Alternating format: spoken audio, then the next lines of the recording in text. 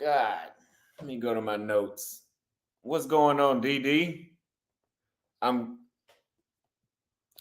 I'm glad to hear I'm your favorite YouTuber. It means everything from the favorite barber to the favorite YouTuber, right? Now, for people that are watching and are wondering why I'm looking this way, is because we're also live on Instagram. I got to get my Instagram followers up. So we're going to give a little bit of information and then we're going to go straight to YouTube with no procrastination. Now, you guys know that I came here from Buenos Aires and we didn't have that much. The research was not fulfilled that much on the dating aspect in Buenos Aires, right? It seems like after the dudes I met, I got to do a circle back and try it again because it's not a we didn't get. We got to go back and do some more research. Fuck. Now, if you are on YouTube, give the video a like. Where are you going next and when? Tomorrow I'm supposed to be going to Paraguay, but I'm not gonna lie to you, man. I don't know if I'm gonna change my ticket or not. I think I need to change my ticket because it's like there's a reason why I don't do 7-day trips. Usually, every 7-day trip I've done in the world, the 7th day or the 6th day or the 5th day is the greatest day, and then it's time for me to go. That's why I always do 10 days so I can have that greatest day, and then still get a little bit after so I can get my satisfaction in with the experience. Now, it's good to stay longer and deeper in the research in Uruguay. I know y'all want that research. I'm gonna be the one to do the research. It never fails though with the 7-day trip. So we might go back to 10-day trips, and I honestly could stay here for 7 years though. It's expensive compared to the other countries we go to, but it's still about half the cost of the United States when it comes to everyday stuff. But there's so much stuff to do here, and the vibe is so perfect, especially when you meet other people, because y'all know I travel solo. The vibe is so perfect when you step out. We're going to get into what that's about today. We got to make sure we got some people watching. Now, a lot of people have been trying to say that I've been to several countries and have failed in the aspect of dating. It's not true at all. It's not true. I don't ever fail. But I will say this: there's no failing here. Once you figure it out, there's no failing. If you like Brazil, I swear to God, this is an extension of Brazil. Historically and literally, it's an extension. It's not the same, but damn near the same. If you're not subscribed to members only, you didn't hear this story. I gave a brief overview of this story on members only. But if you're not a member, you got to be ashamed of yourself. Because I know I haven't been putting out content on members only. But that's how you support Austin Holloman. You guys got to give me some more ideas to make for members only. And then we'll get there. They say it was a 27th Brazilian state at once. Yes, I believe so. Not too sure. What country? I'm in Uruguay, south of Brazil, southwest of Brazil, east of Argentina. Let me pull up my notes before I start forgetting shit.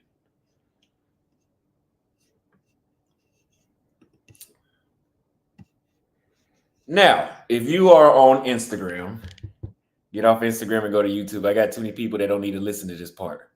So I'll see you guys next time. Go to Austin Holloman.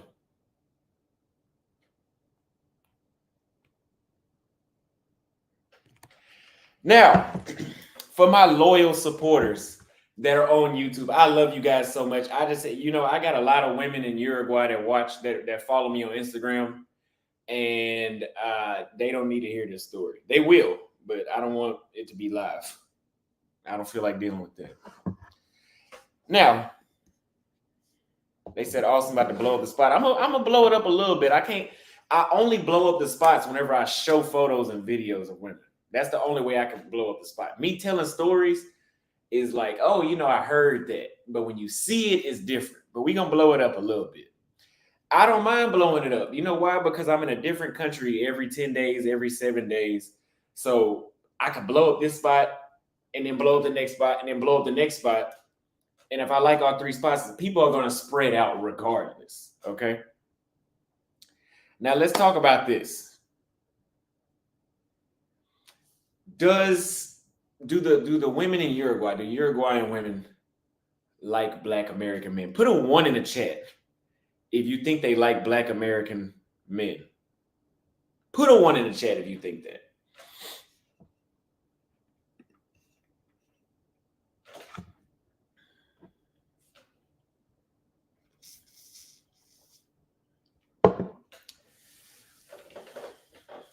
So we got a bunch of 1s. We got some 0. We got a 0. We got some 1s. Most countries don't. I didn't say love. I said like. There's a difference between liking somebody and loving somebody. They said we are the queen of the crop. A lot of y'all are queens. You put in 11. Okay. If you ask Austin Holloman, do the women in Uruguay like Black American men? And I'm going to tell you, fucking hell yes. The equivalent to how they do in Brazil. Pay attention to that. Brazil is the country that changed my life, which means if I told you my first experience traveling abroad would have been here in this city, it as well would have changed my life in the exact same way. Not as extreme, but it would have changed my life enough to still get on YouTube and talk about it and become a YouTuber based off of that experience. Now, somebody says that, oh, the poor women like Black American men. I have to strongly disagree with you because there's not too many, from what I can see. In this city, I have not seen too many poor people. Yes, there's poor people everywhere. But I have not seen too many people that it's not like Brazil where there's a bunch of women that are not a bunch, but there's a large amount of women where they're trying to survive, or Colombia where they're trying to survive. It seems like this country as a whole is pretty well off by itself. So finances aren't really being weighed in when I'm thinking about that. I'm not really thinking about finances. And I got a couple stories I'm about to tell y'all. Yes, they do. I'm telling you, the choosing signals I get, the conversations I have when I talk, the energy I get, the length of the conversations I have with these women when I meet them, there's no way that they don't like you. Remember, I'm not saying love. I don't know that part yet. I've only been here a week. But like, yes, they really do. And before we get further into that, because of this experience I've been having here, I'm supposed to go to Paraguay tomorrow, and they like us there too. Yes, they do. But I don't know if I should yet. And honestly, to tell you guys, if I do go to Paraguay tomorrow, I think I'm coming right back. Like, I'll go there, come back, and then go to Chile. Or it might make more sense to go to Chile, then come back here. Because the flight to Chile is only 140 from Paraguay. But from here, it's like almost $400 or $500.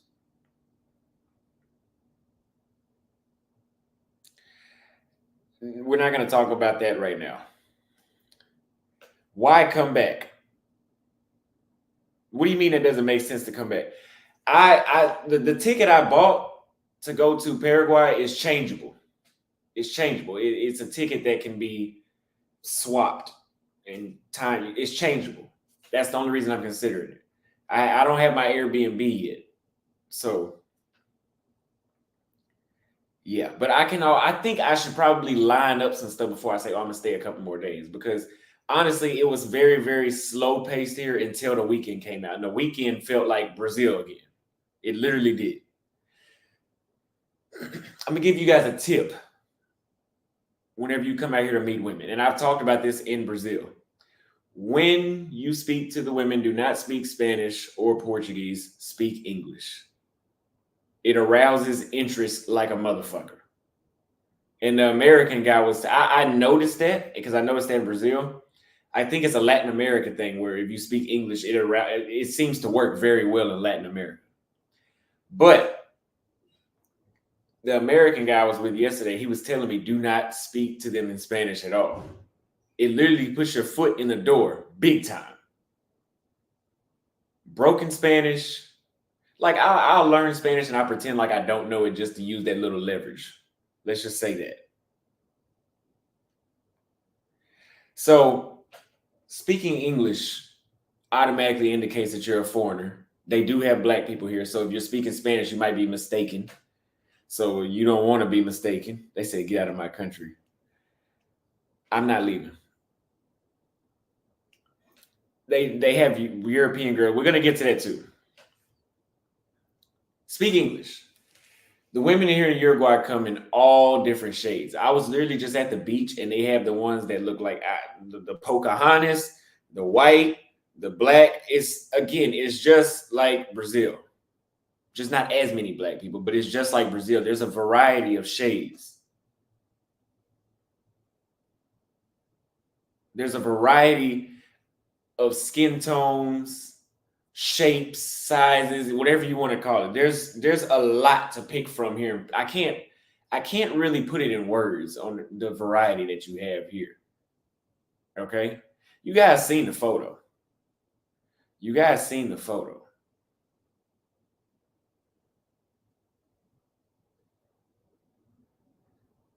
Where did you see the black people? There's not that many black people. Like where I'm going to, the place that I'm going to, there's not that many. I seen some yesterday, but there's not that many black people. When you converse with these women, they have great conversation.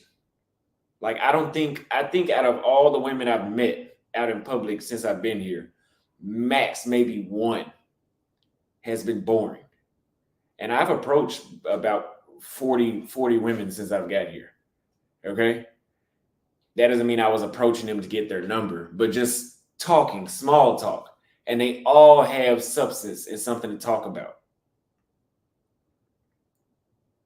So Uruguay is better. In my opinion, Uruguay is better than Argentina when it comes to dating. Maybe it was me. Maybe it was my energy in Argentina, but I don't know. the invitation, the green lights are completely different here than they were in Buenos Aires.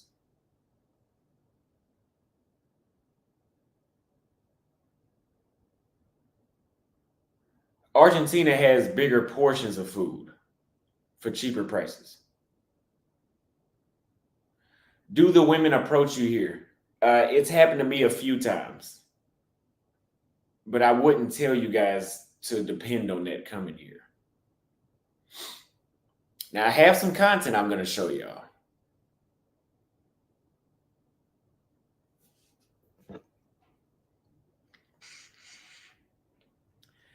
Would a super dark skinned dude do well in Uruguay?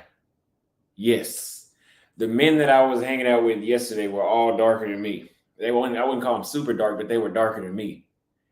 And I bullshit you not. Every single room we walked in, the room would stop. The room would stop, and we had our fucking way. We had I don't even think I ever had it like that in Brazil, where I got chose like that. But I'm gonna get into that story later. I'm gonna tell you guys a story after I go down my little list. The women here are soft-spoken, just like the Brazilian women. Always smiling, very feminine voice, soft voice. You guys seen them on video. They're not aggressive, not masculine. They're not loud or obnoxious. Very feminine, very soft-spoken, just like the Brazilians. Well-dressed. They are very, very well-dressed, and I have that on video. So fucking sexy. So fucking sexy. Very well-dressed. From the colors to the fit to the style, everything is on point with how they dress here.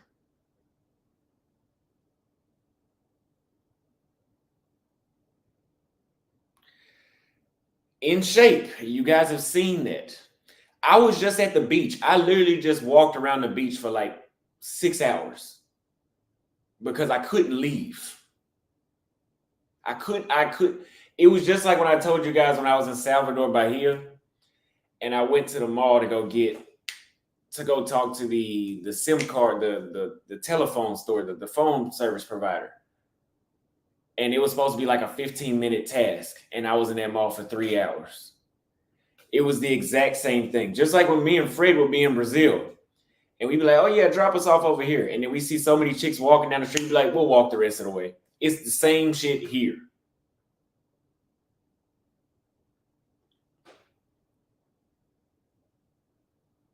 Somebody said energy. Men don't think like that. What do you mean?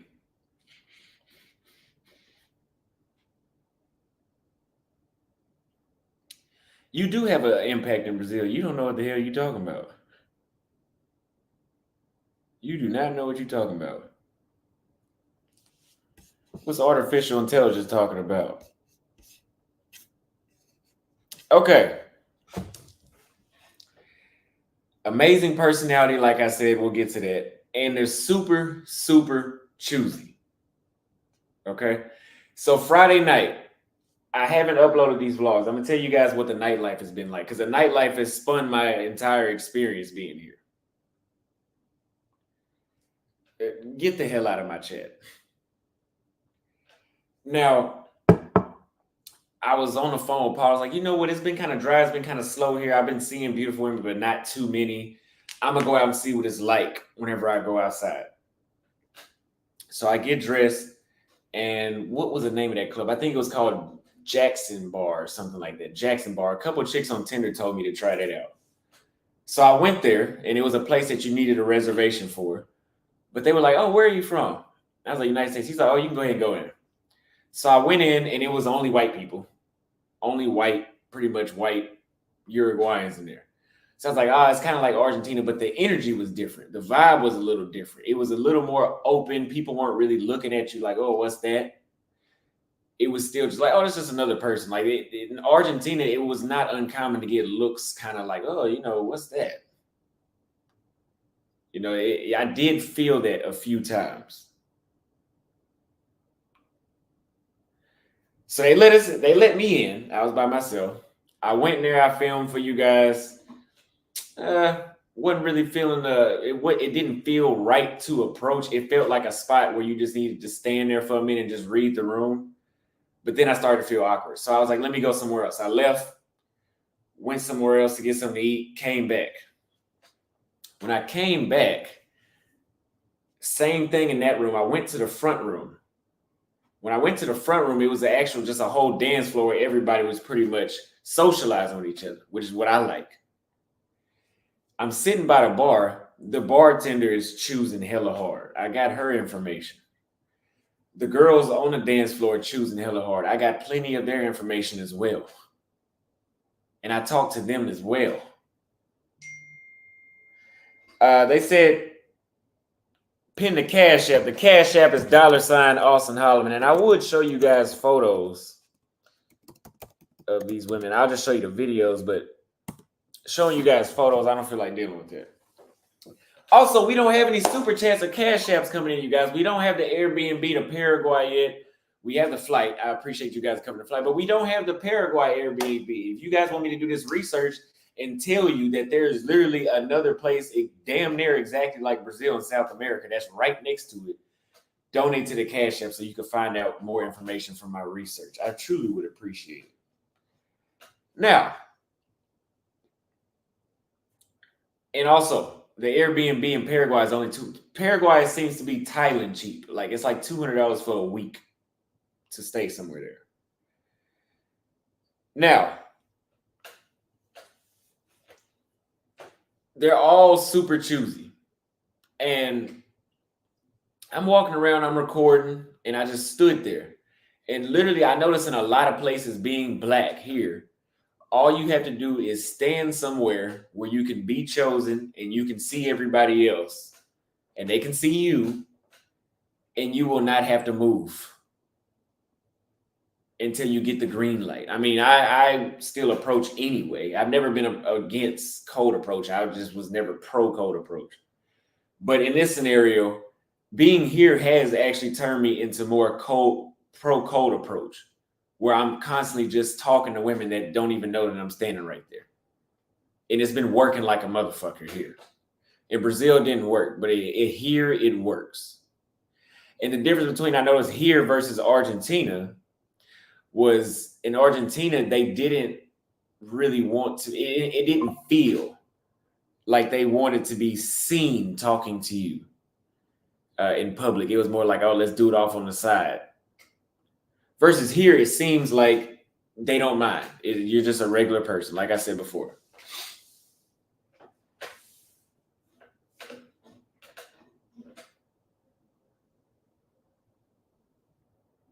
It definitely, we're going to get into being fit and being fly and all that. That definitely does help. Of course, worldwide it helps. Now, this might be a short live though, but I'm standing there and there's so many different chicks to choose from that. And I'm telling you guys, these chicks' bodies are like fucking amazing and their faces are beautiful and they're full of energy, just like the Brazilian women. And there's one, she literally walks up with her friend and then they're talking and then they both look at me. So I took that as a choosing signal and I ended up talking to her for a while. But I think something may have been a little bit more to that story, if you know what I mean, read between the lines. I got her info and she started bullshitting a little bit, trying to play a little bit. But then there's another chick that walks up and does the exact same thing. I ordered a drink from the bartender and she gave me this lip bite like that. You know, like she bit her lips when she looked at me. I was like, damn. That's it's been a while since I got that. Okay. So I got her info. And that they can all see me getting info from me. I'm not getting rejected. It's very hard choosing. They're choosing very hard. Okay. So I walked around to do some more recording. I seen another black guy, the only other black guy I had seen in the club that night. So he looked American too. So I asked him, where was he from? He said he was from Carolina. I was like, okay. So I kicked it with him for a minute, talked to him. And then he had two chicks with him. And so he tried to introduce me to one. And she's like, no, I don't want to meet him. I don't want to meet him. I don't know what the hell her problem was. I don't know why she didn't want to meet me, but I didn't look into it. I was getting too much action to be worried about somebody that said they don't want to meet me. Okay. He said hit the choosing button. So he left with both of them. They ended up just disappearing. I went home dry that night though. Something I could have stayed. I could have changed it, but I was still feeling it out. I go outside and it's literally like a fucking strip of like just like eights and nines wrapped around the building, going to the next club next door. And there's this one chick that walks out and she has some dude with her, and I think he was gay though. She had on like this fucking Native American. She looked like a Native, like an Incan or something, right? Like this white thing that looked like she was some sort of like she was ready to go hunt or something, but it was sexy because it looked like a Pocahontas type. I don't know what you would call it, right? And she was literally like damn near jaw drop choosing it. Like when she walked by, she had her mouth open. So I was like, damn, it caught me off guard. I spoke, of course, but it caught me off guard. But she kept walking, and I should have stopped her, but I was still readjusting to I'm not doing that. I was regretting that I didn't just try to look into that one a little more, because man, that shit, she was off the fucking chain. She was off the chain. The chicks that are driving by in the cars are looking out at the windows, waving, smiling. I'm telling you. And there's certain clubs that you can go to here that I found out where the chicks go looking for black dudes, just like anywhere else. Just like anywhere else where there's not a large black population, they do that. That's here too. And I went to 3 of those yesterday.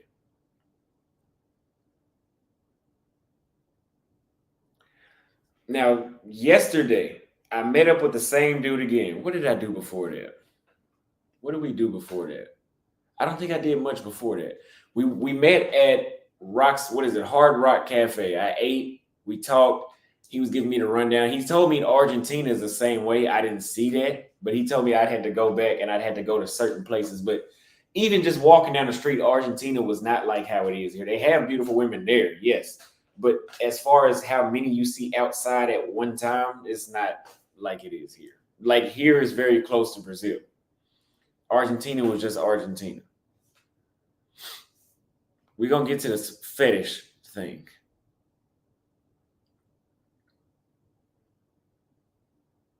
No. So we go to this first club called Casa Uma that you guys told me to go to in the comments. Somebody told me to go there. We went there, and I have it on video. I'm going to show you guys. We went inside, and literally everybody was like this. Just look to the back. And it was like bad bitches. Like, these are bad chicks. And so we were kind of like, shit. And he's like, yeah, we got some eyes on us. I'm like, yeah, I see that. So when it was like that, we was like, let's just go sit by. Let's order the drinks and then go sit by the bar. Or go stand by the bar. So we stood by the bar. We turned around. We were sitting there talking. So we're looking at the room.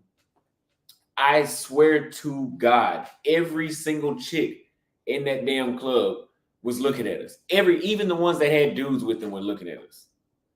So I was telling them, I was like, damn, I've been to Brazil and I've bragged about the choosing signals there.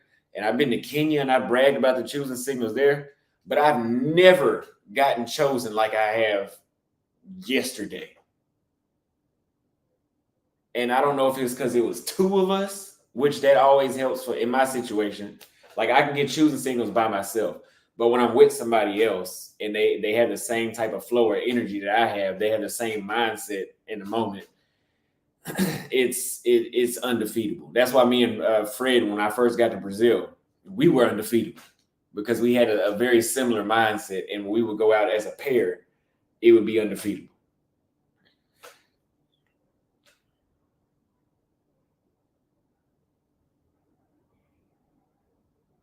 I don't know how y'all. I don't know how y'all. They said pause the stream. We need likes. Yeah, let's pause the stream real quick. We'll get back to the story in a second. Let's play the music until we get the likes up.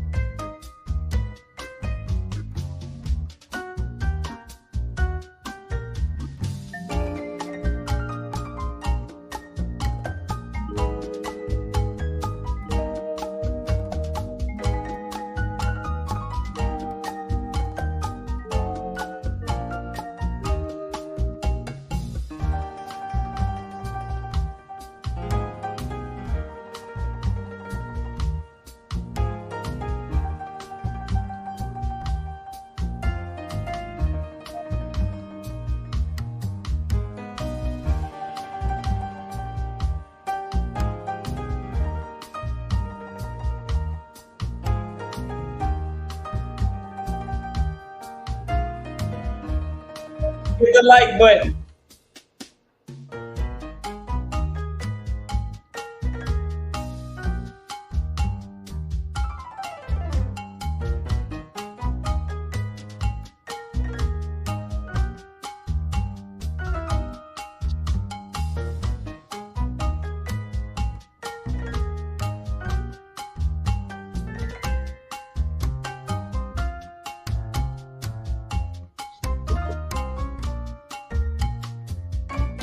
Hit the like button. Like the video. We'll continue on with what happened.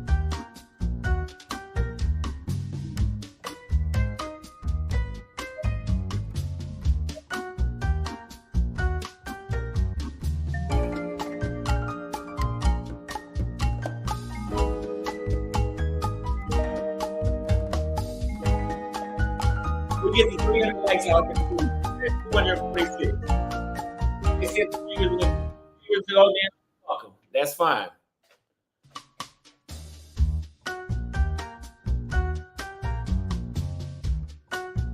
They want a real viewer anyway.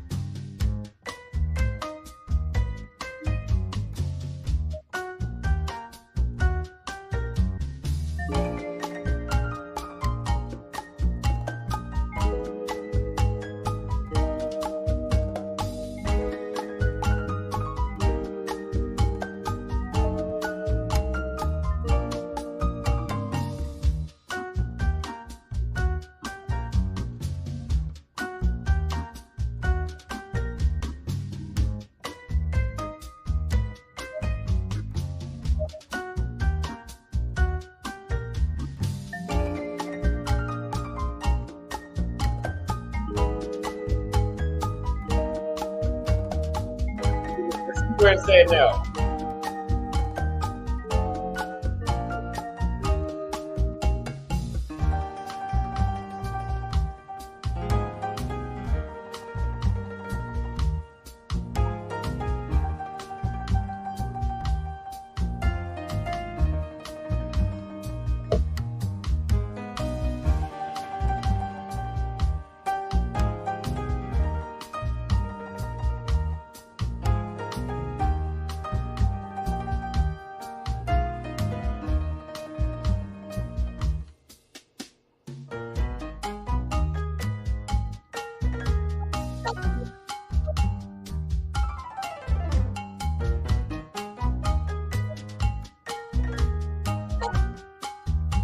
The likes up.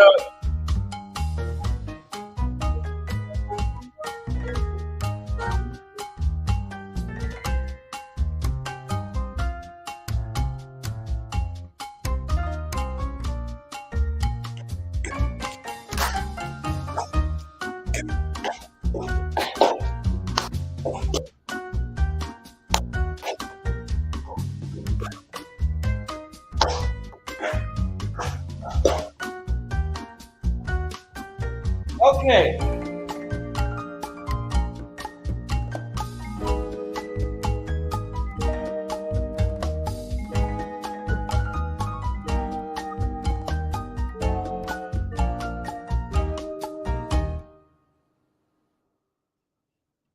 Nine more likes. We almost there. I was gonna start it, but go back to 9 more likes.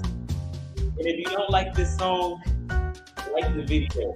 The song will stop playing very well.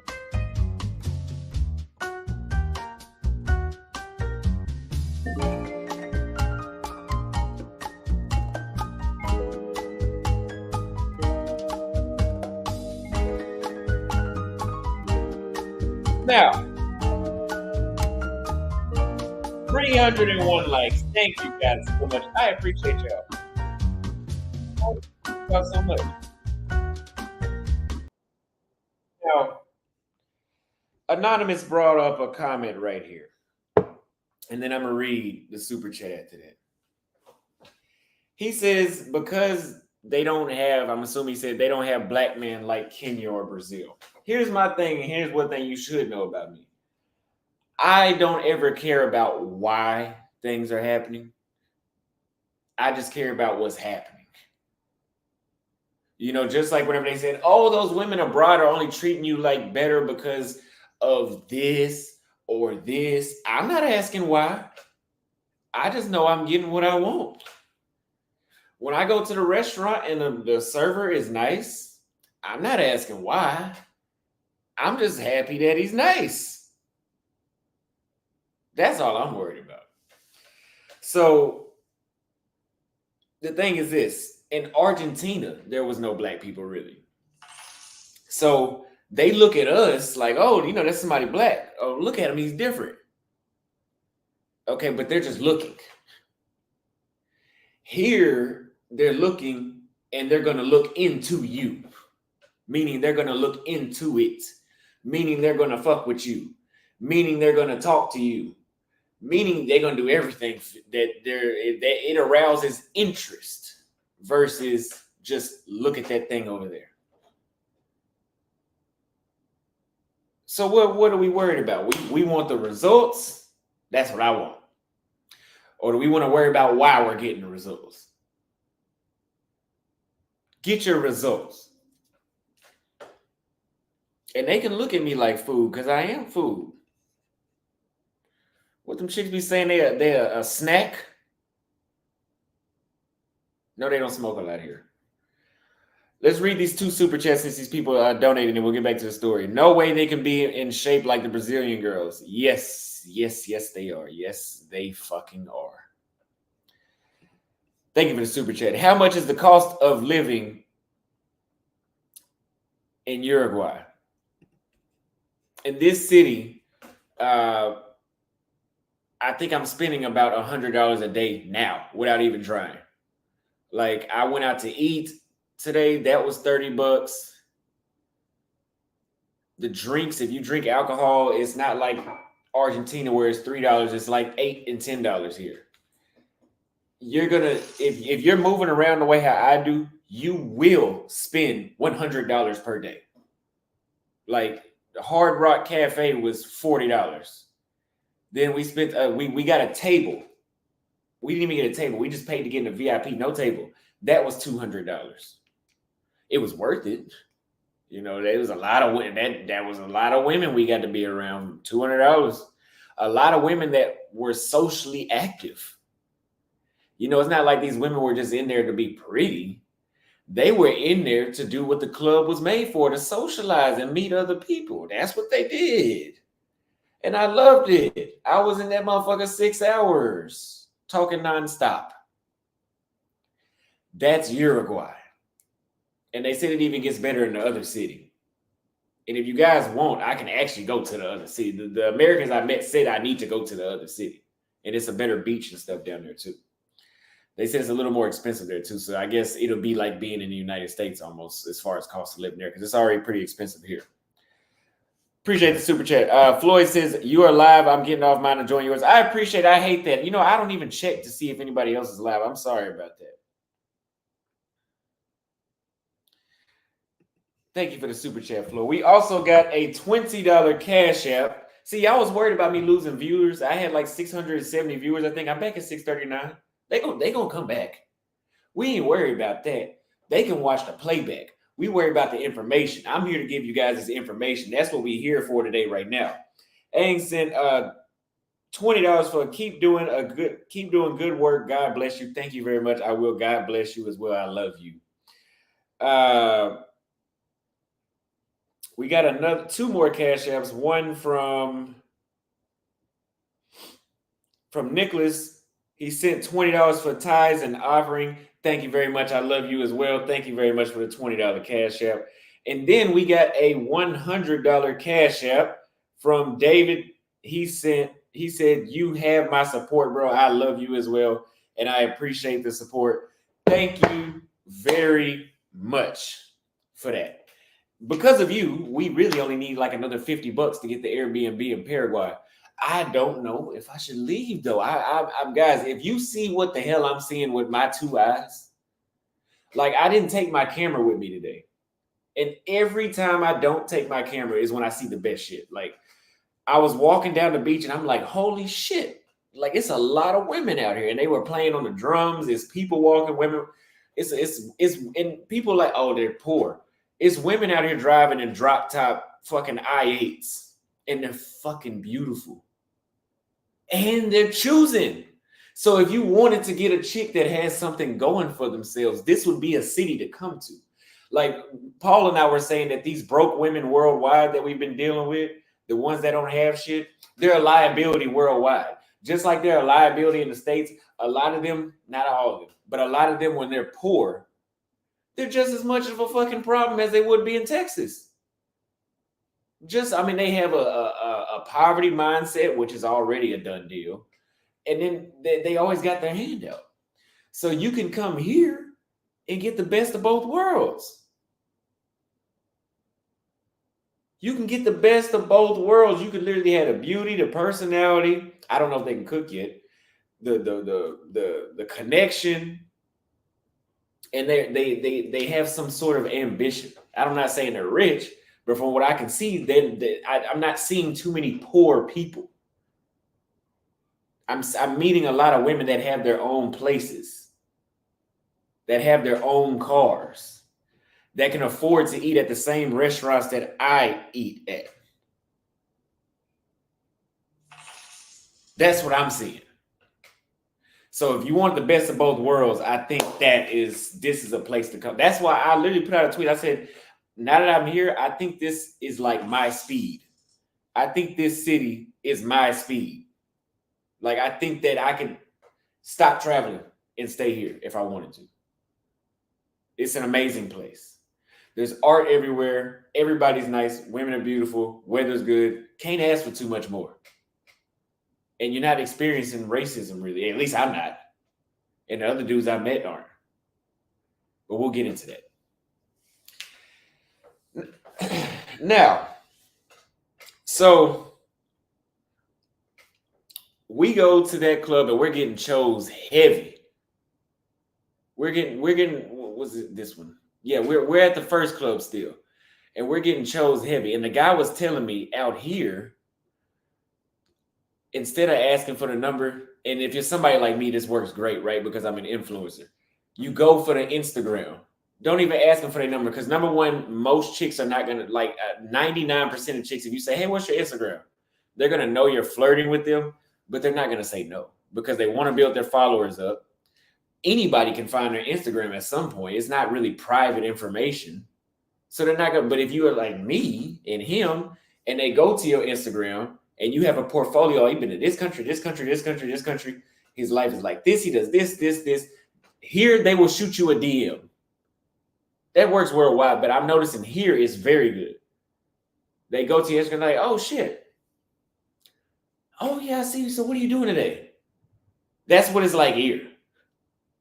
Okay? Work on your Instagram. Seriously. My shit is undefeated now. I got women on there. I got me in fucking 16 countries on there. Workout. Mine is undefeated.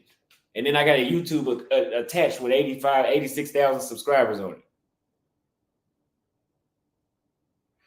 This is not a third world country. Okay? No matter what they say. When we're talking about economics, it's not third. Like, you can live very comfortably, very similar to what you would live like in Dallas here. Like, it's just like Europe. A lot of people have electric cars here. All the Ubers I've been in pretty much are electric cars. That goes to show you the type of money that they spend here. The airport is brand new. It looks, everything is very, very up to date. But my Instagram is Austin Holloman. Everything is Austin Holloman. And it's super safe. You can walk around here 2, 3 o'clock in the morning with $100 bill in your hand, and I can guarantee you, I'm not going to guarantee you, but the chances of somebody even snatching it out your hand is low. Very low. There's nobody on the street. You don't even see that many police because they don't seem to need them like that, which is always good. So we are getting chose. I'm like, you know what? Let me go ahead and do my icebreaker. So I started talking to the first chick. You know, I asked her what's the name. We'll do in English. She's like, oh no, I don't speak English. So then I was like, oh yeah, I know Portuguese. She's like, oh yeah, I know Portuguese too. So we talked like that. She gave me her IG. Cool. I did it again to another one. That one didn't really want to talk for some reason. Cool. Then there's a table of chicks. It's 6 of them. They all looked at us, waved at us, smiled at us. The table next to them is another group of 3 chicks with dudes with them that don't look gay. They look like they're with them, and they're looking and smiling. So it was literally like being in a fucking candy. It's like, where do we start? Which one do we do? Everybody in here is fucking sexy. Like we could have stayed there, and that I would have been able to tell you the same story, but we didn't stay there. We went somewhere else. Okay. Absolutely fantastic. Kazauma, fantastic. A lot of these places will let you in by yourself if you're black. But I noticed since it was 4 of us, they looked at us like, oh, we can't let you in. No reason. They were like, oh, we just can't do that. The people at the front are tripping. Why are they tripping? We're like, oh, well, can we pay to get in? We know it's free, but can we pay extra? No. Because once we get inside of there, it's over with. It's over with once we get inside there anyway. That's why.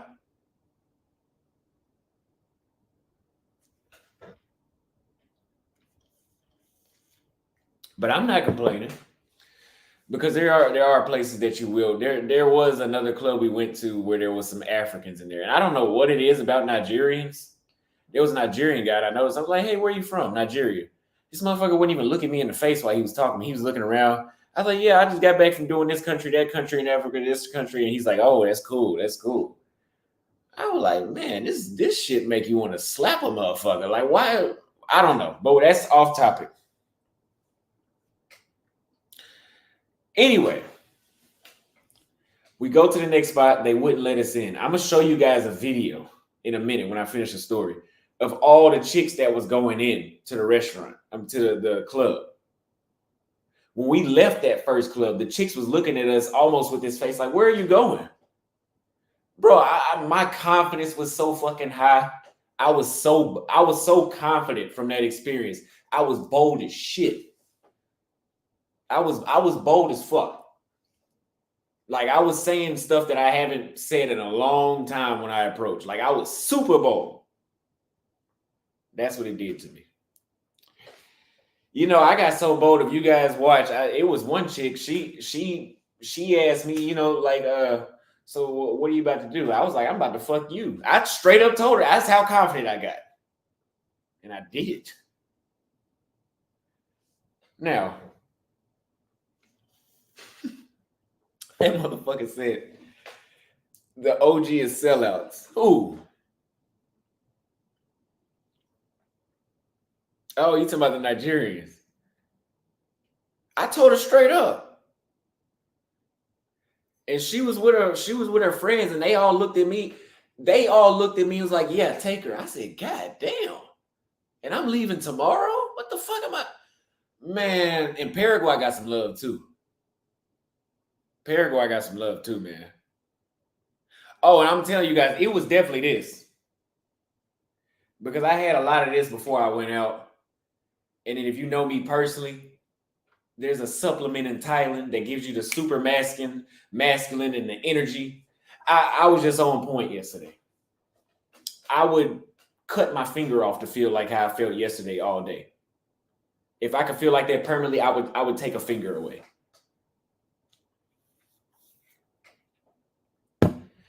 So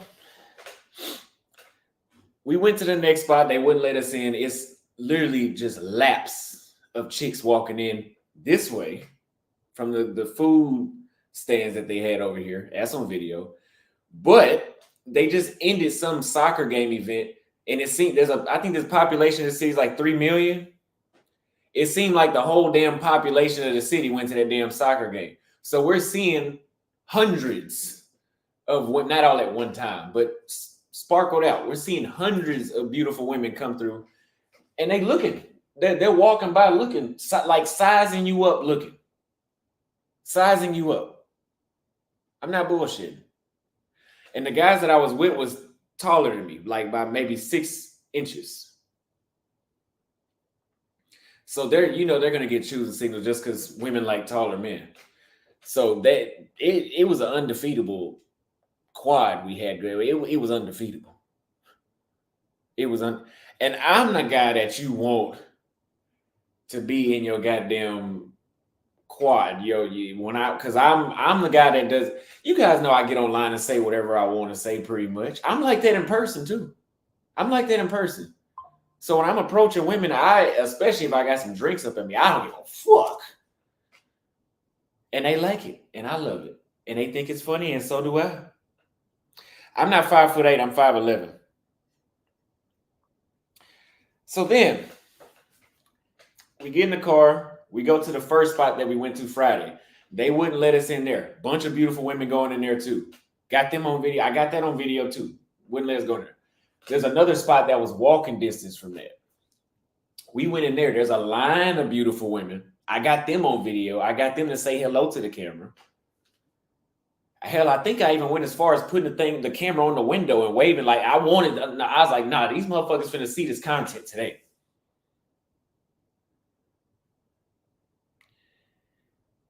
So we get inside. We waiting in line. They hear us speaking English, just like in Salvador. They're like, oh. They're like, oh. Icebreaker. Just us talking amongst ourselves was an icebreaker. So we were able to socialize with them just like that. We get inside. There's literally, if there was 150 beautiful women in there, it was about 100 of them that was 7.5 and up. Like, it wasn't too many average looking chicks in there. I think Floyd's the same height as I am. So we get in there. We go to VIP to get a drink. There's a chick, a beautiful, and I think I just fucked it up today. Like, I was a little too bold too soon, and I think I might have ran her off, but fuck it. I was getting my drink, and she walked by breaking her neck, so I spoke.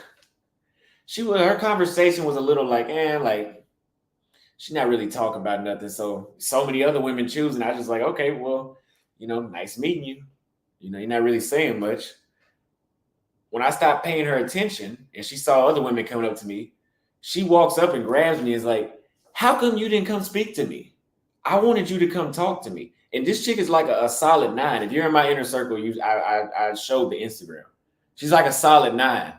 It's that many beautiful women in here to the point where they will come tell you, why are you not talking to me?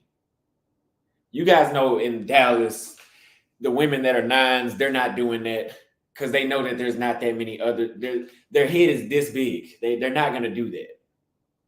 If you don't talk to them, it's a wrap. And I spoke to her and she's basically saying like, you didn't speak enough. My phone ran out of internet. I think I missed out because I was still at the club. I looked at the phone. I didn't realize until this morning.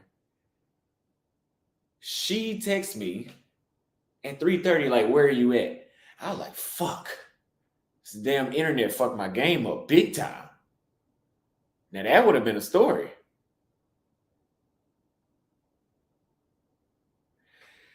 So cool.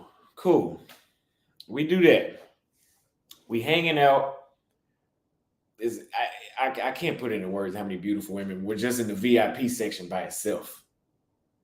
And dudes are not hating. Dudes are not looking at us like, oh, they're black, we're jealous. They're because they're getting all the attention. They're not doing that. They really weren't. Everybody's minding. It was very friendly. Everybody's minding their own business. I was like, okay, you know what? I want to go smoke my cigar. We went upstairs. Weed is legal here. So people will go upstairs to smoke weed. I went up there to smoke my cigar. There's like 50 chicks upstairs in the smoking area. I'm over here talking, laughing. I get the bartender. I didn't get it. My homeboy got it, but I was talking to her. My homeboy got her info. But we were just going back and forth. Everybody's so friendly. You can, when you go out here, it feels like you can literally talk to any chick you want to. Like, they're that approachable to the point. It feels like you can talk to literally any chick you want to. And that's a blessing. Because there's no worse feeling than being in places where it feels like the women don't want to be fucked with. Especially in social settings like clubs and bars. I don't like women that go to clubs and bars and hit you with I'm just out with my friends tonight, I don't want to talk. Well, y'all could have stayed at home for that shit. You killing my vibe. But not here. I don't see that here. Getting rejected here, because I've been rejected, of course. Getting rejected here is just like you have to have some sort of social cue skills. Like, oh, okay, I could tell she kind of just blew me off a little bit, whatever. But it's no rude, like, oh no, I'm not interested. I'm just with my friends. I haven't heard anything like that. It may happen. It doesn't happen to me. So we go upstairs. I pull out the cigar. The choosing signals went up again because I'm smart. I don't think there's a lot of cigar shops right here, so it's not common. The damn cigar got me some action. The cigar got me some. I had chicks walking up. Can I try it? Beautiful chicks. Ask can they try the cigar? There's 3 chicks. I got it on video. There's 3 chicks. And there's a gay dude with them. There's 3 chicks and a gay dude. And they're all entertaining me. They're all talking to me at the same time. And they're just so impressed by how I don't know Spanish. And the chicks ask the same question. So what made you come to Uruguay? Nobody ever comes here. I came here just to fuck with you. That's why I'm here. Just so you know that. I don't know Spanish. Don't worry. I'm going to learn just enough to interact with your ass. Just FYI.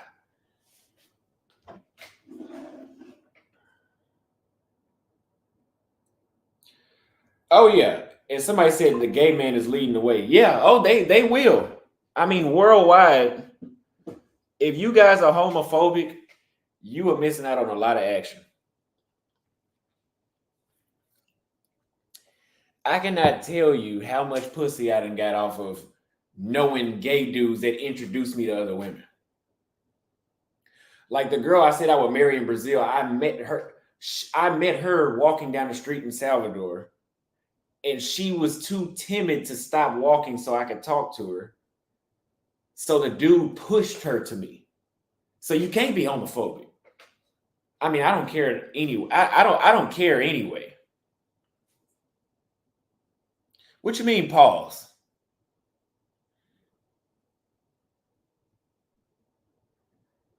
Yeah, the gay dude, because here's the thing about them. The gay dudes make the women comfortable because they behave more feminine. At least the ones that are obviously gay. I'm not talking about the down lows. But the women, they're literally like having another woman with you that's gonna put the word in for you. I mean, unless if he like you too. But so if you guys want to be homophobic, you can cheat yourself. I wouldn't recommend it. I was so goddamn bold yesterday.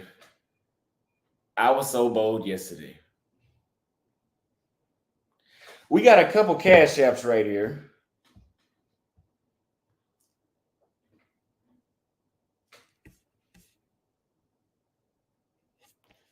No, I don't need no game in foreign countries. No. I got enough game. The stuff I say is very clear. And I do that for a reason so there's no confusion. Like if a chick hears me say, I'm going to learn Spanish just to fuck with you. Like, why else would I say that? I got to be flirting with you. I don't really do no sneak arounds. I don't lead up. I get straight to the point. I don't like to waste time. So I say something bold, and now we know. I can get rejected or I can get respected.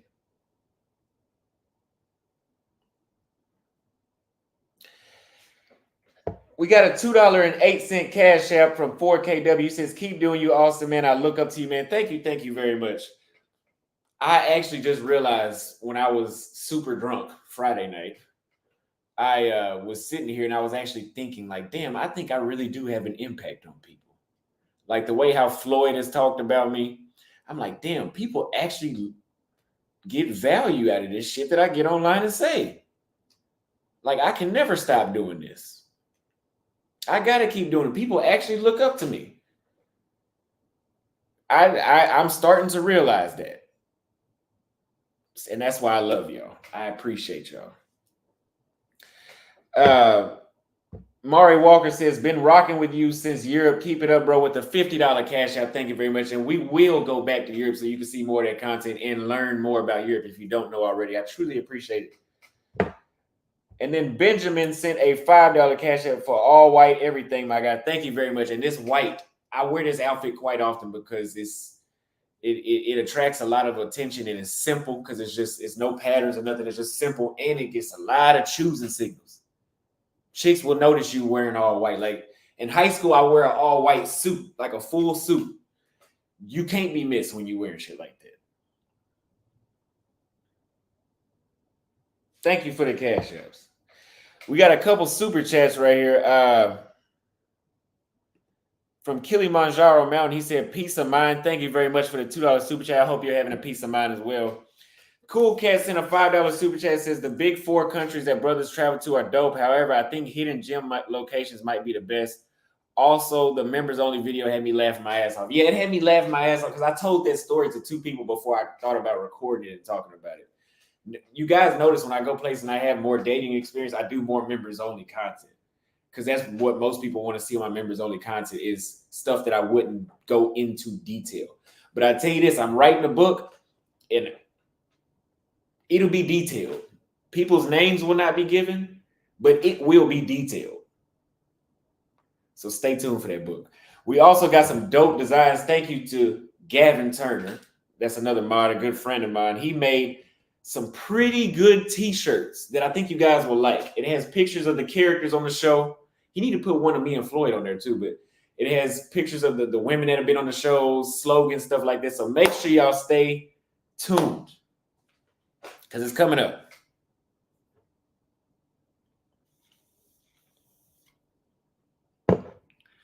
No, I don't get it. I've never gotten any mean looks from the women here in Europe. Like, they all seem happy. I don't know if it's because there's a lot of sunshine here or what, but they all have that Brazilian energy where they just walk around and they smile.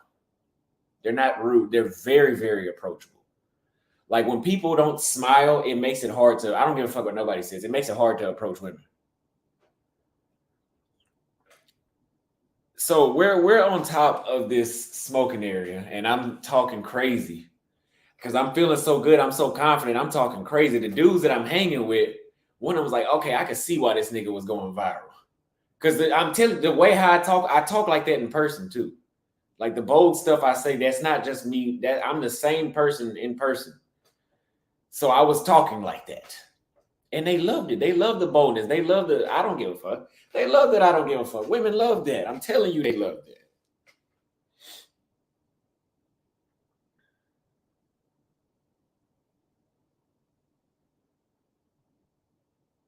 No, the men don't get mad. I think the walls are thin because sometimes I think they can hear me talking, but fuck it. I got to do the content. And they can learn about their own country listening to me. They can learn what it's like for Austin to be here. So we are up here hanging out, talking. Women keep on approach. Like I don't think we had a dull moment when we were on top of that damn thing. When we were on top of the roof, I don't think we had a dull moment where we weren't talking to women. Like I just don't think I don't think it happened where we were dry. Like the minute we got up there, they were on us. The minute we were in there, they were on us. The entire time they were on us.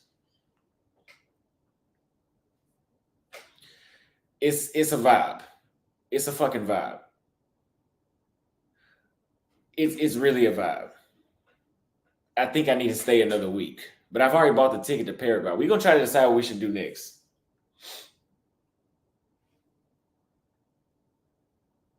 It's a vibe. Oh, it's a vibe for sure. So anyway, we go back downstairs, VIP. It's okay in there. It's getting a little too crowded. So we come back upstairs again. We're getting even more choosing signals this time. It's 5 o'clock in the morning now, so the daylight is out. So now the chicks that are choosing, you can really see them now. There's this one chick, she was choosing so hard. She may as well have had a blur behind her where you couldn't see the background and a fucking spotlight above her head. Like you couldn't miss it. And the reason I said you couldn't miss it was because she even moved out of the crowd into an empty spot and just stared and smiled. So I responded. And I was lit. I was lit to the motherfucker. So I asked, when I get lit like that, I'll ask the guy I'm with, like, you think I should get this one? And he was lit too. He said no. But Paul said it was a yeah. So I don't know what the hell to do. But all I knew was I was like, you know what? I'm not leaving dry today. So I'm gonna do it. And I don't regret it. But I go over there and I introduce myself. She introduces herself. And within 15 minutes, we were leaving. And it could have been 5. Now, I'm not saying you gonna have that experience because I'm not promoting nothing. Don't say I'm not promoting. I'm just telling you what happened with me. So she gave me that choosing signal. And like I told you, she was like, so what do you want to do? I said, I'm about to fuck you. I ain't playing. I wasn't playing. I was not playing. I was bold than a motherfucker.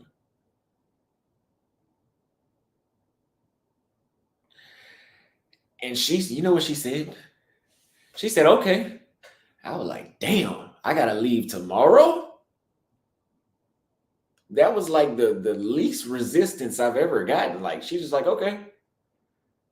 And so I looked at her friends like, yeah, I'm gonna take her with me. They was like, yeah, take her, have fun. I said, whoa. What the fuck is going on here? Do they know I'm Austin Holloman, or is it just like that here? So I was like, okay, let me go double. It was too good to be true. I was like, let me go double check with my homeboy again. I was like, hey, she want to leave right now. What, you think I should stay here and try to get something else, or should I just go on it while it's hot? And he wasn't no help. He gonna say, do what you want to do. First he said no, then he said, do what you want to do. Okay. So I did what I wanted to do. I did not what I wanted. I did what I needed to do. I did what was best.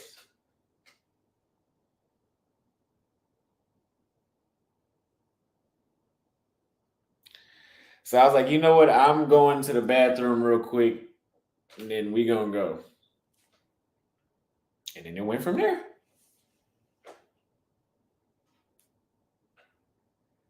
Then it went from there.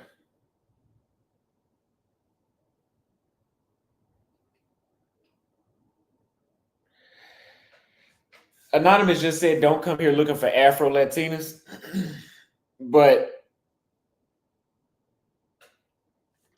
I seen a few of them. And one of them was Brazilian yesterday, but the other ones were pretty much, there's a lot of Brazilians here too. Not a lot, but I've met a few. But the other ones, they didn't seem to be checking. I mean, they were. I take that back. They were, but they weren't like the white ones and the mestizo looking ones. Like those chicks were like fucking hawks on us, like a hawk. But the black ones, they were just, I guess because they're black too, they're not, like, oh, it's a black guy, they're just pretty much like, I've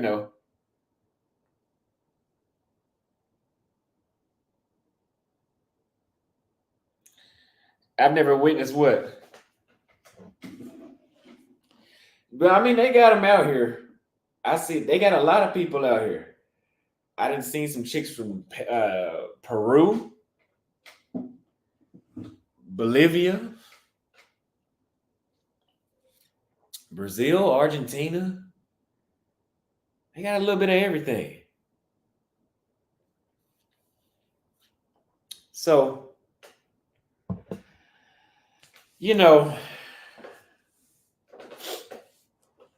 I had a good time. I had a really good time. Amazing time. An unforgettable time. I told you I was having such a good time. There was 3 or 4 chicks. One's like, this is my, she was talking about me. She's like, no, this is my boyfriend. And I was like, well, you walking off a little too much. This other chick is like, I actually have a boyfriend, but I want you too. And I'm like, oh. And then the third one didn't say nothing. When I was like, well, shit, I'm getting you too then.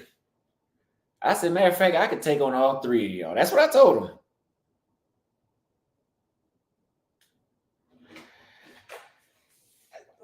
So your boy is about to take a bathroom break. Give me just a minute. I will give you guys a better song to listen to.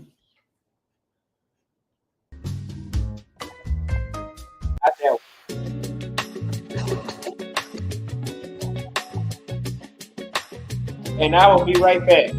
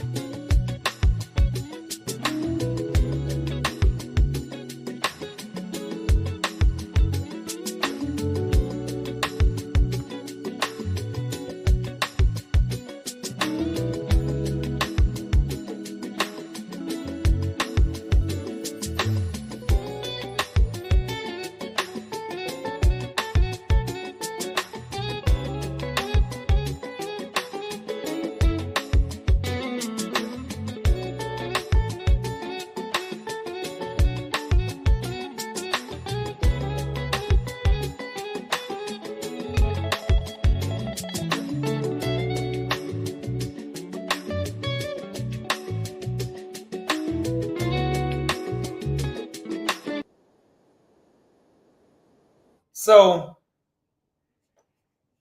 there was one that I told you guys. She was like, how come you didn't come talk to me? And then she texted me at like 3 o'clock in the morning, like, where you at? And then I kind of fumbled it today because I was just so damn confident. I was just getting so much action. I'm bold, and y'all know no reservations. He ain't no help because he been showing me some stuff in the group chat, and I'm like, man, I gotta try to say that next time. I'm gonna try that line. He didn't tell me I should have waited a little bit before I got that bold. So the chick is like, oh yeah, I'm at the house. Where you at? This and that. And I'm putting 2 and 2 together. Like she got high interest, and she was looking for me at 3:30 in the morning. And now she asked me where I'm at. She said she at the house. And she's showing me what she's doing.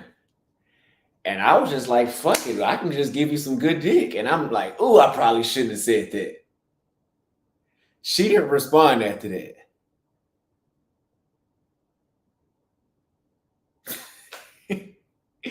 Hey, she didn't respond after that, but fuck it, man. It was a learning lesson. I think in that scenario, I could have eased into it. But you can't blame me, man. I was getting so much action. I was getting too much action to think what I was saying was wrong. I was like, shit, it seemed like she, know what's going on. So at this point, and I'm also in the mindset, man, I'm about to go to Paraguay tomorrow. I ain't got shit to lose. Let me just try it. Yeah, I said that while I was sober too. Yeah. So the guys I met with, I'm like, he's showing me, chicks he's dated here. He's been here for some years. I'm looking at he's like, yeah, let me show you my ex. I couldn't believe what the hell I was seeing. I wish I could show y'all. Cause I was like, damn. Now I've been seeing some stuff out here, but I ain't seen that.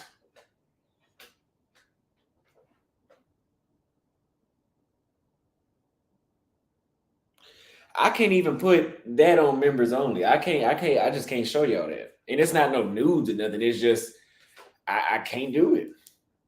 You just gonna have to find out for yourself.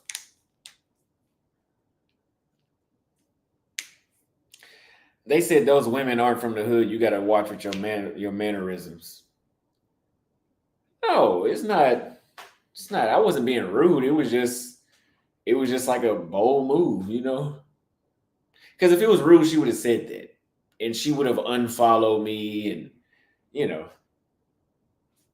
she didn't do none of that. I think it just was too soon for me to say that, and that's okay. The name of the song I was just playing was actually called "Booty Calls" by Randy Sharp. "Booty Calls" by Randy Sharp. I don't know if you guys have noticed. I usually play that when I have women as a topic or women in the videos. I'll play that song because it fits that vibe of the name "Booty Calls."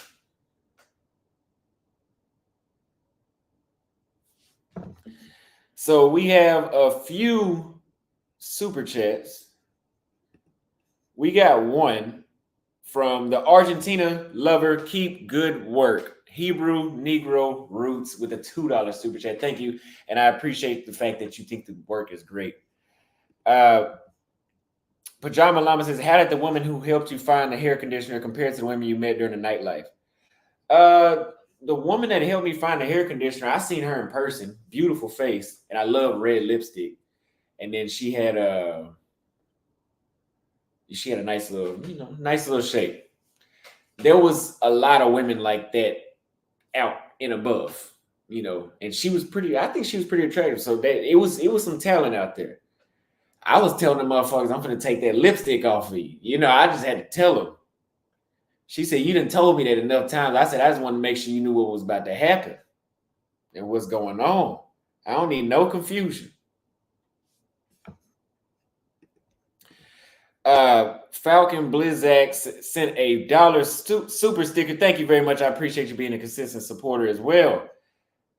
Yenna Simmons said, what city is this? Montevideo. Yes, Montevideo, Uruguay. Thank you for the $20 super chat. I appreciate your consistent support. Why Eddie Murphy wearing his bedspread? You know what? That's a good one. They say I sound like Eddie Murphy. I don't know, but thank you for the super chat. I like curvy, thick BBWs. Which country do you recommend? Tanzania, Kenya, Brazil. They have that in abundance, but not BBW. If you're talking about like borderline fat, nah.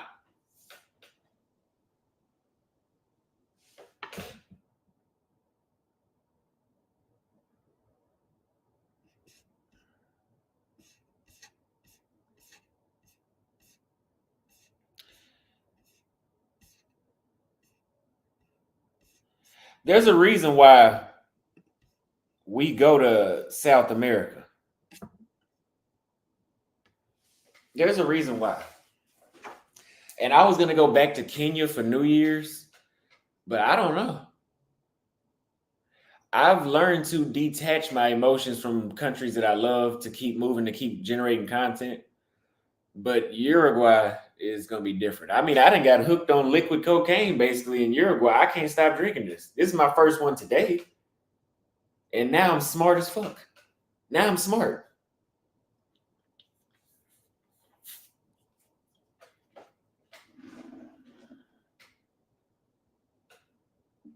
Now I'm smart.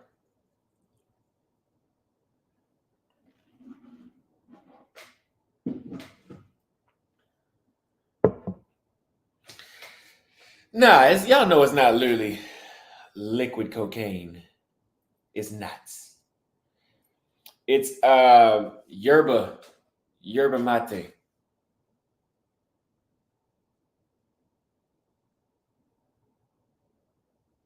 Gotta try it. I'm sold for life.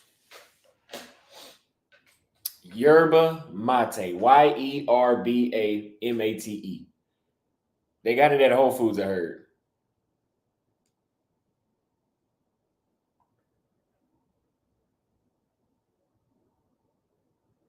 Yeah, Paraguay has it too, I think.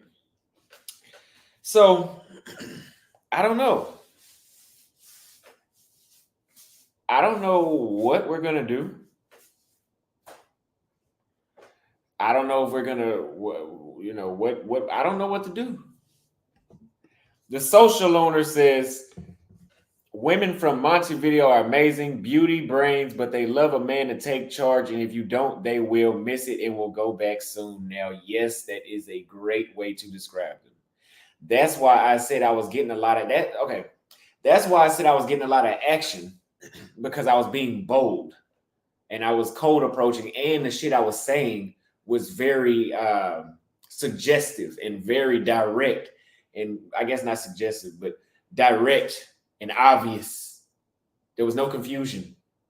They knew I liked them. There was no curveballs, no beating around the bush. I don't never beat around the bush. Cold approaching is your friend here. Choose the signals you do get, but I'm telling you, if you this is a city I can see where if you will have a lot more success if you cold approach. If I was in Salvador Bahia, cold approaching really didn't increase my numbers. Like it actually felt like I was getting more rejects when I would just walk up on random women. Because the women that were interested were very choosy. They are here too, but it seems like there's a good amount of them that maybe they're too shy to look. I don't know. But I'm just telling you guys, you need a cold approach if you come out here. Do you see any white Americans? And if so, how are they doing in terms of pulling women? I speak Spanish to a near native level, but I haven't been to Uruguay. I met one today, but he was with his family, so he doesn't count.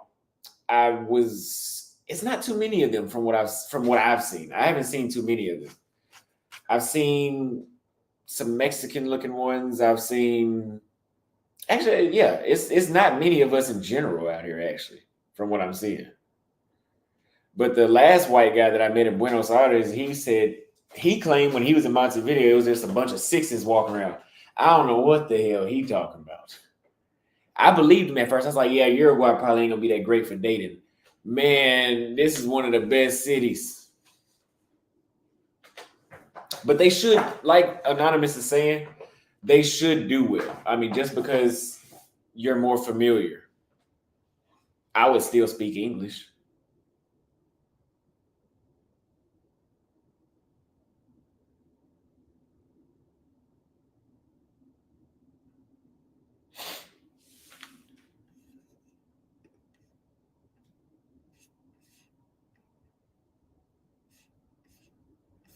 They said you need a hidden camera.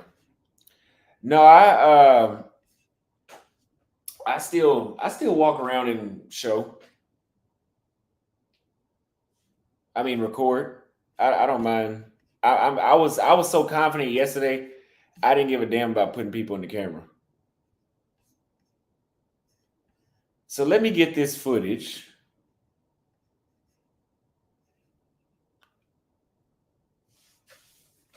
It's definitely a gold mine here. So for my best cities in the world to date in, for me, my best cities was Salvador, Rio, Montevideo, Uruguay, Nairobi, Kenya, and I wouldn't say Dar es Salaam, Tanzania anymore. It is a great place to date, but after experiencing Nairobi here in Salvador, the difference is too much. It makes it look way too conservative.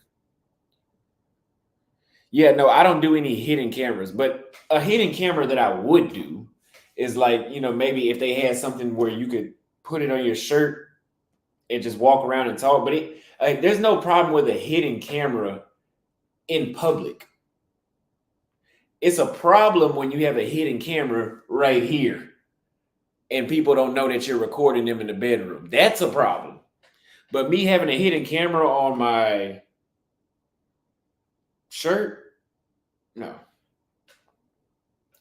How can I say that all after one good day? Because I'm very good at observing. I mean, I make a lot of observations and opinions, but you can't have that good of a day and that shit just be just that day. Because even coming from here, if you guys have been noticing, I've been approaching a lot more women here compared to when I was in Buenos Aires. That energy is different. The energy is completely different.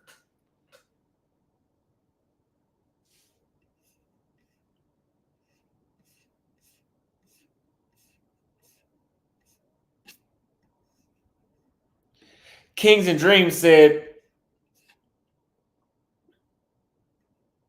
salute, young bull. Love you, fam. Thank you. I love you too, man. We'll talk on the back, and I need to call you about the stream we need to do together too. Thank you very much for the super chat.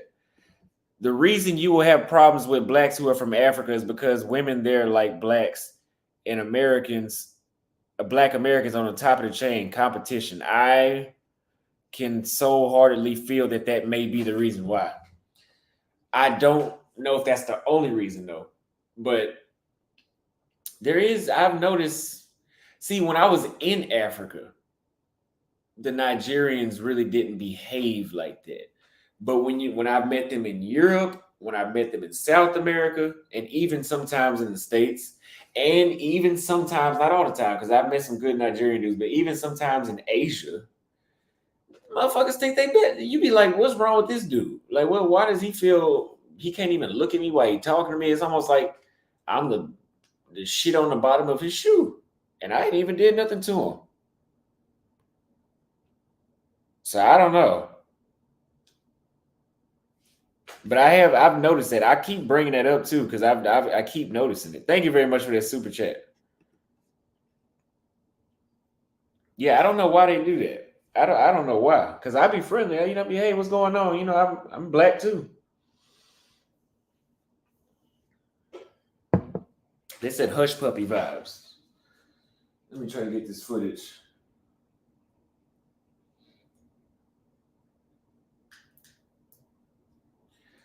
So I need to look up and see how much it'll be to switch my ticket.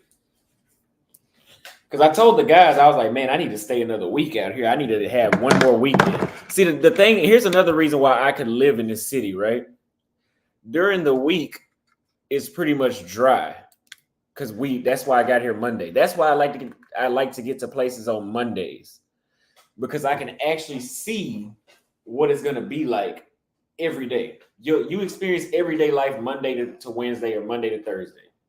If you arrive places on the weekend, you might get it's great out here, and then it gets dry. So you get a fake perception.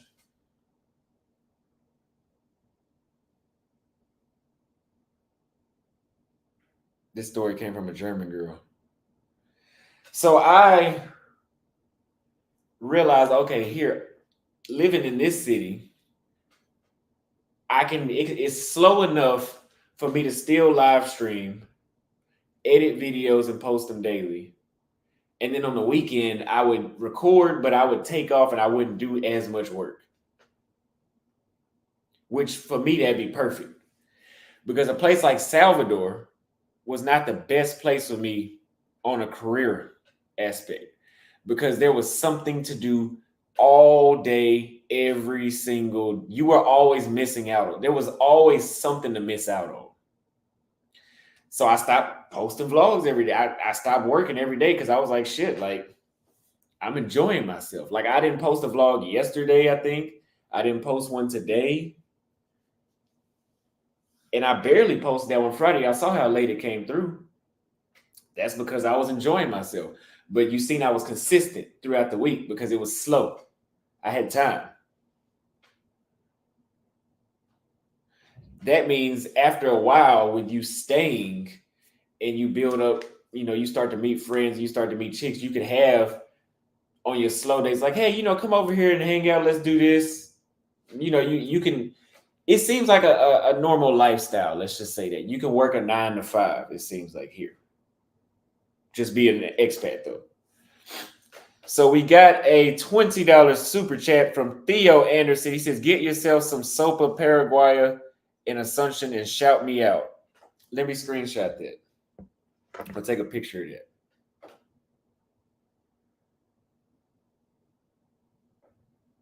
Oh shit, I got on the wrong thing. So I want you guys to put this in the chat. Appreciate that super chat. We're gonna do a poll, and this poll is gonna say one more week in Uruguay. Because I got a wingman now. I got 3 of them.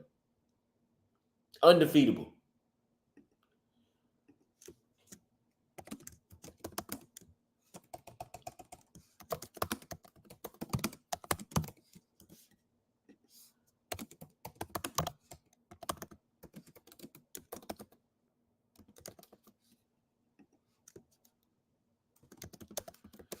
One more week in Uruguay, or should we go ahead and go to Paraguay tomorrow and then go somewhere else? We just put the poll up in the chat. Let's see what we do. But I will be giving Paraguay, I have Paraguay is already set up. So what I want you guys to do for your homework is put your Tinder for, I think it's pronounced Ascension or something like that. It's almost like Ascension, but it's like Ascension or something. Put your Tinder for there. And first of all, look at how, they look good here, but they look damn good. It's crazy over there. Just on Tinder, it's crazy. So I know in person it's got to be better. Swipe on the ones you like for 15 minutes. And I guarantee you, half of them will match you almost instantly. It's like they're just sitting around waiting for somebody to match them. And then when you talk to them, they got more energy than you do. And then they go to the Instagram, and then they want to talk to you on Instagram. Then they want to call you. I'm like, wow, it's something about the Guay. It's the Uruguay, Paraguay. It's something about the Guay. It's blessed.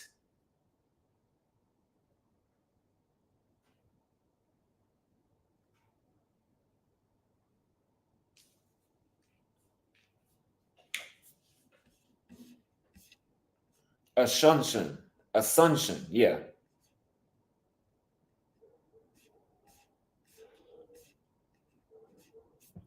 So let's look at the poll everybody did.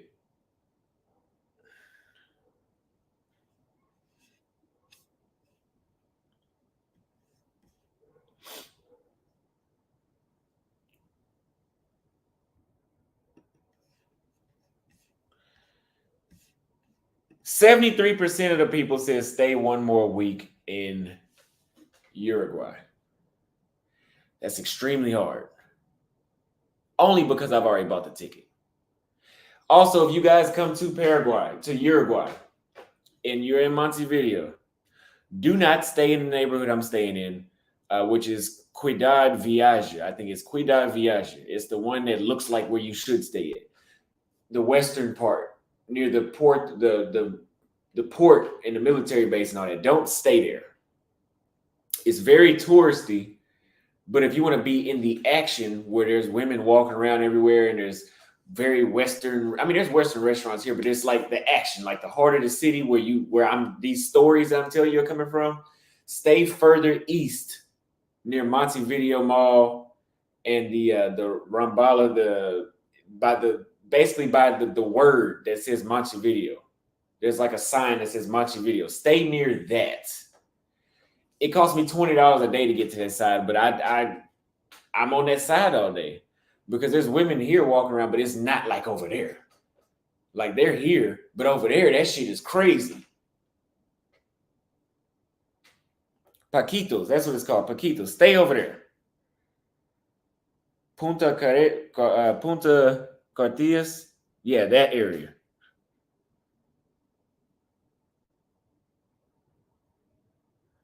This is nice and all that, but it's not for what I'm trying to do and for my age and for what I, like how I like to hang out every day and walk around and I like to be near the beach and all that, not the best spot. I would stay here again if I didn't plan to hang out a lot though. Cause this I can see this side getting old very quick. It's like staying in the north zone of Rio versus staying in Copacabana. Like when you go to Rio, you'll spend the majority of your time in that Copacabana strip area with Ipanema and all that because that's where all the action is at. Versus the North Zone, yeah, you're gonna see beautiful women. There's stuff to do there too, but it's not like Copacabana.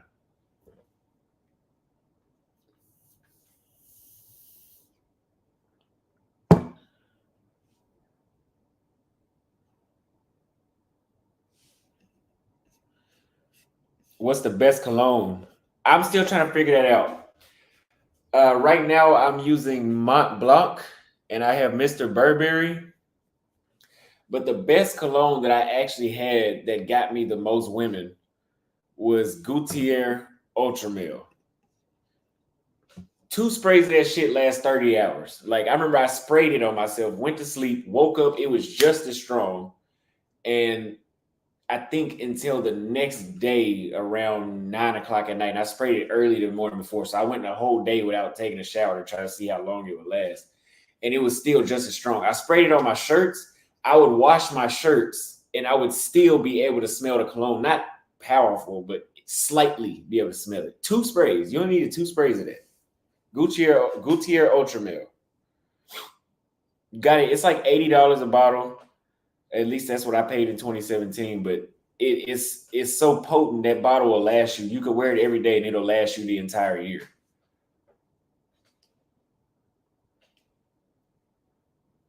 And women would always be like, "Wow, you smell so good off two sprays."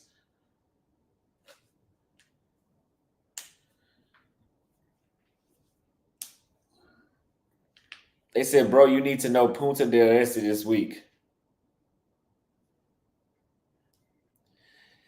Yeah, I'm gonna try to do it. I'm gonna try to, guys. It's hard. It's hard. I was gonna try to hit 20 countries before the year was up. Right now, we're at number 17. We just needed to do Chile, Paraguay, and Bolivia, and that would make 20 countries. But fuck that, man. I'm enjoying myself. I can see myself getting a lot of content out of here.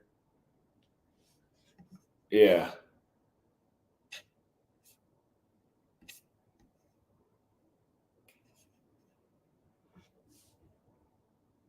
They said it's a 2 hours away. I don't know if it's a 2 hour drive or I think it's a 2 hour drive, right?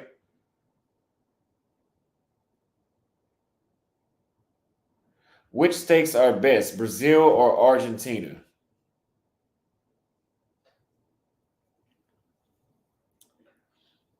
Hmm. I'm gonna have to go with Argentina. Argentina has some of the best meat I've ever ate. Like the chicken was great, the steak was great, the meat was that was some of the best meat I've ate in the world. Like I would go back to Argentina just to eat the meat. But Brazil had good meat too, but I still think Argentina might have them beat slightly. I knew y'all would say pause when I said that.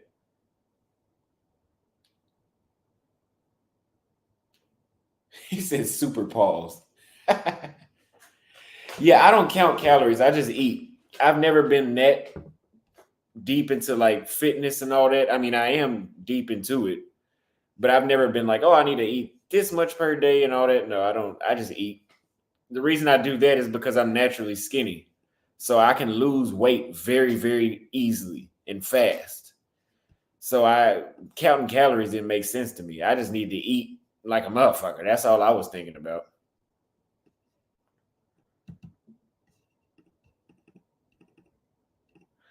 No, I wouldn't say Colombia's food is better. No, I wouldn't say that at all.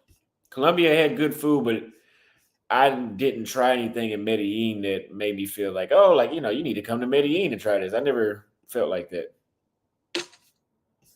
I'm trying to pull up these videos.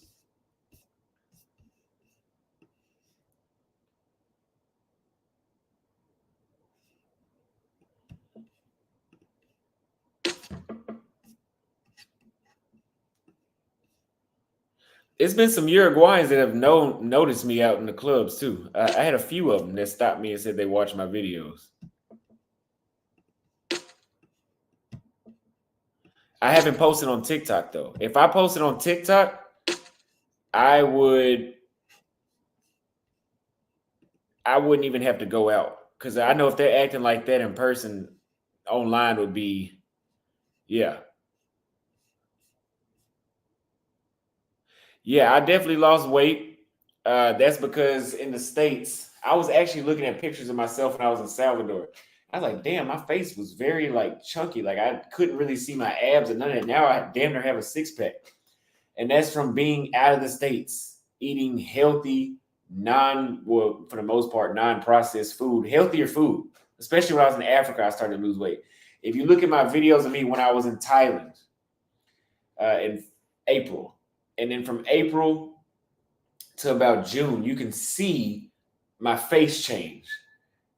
And then you start to see my gut change. Then you start to see my blood veins showing again, when before they really weren't showing like that. And that's because my body fat has dropped a lot from eating healthier food in about a year. You know, there was some people trying to clown me, like, oh, because I said that in America the food is bad. I guess y'all are such haters. Y'all forgot that America has some of the worst food in the world when we're talking about the health aspect of it. Like that's a proven fact. They say you breaking out. Nah, I'm not breaking out.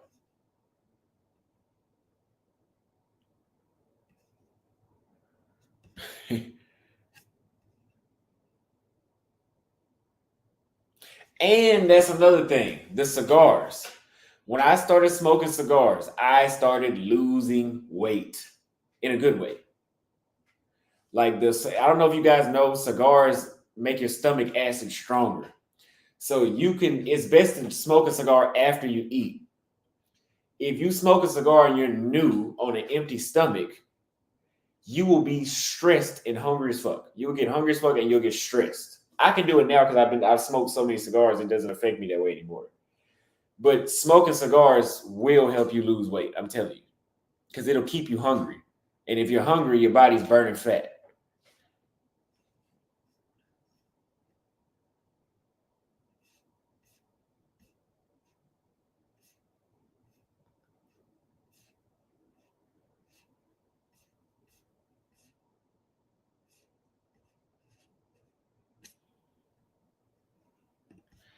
Do you still think you'll love the Dominican Republic? Yes, I will. I've been looking at those women on there, and yes.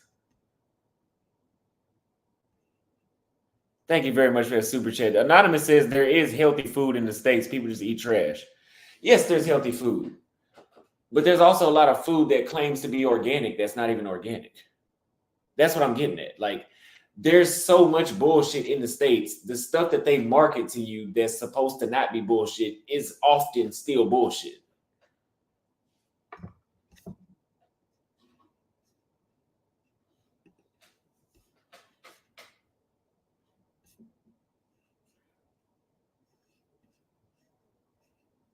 Like the food that we consider to be bullshit, like McDonald's.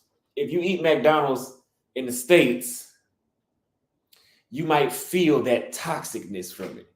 If you eat McDonald's here, which I've been doing a couple times, 2, 3 times I did it here, it feels like it doesn't feel as healthy as the food that they make, but it doesn't leave me feeling like shit afterwards.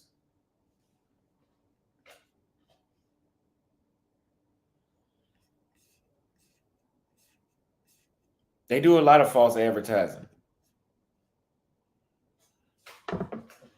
Even like the fruits in the States. I seen a interview that Patrick Bet David did, and they found out that there was a box of strawberries that they had for a science project they used pesticides to grow the strawberries to keep the pest away. They said that box of strawberries, that little small box that they sell at the grocery store, they were able to extract all the pesticides that were still in the strawberries from the farm. They said there was enough pesticide in that one box to respray the entire farm. And that's what y'all eat.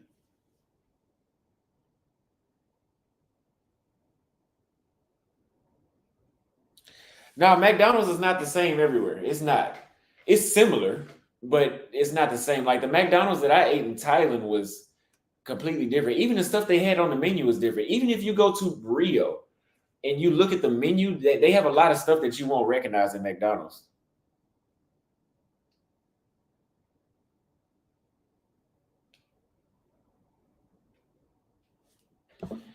Because you gotta remember they don't be get I don't think they get their meats and stuff from the same place. And a lot of these countries, like if you go to McDonald's in another, let's say like in London, London has certain laws that blocks foods and ingredients that the United States does not block. That they know is so unhealthy, they say we won't serve this to our people in our country. We don't care what the recipe says. You can't have this much of that in that food. I will say McDonald's tastes a lot fresher outside of the States. Would I eat it every day? No, because it's still McDonald's, but it's not, it's not the same.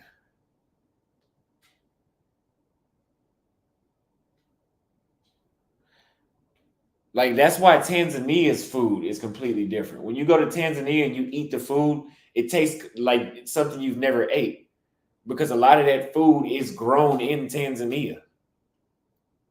Like a lot of food in Tanzania comes from Tanzania, and they don't have all those weird things they put in the food.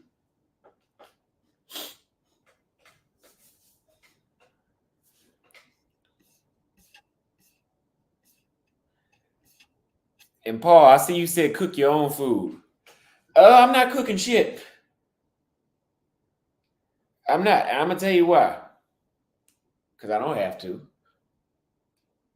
In the States, it makes sense because it's so expensive. But now in the States, it's so expensive to eat groceries. It costs. I remember before I left the States, I started looking at how much money I was spending daily at the grocery store, and it would have been the exact same price if I went to Chipotle 3 times a day. So I was like, why am I cooking, seasoning, doing all this stuff, taking time, washing dishes, when I could just order and go pick it up and eat it? But here, I wouldn't, especially if I'm living somewhere like Brazil, I'm not going to cook. Why would I cook? I can go out to eat and eat a damn 3.5 star meal for $3. And a professional will cook it. Somebody that just cooks it daily will cook it. Now, if I had a wife and she wanted to cook, yes, we would go grocery shopping because it'd be a form of bonding. Yes, it would be that or whatever. But I'm not cooking. And I think you guys underestimate the job I have. Let me tell you my daily life again.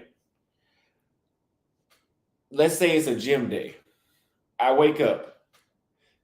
I read you guys' comments. People that have my phone number, they know I usually don't respond instantly because I have comments, emails, phone numbers I have to respond to, Instagram. I have a lot of stuff to respond to. Then I got to brush my teeth, wash my face, go to the gym, focus on the gym, then eat. All of this is being recorded at the same time because I'm doing a vlog. I have to think about what I'm going to do for that vlog today. Then I got to edit that vlog. Then that's 2 hours by itself. Then I got to upload. It's 2 hours to edit that vlog, probably. Then I got to upload that vlog. Then I got to figure out a short to put. I got a lot of shit. So when I'm thinking cook, man, I'm really going to be stressed out. Because while I'm ordering food, I can sit there and respond to messages and talk to who I need to talk to and do what I need to do while they cook my food. Versus me going in the grocery store, washing the dishes, checking this, making sure this is the right temperature, doing that, flipping this over. It's too much. Maybe once in a while, but right now, especially with me being in a new country every 7 days, I ain't trying to go. Who trying to go grocery shopping every 7 days? I ain't doing that. Not me. I'm not doing that. I'm gonna let them prepare my food with their nasty asses. Because I told y'all last time they don't have no outside the United States. It seemed like them those people they don't have no sanitation. We got a $10 cash out from Mac and Rave, MCN Rave for Paraguay. Thank you very much for the cash app. I think Paraguay is a good move still. I know y'all voted. Jacob Warren said $2 for keep it moving. You can always double back. Yes, that's what I was thinking. So that's what I'm thinking too. I can always Uruguay will be here in 200 years. Like it'll still be here. I know I might be leaving at the hot moment, but it'll always be here. And the people I met will be here.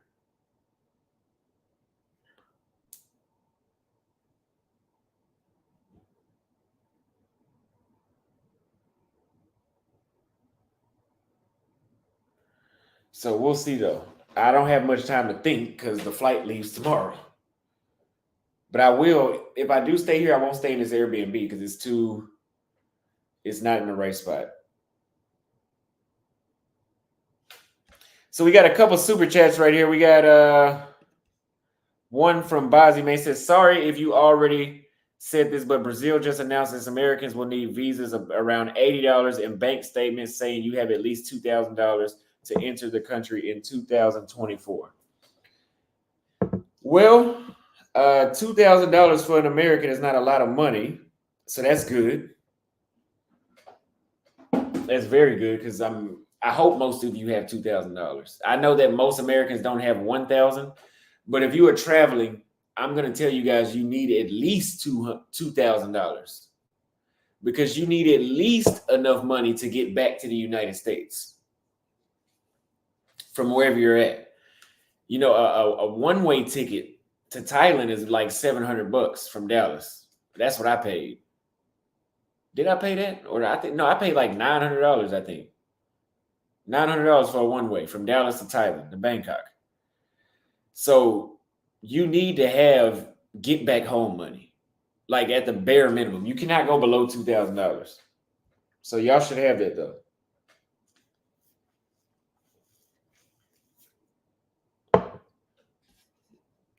Thank you for the super chat. Your personal top 5 countries to find a main chick. I don't know about here, but I think so. I'm not really getting like hoe vibes here, right? I don't think that they're like hoes. I don't know. Maybe wrong, who knows? But I think this would be a good place. I think Argentina would be an amazing place because of how they move. Tanzania would be a great place, but you need to learn how they move there too. Anywhere outside of Nairobi, Kenya would be a great place. You got to be very careful there. Vietnam would be a great place. Brazil would be a great. I can't really do a top 5 on that. Let me see. Colombia, Brazil, Argentina, Uruguay, and Tanzania would be my top 5. And I would say Vietnam as well.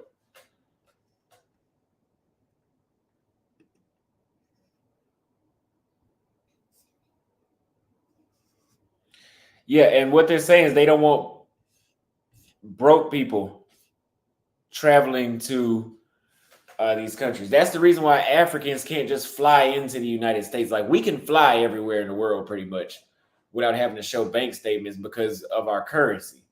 So most of us, when we travel, we have enough money to survive there or we have enough money to leave. That's what they're worried about. They don't want you coming over there broke and then you don't have the money to get out. So you end up being like a fucking refugee.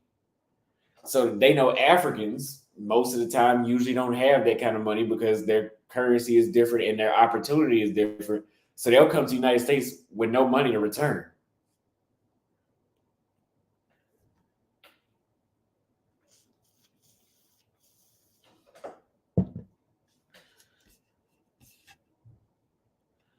They said if only the states ask for bank statements to come, they do, just not you.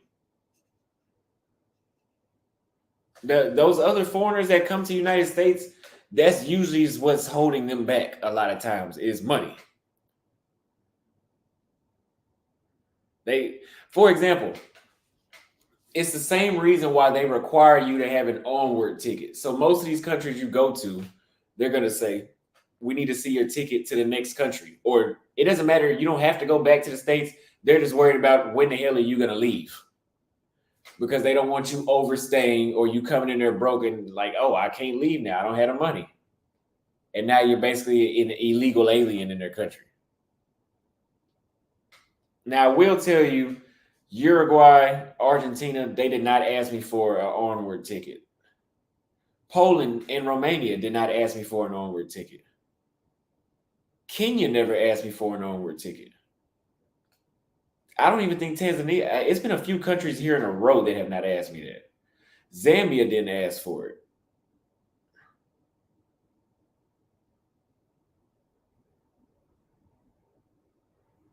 I got this shirt made in Rwanda by the tailor in Rwanda. They asked Floyd for the yeah. Well, remember Floyd said that he thought that they thought he was Nigerian or something. So they gonna ask the Nigerians for a onward ticket because again they're known for going places and not. So I'm gonna show you guys a video.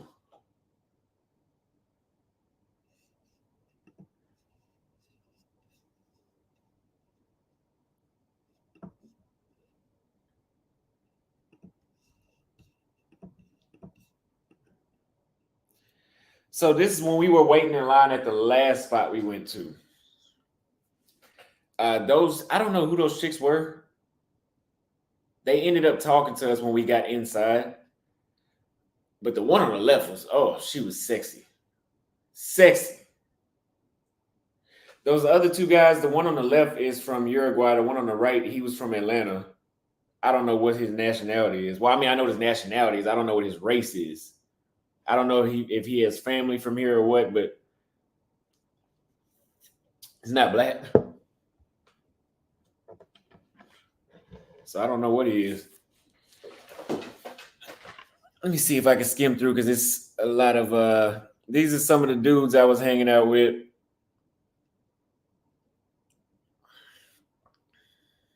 Let me see.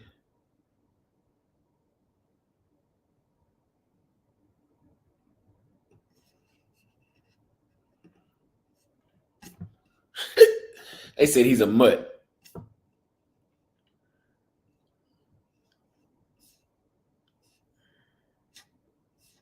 No, he's not. I don't think he's African.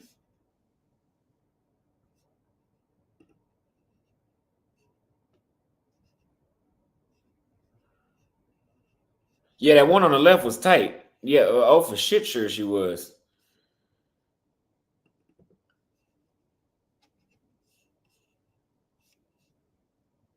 Let me see if you guys, because you guys can't see that. Hold on.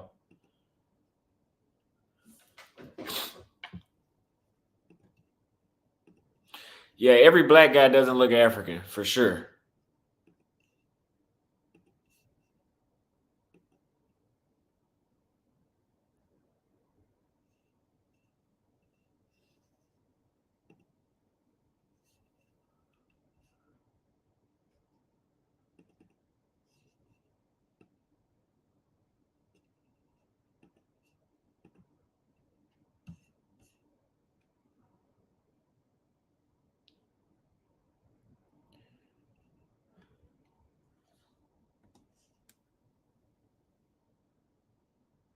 Let me see. It was very, very dark. The camera was not picking up as much light as I thought as I thought it was. This was a younger club. These people in here were about my age. Uh, so the vibe might be a little different.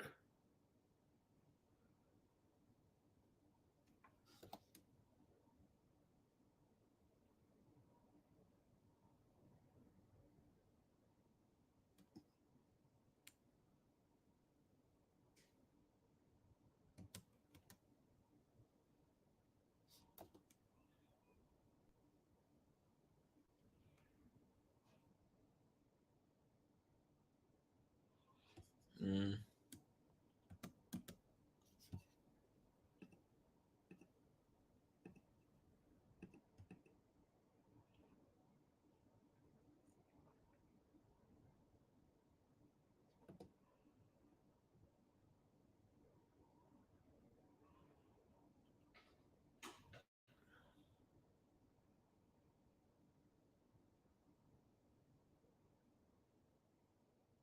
Those were the two that were at the front. Let me see. See what y'all saying.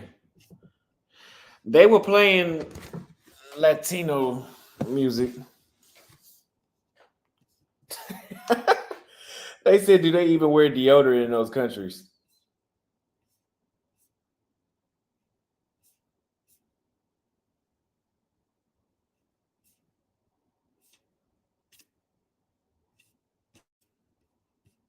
The club was definitely white.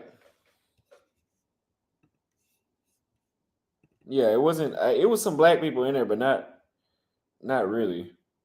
Like they were here. It was like four other black guys. It was like four other black guys in there. They were from the States. But that one right there, oh girl, right here on the left, I think I don't know if it was her. Man, she had a crazy shape on her, man. Crazy. Crazy. I don't know if it ever gotten a shot though.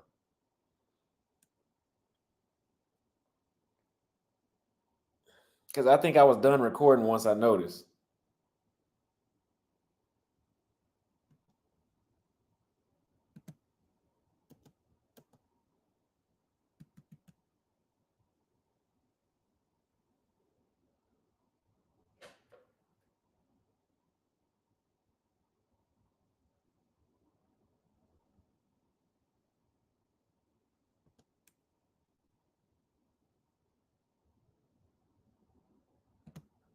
Let me look at the other video.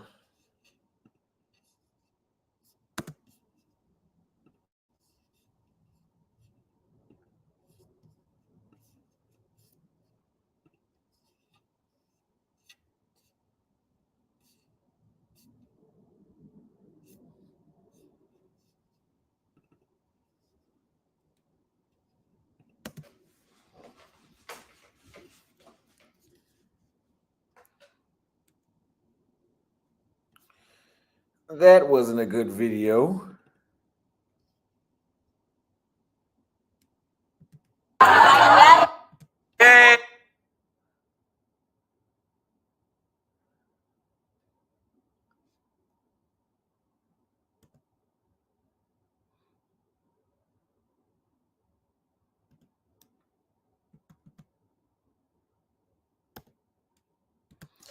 me redo this. I'm trying to see, there was another chick we were talking to over there. So we got the pro. Yeah, I know when I get drunk, my voice is like high pitched as hell.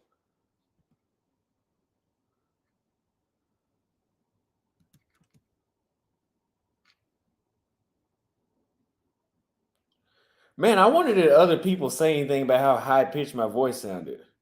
Cause that's when I know I'm drunk. When I start sounding like I'm going in reverse on puberty.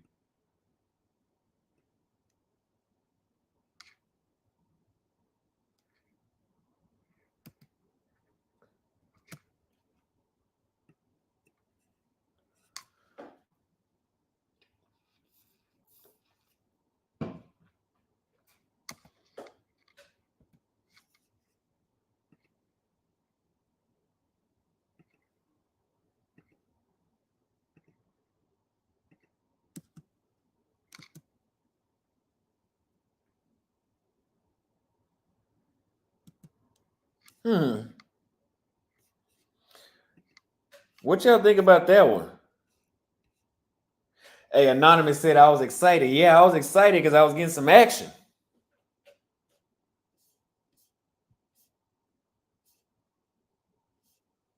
He said, where are the baddies at? He said, I think he was drunk.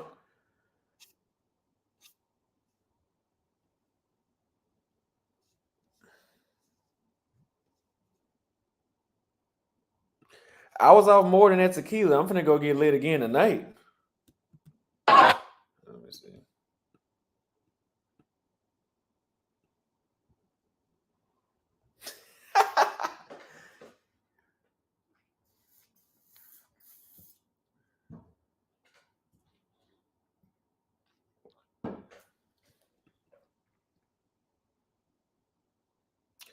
That one could be a thumbnail.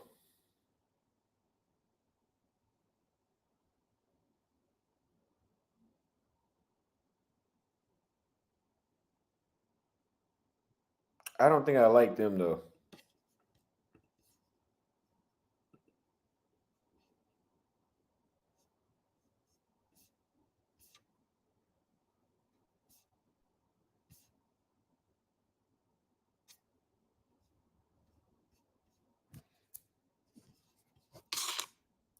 Paul, I don't know why Paul's saying that he thinks they look average. I've sent Paul some shit on the back end that I can't show on the front. When they're definitely not average. I don't know. Maybe it's the way how I'm recording because the shit I be seeing daily got me not where I can't even stay in the house. And I didn't raise my standards.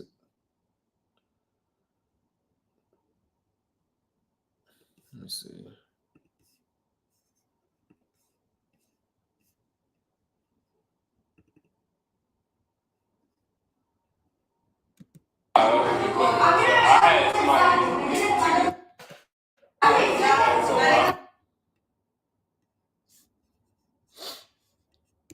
A lot waiting up at the front right now. Look. What y'all think about these right here? Look.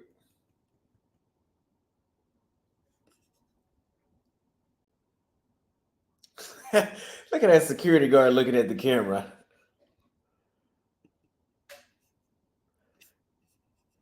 Yeah, you motherfuckers always talking about they average. I'm telling you, I'm seeing this shit with my own eyes.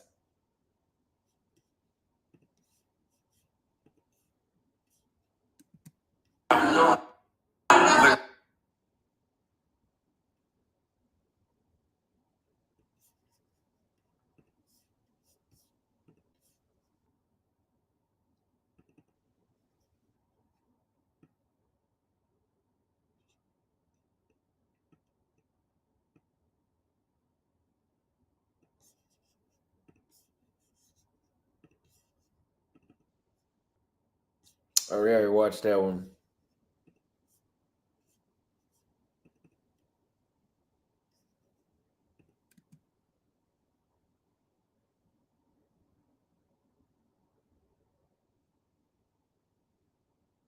Security guard got some work on it too.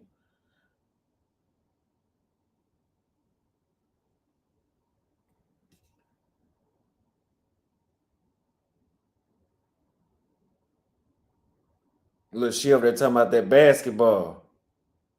Real tall.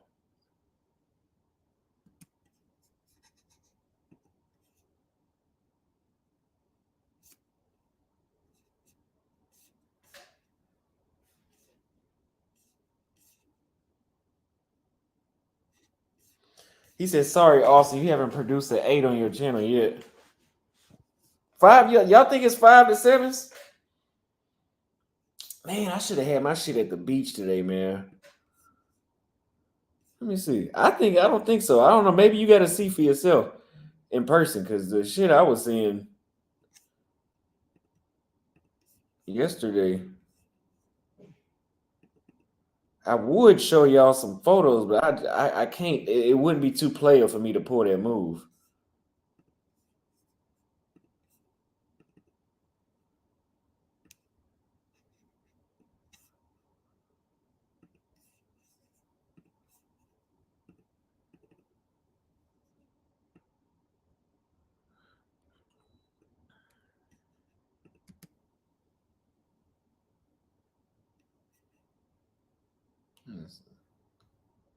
The one right there with the blue jean shorts was that one. She was nice, and I ended up talking to that one. Now I don't give a fuck what y'all say. I know for a fact that one was.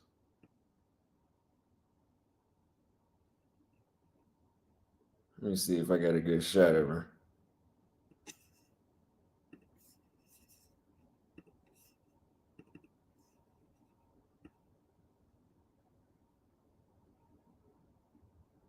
Damn, okay. This one, yeah. That's not no 5 to 7. It's really not. I mean, if y'all niggas consider that a 5 to 7, I don't know what the hell to tell y'all.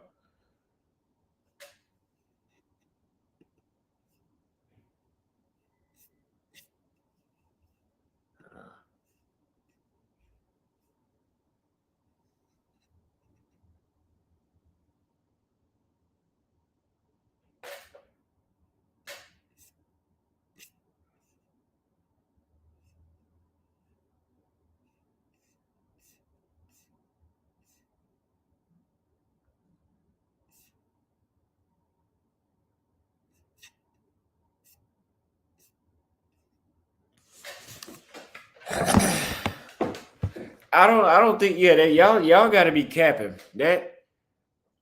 this chick in this blue. I seen her with my own 2 fucking eyes and touched her hand. She's not a 5 or a 7. She's just not. Like, I'm not buying that. Like, she's even walking with something. This chick right here is not a 5 to a 7. Well, she might not be like that last chick, but she ain't no 5. The girl behind her ain't no 5 either. You know what? I need to do some more up close and personal shots next time I go out. Like, actually get these motherfuckers on camera instead of just recording them while they're in the room.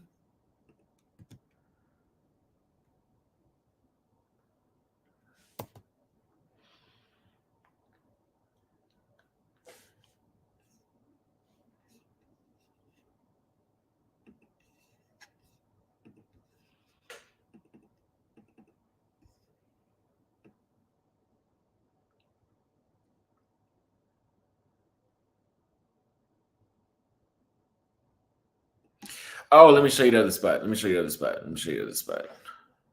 it this one? Or wasn't that one?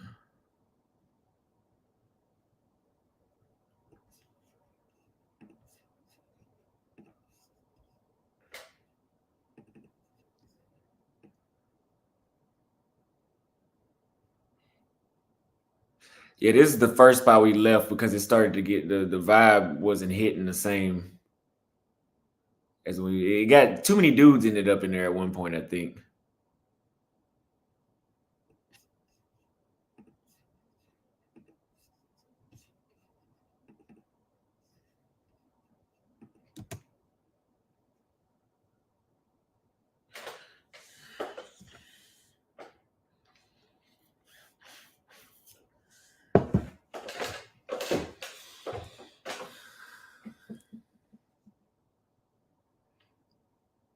Not those. Maybe I was drunk.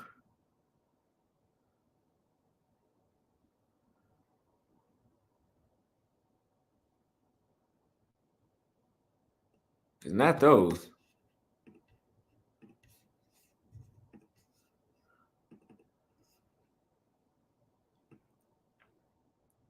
I don't think I got too many up close and personal shots in this one though.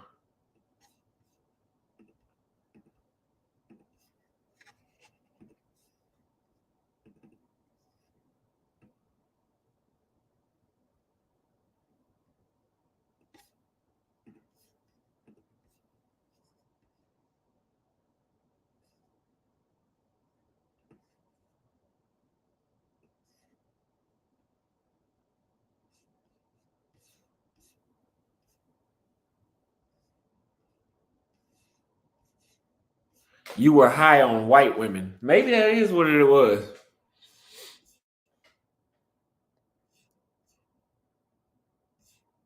And I think this has something to do with too. He said, "Y'all are clueless. Nice attitude and demeanor increases." I think that might be the reason why they appear even prettier to me. because I'm in the same room as them. So a woman's behavior can make or break her looks. Like she can be a damn 10, but if she's a total bitch, she can go to a 6. I've had it happen in Dallas many times where chicks have been like, man, like this is like a arm candy chick. You get to talking to her, she don't look that pretty no more because she got a bad attitude.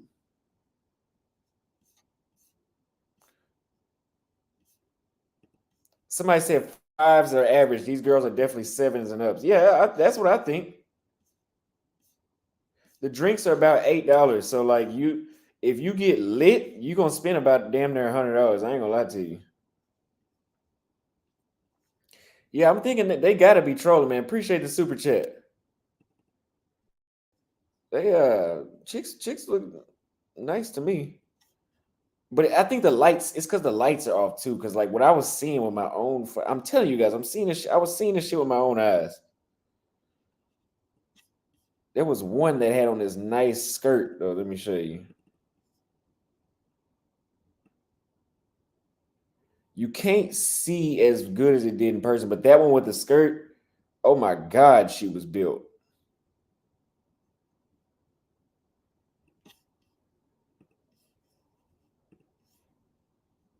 But hey, if y'all think they are 5s and y'all think, they're not pretty enough for y'all, don't bring your ass down here. Do not bring your ass down here. I'll still be here.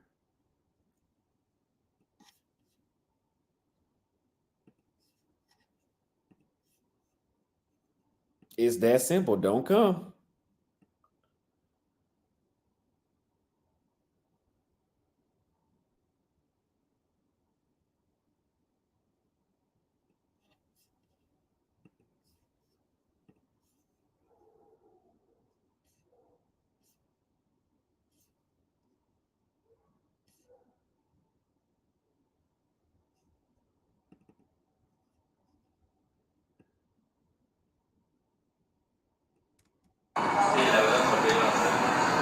Well, that DJI camera is the shit.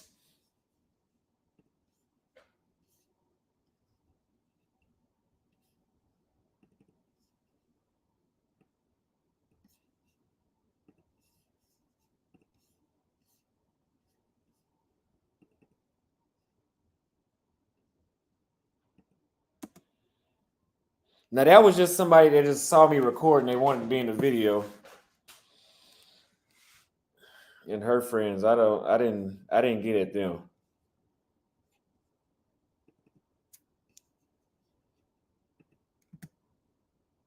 It was one of them. I don't know if I got her on video, but I did get at her, and she was ridiculous.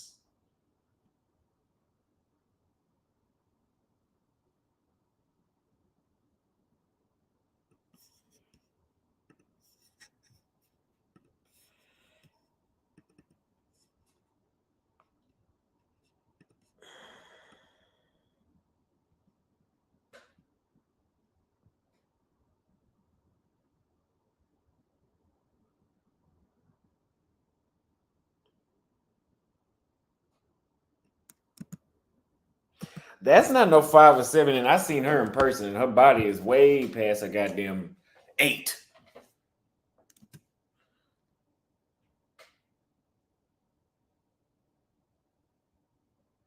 And like I said, that personality, all that dancing and shit, that makes them look prettier. Women look prettier when they do stuff like what she's doing in the background, waving and smiling and energy. The rested bitch face does not make you prettier.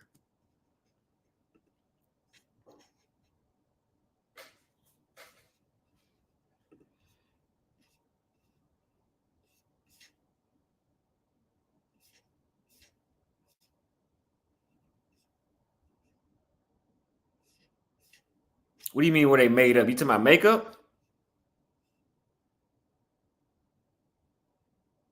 Most of them. No, I ain't seeking no validation. I'm doing this content for y'all. Only reason I'm in these clubs recording is for y'all. I wouldn't be filming this shit. I do this for y'all. I ain't seeking no validation. This is my job. I was not recording clubs until I became a YouTuber. I used to just go to the club.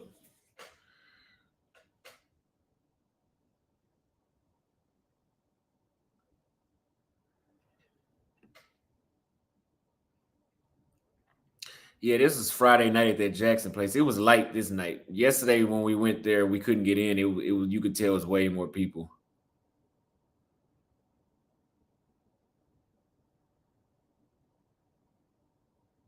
Yeah.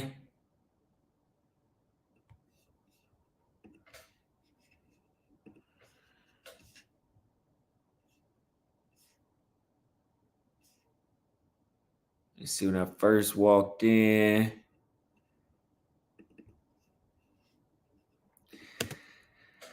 Turn my swag on. Took a look in the mirror, said, "What's up?"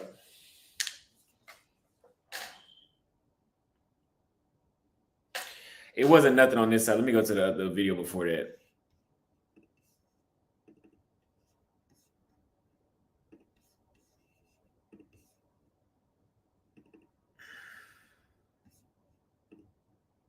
He said, "Organize my desktop."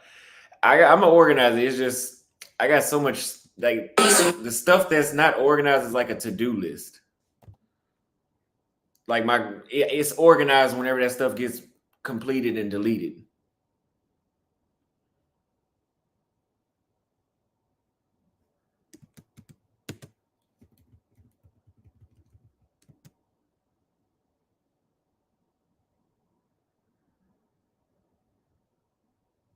They be looking at that camera, boy.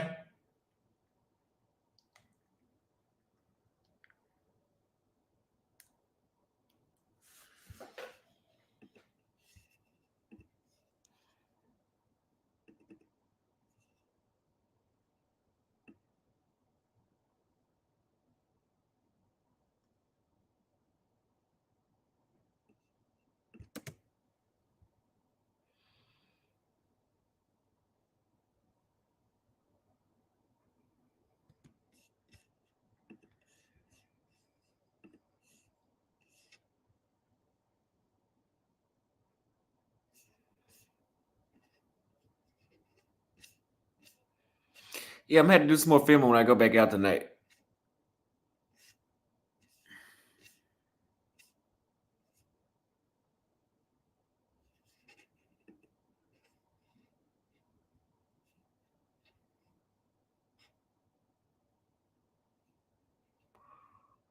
What do you mean big honkers?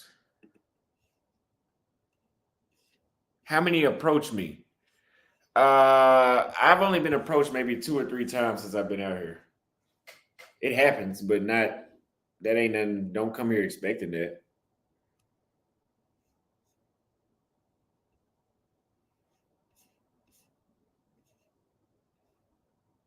Floyd has a DJI Pocket 3. He doesn't use it. Not like he's supposed to. I maxed mine out. I spent $600 on that camera. Yep, that was an investment.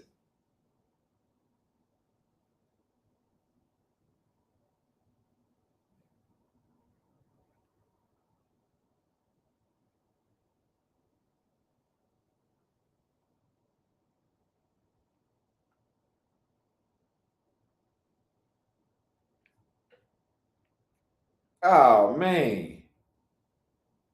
Well, I be missing out.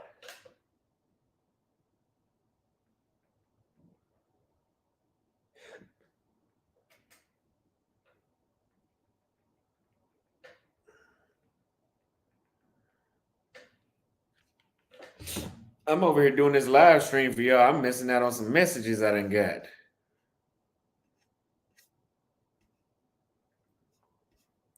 Oh yeah, a lot of them did have a nose.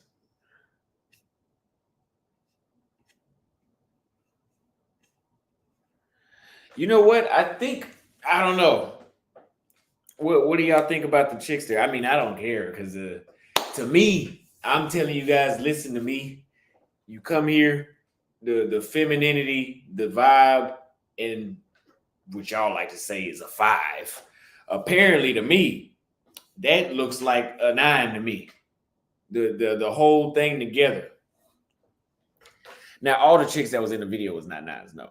But in the room, there was plenty. I mean, the body takes into everything is taken into account, not just the face for me. He said they're mid. I don't know about that, man. I don't know. I guess I got to get back on the beach and record tomorrow or something, or next Sunday, because I seen some heat. No, I never met with that trainer.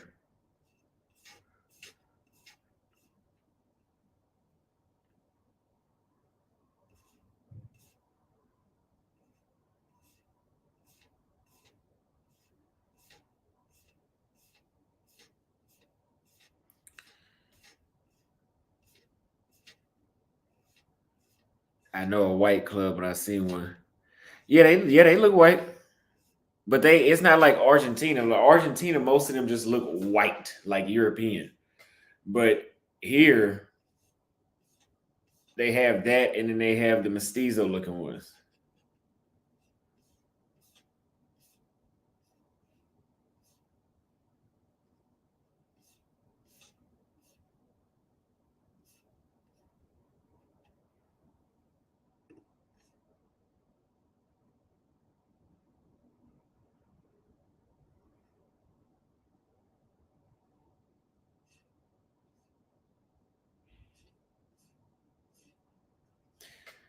Some people, I don't know. I really do think y'all are capping. Because I don't think those chicks were 5s like at all. But like I said, if you don't like them, if you don't like the Uruguayan women, fuck it. That's only you. Because I love them.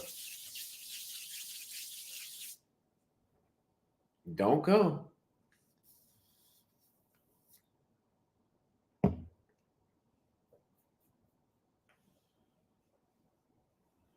Seriously, I mean, if you don't think they're attractive, don't come.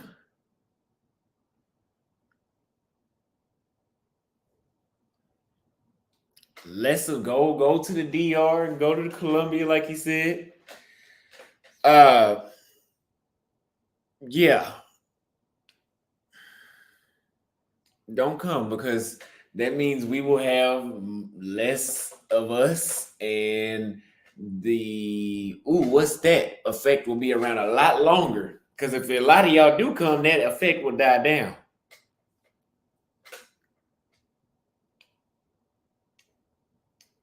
Yeah, y'all got it. Y'all had to have been trolling. You know how I know y'all were trolling? Because y'all thought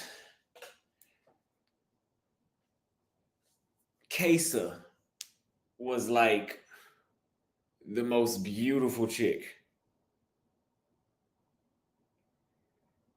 And I was like, you know, she was pretty. But the way how y'all was acting, I was like, I had to keep looking at her.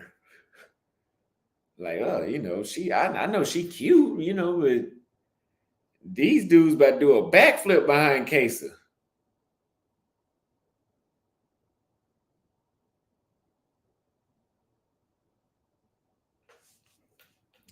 So, you know, y'all thought Kate was a 9, which she was pretty. I mean, she was, but then again, I'm not just weighing in the face. I weigh in the body, the face, the attitude, and the appearance.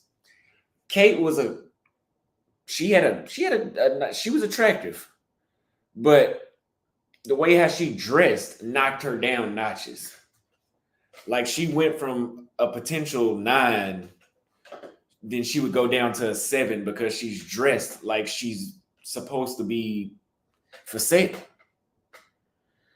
So, you know, that kind of stuff was like, you know, people were going crazy behind Kate. And I knew Kate personally because I was with her every day. So then I would look at her, you know, when she would get dressed up, you know what? She looked good to she looked good standing next to me. She looks good.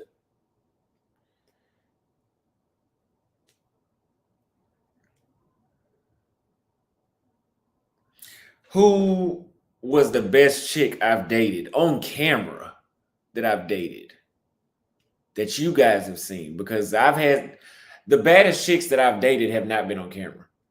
Like the ones that Paul has seen them. The ones that have really, the ones that are like the bad ones I've had, like the ones I'd be like, ooh, look who I fucked. Like, those weren't on camera. I didn't put those on camera. But the ones on camera were, who do y'all think?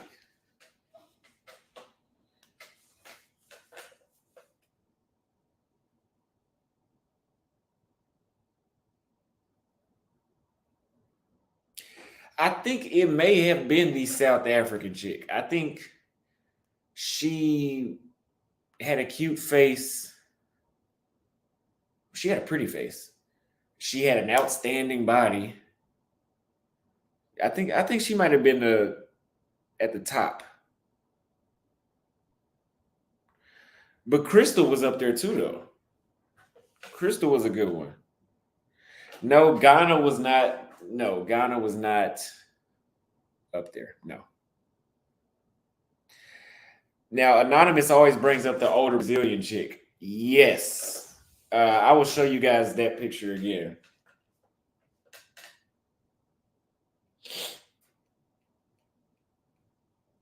She was pretty.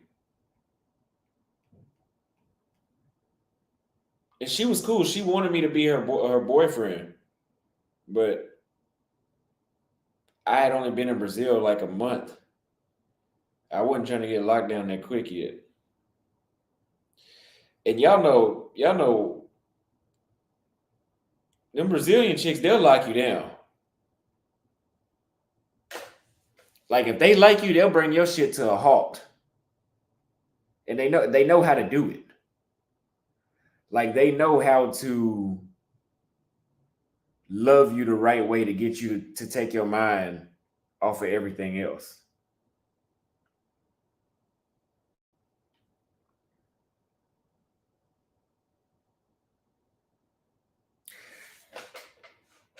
Boy, I was looking fat.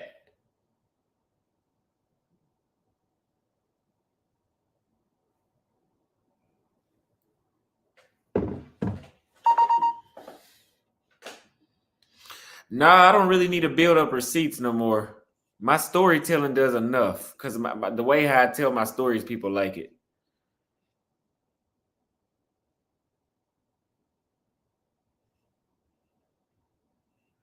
I was eating 7 times a day.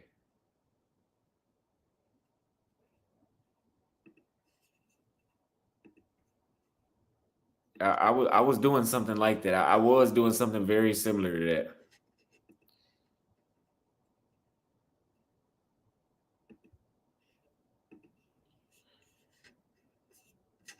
Let me pull up this photo.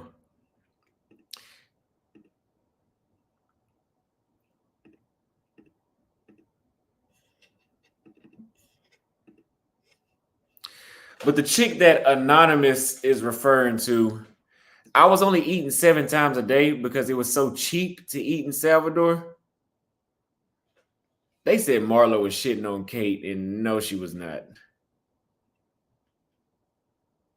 And Marlo was not attractive to me because she was playing with me. And again, I take personality into my attraction too. So when she was playing with me, it came off like, who the fuck is this? Like. So Anonymous is referring to this chick from Salvador.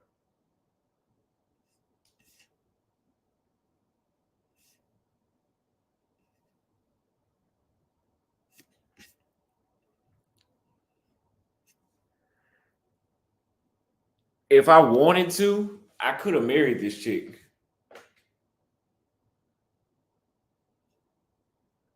Like she did everything right.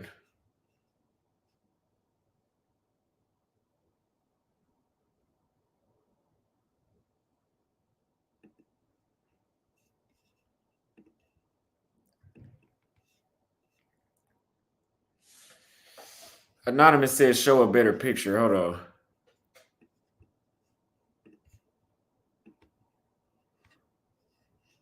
Nah, she didn't get me in trouble.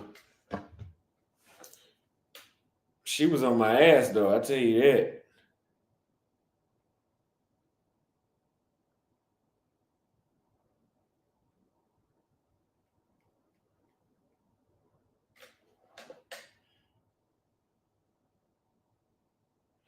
Oh, let me read a couple of these super chats.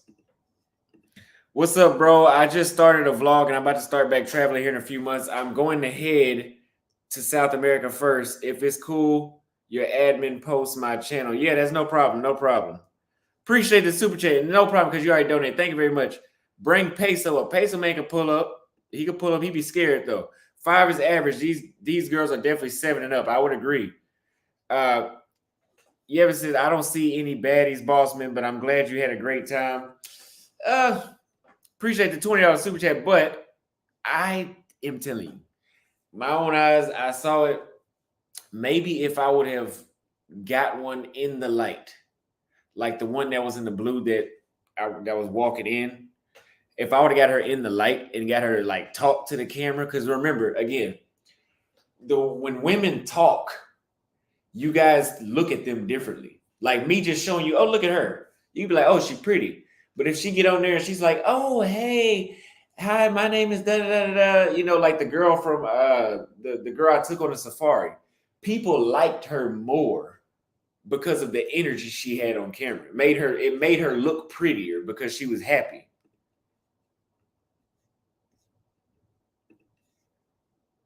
The South African chick, she looked good. She looked very good. She looked very good. But her being all like she's hiding from the FBI made people talk shit about her in the comments. So she didn't look as good because of how she behaved.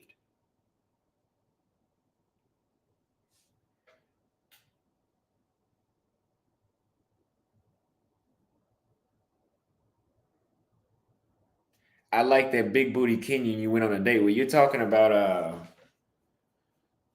what's her name? Starts with a J. Her and I still keep in contact.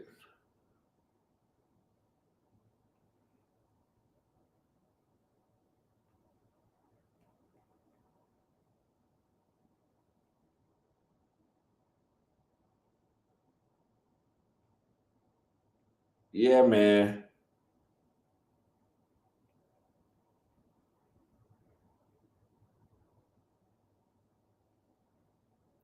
Boy, I was fat. Damn. I didn't look like 2006 Gucci.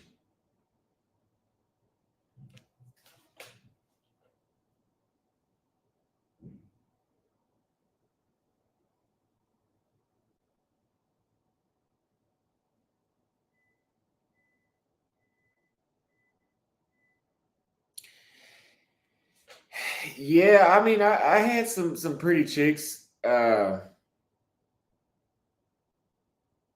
Like if I showed y'all this one, to me, she's like a solid, like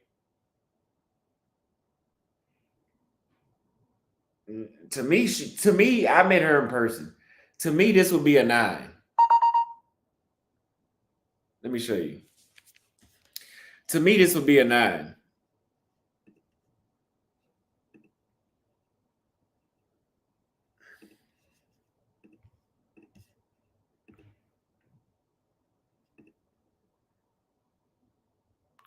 But y'all niggas gonna get in the comments and say she a 7. To me, I mean, I don't give a fuck. To me, she was a 9, and I seen her in person. That was in Salvador.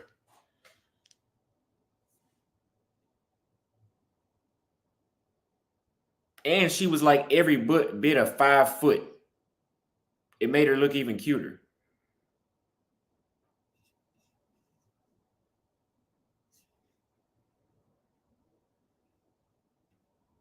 A 6? Fuck you.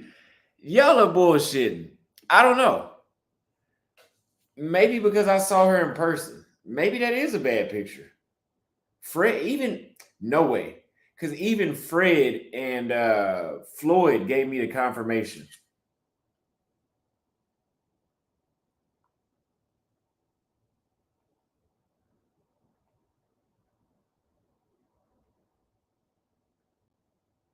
We'll have to ask Floyd because he was there when I met her.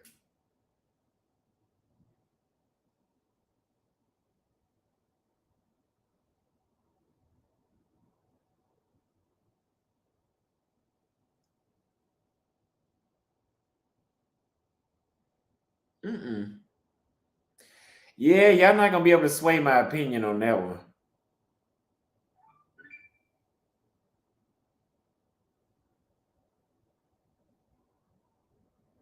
So look, I know y'all remember this chick from Salvador. Now I want y'all to tell me if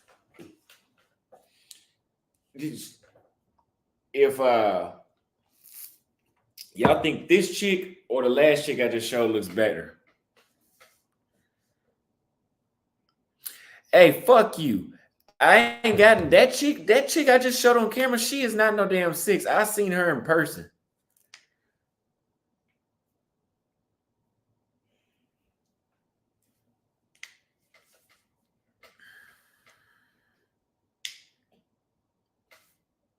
Hold on, I'm waiting on the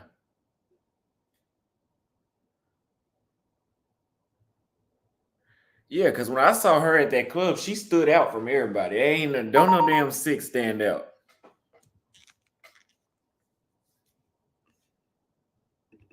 So I know y'all remember this chick. She was in Salvador. What would y'all rate her? Let's see what kind of simps. Hola, fala, hola, americanos. Você vai postar no canal? Você vai postar coisa na minha cara? Hola, americanos. Você vai botar sapato? Não, fala. Hola, americanos.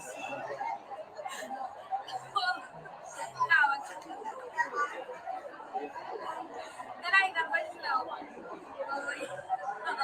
Americano. So some people saying she a 5. I seen her in person. I would at least give her an 8 because when she stood up, she was something serious. She was something serious. And then her personality made her even prettier.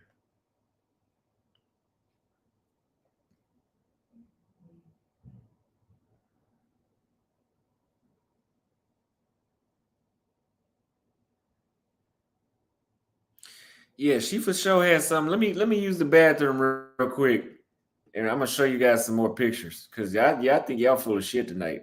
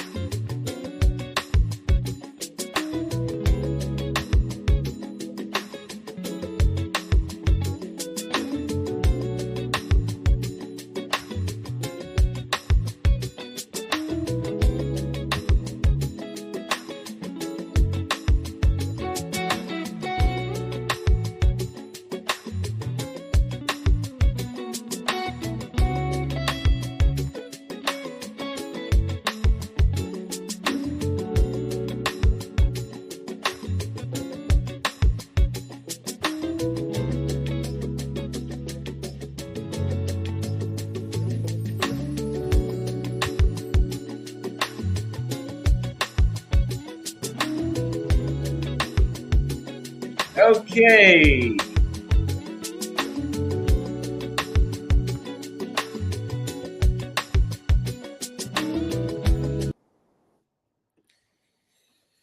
Yeah.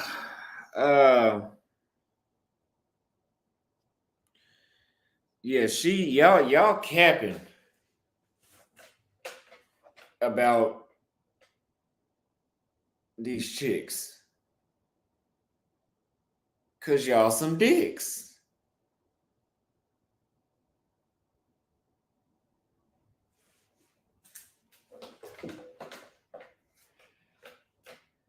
And artificial intelligence just brought up something. These dudes that's saying these chicks are sixes are the same dudes that got scoped by a girl in Medellin and in Cartagena that they shouldn't even have been fucking. Y'all seen that documentary of that girl that was scoping them Americans in Cartagena?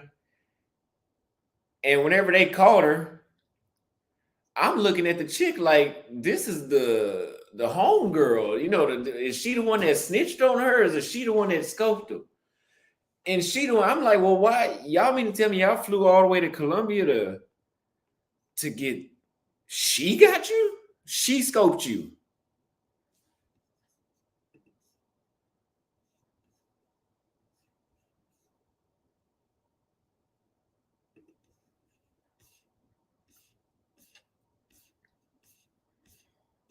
So while y'all busy calling my chicks sixes, y'all will also be busy getting scoped by the Colombian Lizzos.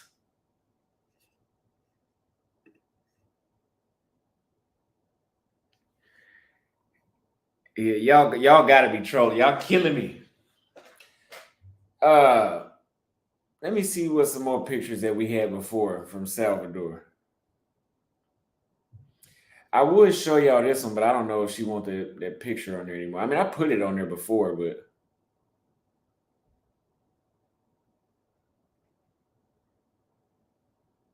you know what? I bet you if I pull up a white chick, though, a white Brazilian, y'all gonna be she a 8.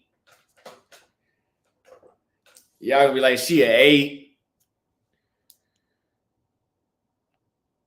Don't hate.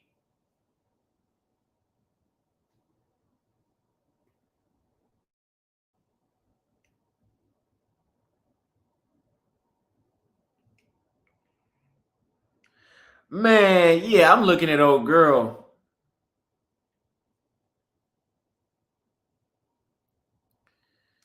I'm gonna have to.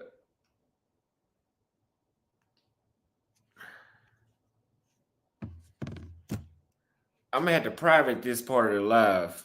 I think, or I could just not give a fuck. So this is the one Anonymous was talking about. He said show a better video.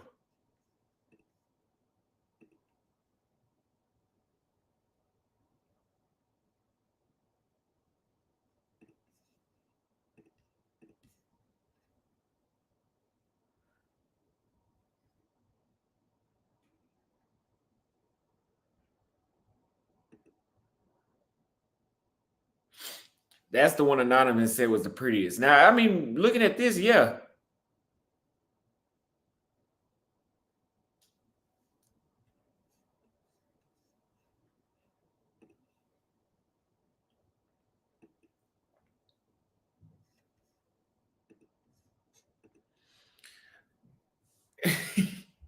Yeah, you motherfuckers is lying.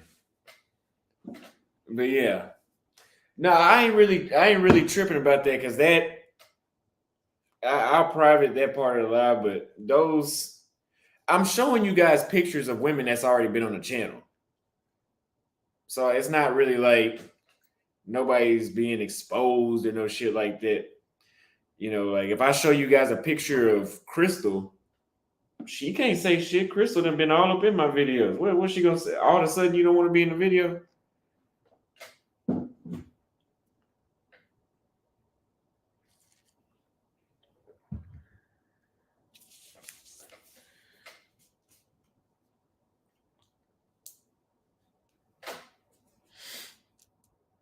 Yeah, no, we oh shit, I didn't even know that was still up there. Let me take that down.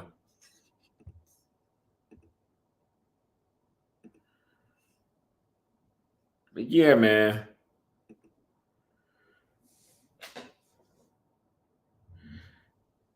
Oh, you talking? He said there's another girl that claimed to be back. You talking about the girl that I interviewed?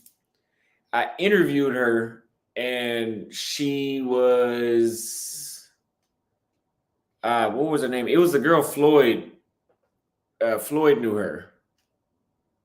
What was her name? But we did the interview in Portuguese, and she said she was black, but she didn't look black at all. Um, I don't remember her name, but I know who you're talking about. She was pretty, but not one of my best ones.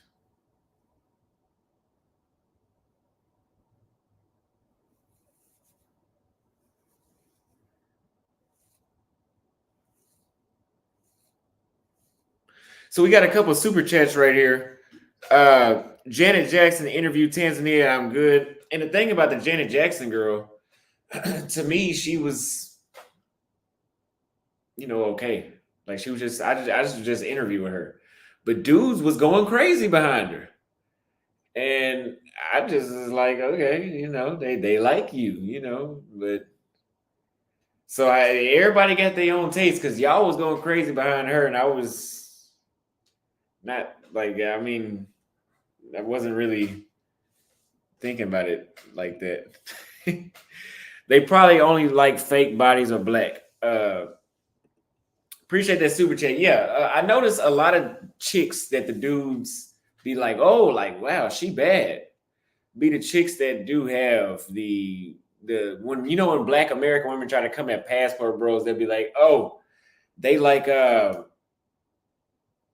they like the IG models. That to a certain extent that is true. Like when I show you guys chicks that have the kind of faker or the exaggerated proportions, y'all like those a lot more. Claude P sent a $2 super chat. Thank you very much. Flexed Up said the Senegalese, Kenyan, and South African. I had a lot of chicks in Kenya, so I don't know which one you're talking about.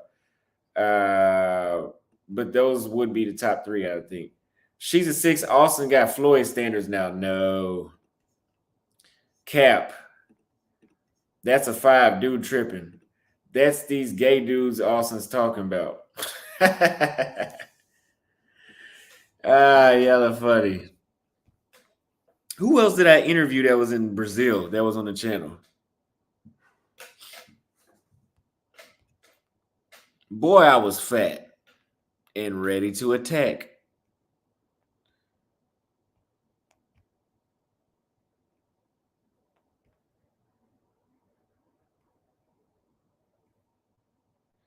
Ooh wee, baby! God damn, I forgot that they be like that over there in Salvador. I'm looking at a video, boy. They be in the gym.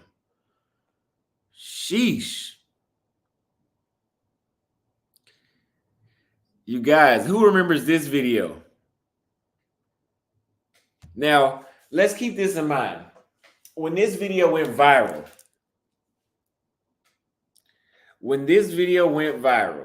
people was all on Twitter, oh, man, I'm flying to Brazil right now. I'm doing this and that. And I was reading the comments, and I'm literally looking at it like, I mean, she pretty, but the shit they saying that, I mean, I guess that's their type.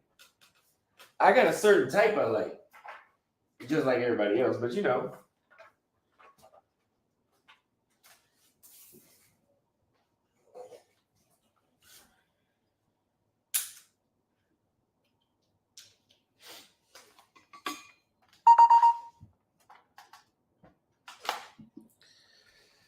like, because some chicks that you guys look at and y'all be like, oh, she's super bad. She's super bad. I know I can look at them and see the same thing y'all seeing and see that, I would know most men would be attracted to them.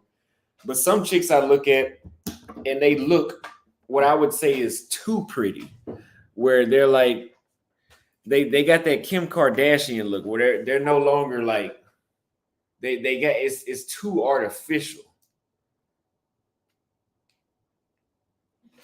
But I like the more natural look.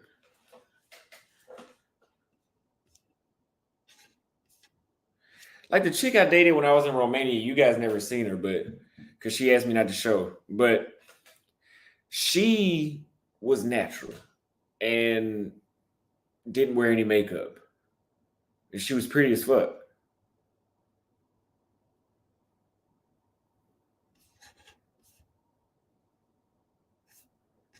So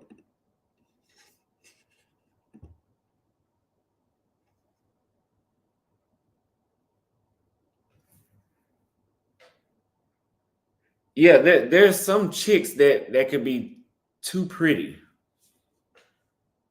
Like it looks too pretty. Like it's like it doesn't look as natural. I could show her in the members only, but I'd have to ask her because she's cool. Like I wouldn't. She asked me not to show her. I think she got a boyfriend or some shit. I think she was sneaking around to fool with me. I think so.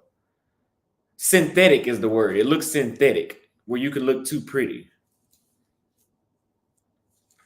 It's just like when you see a trans, right? And you know how they say some trans look better than real women? Because when you look at them, you like some is too perfect. Like, why do they look so perfect? You know, that's what I'm talking about. So some women that you guys like, when I look at them, I'm like, you know, it's not really that attractive to me because she just looked too dolled up.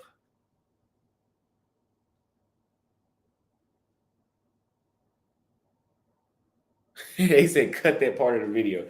Y'all know what I'm talking about. Because when you think, no, you know, you guys know what I'm talking about with like the fucking trans. Like if you've seen, like if you've been to Brazil, you've been to Thailand, especially in Thailand, because we know in Thailand they have flat butts. So when you see a Thai chick from a distance and then she's well built, you be like, whoa, like I ain't seen too many like that. You walk up, it's a dude. And you be like, something was too much.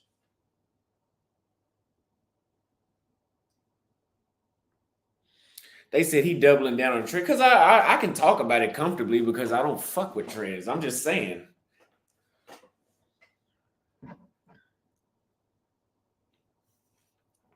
Y'all know what I'm talking about, though.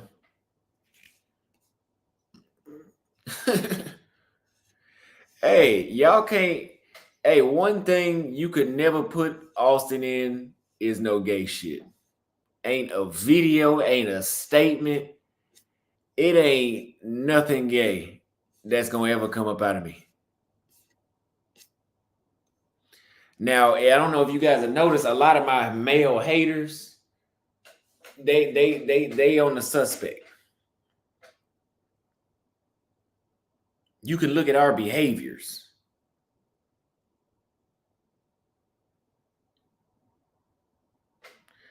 So before y'all try to pick, you ain't gonna never get none. Yeah, I know y'all playing. I know y'all playing. Yeah, nah, I ain't got no gay vibes. Hell no.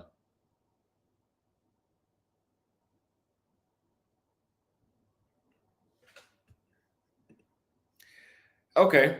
Austin don't like the pretty women. He likes the masculine 5 looking chicks. What is too pretty? So let me show you guys what I mean when I say too pretty.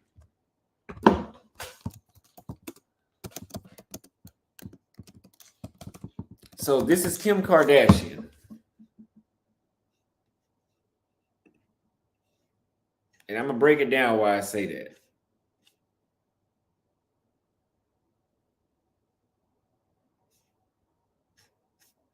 Let me get a better photo.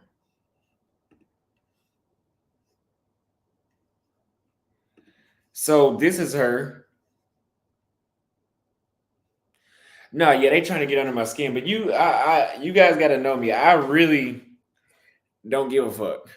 Like it's damn near impossible to get under my skin. Like I I'm the most unbothered person I know. Like I really, you can't. That's why I read 100% of my comments because this shit doesn't bother me. This to me is too pretty. Like there's been too much done. You know what I mean? So to me, it's too pretty.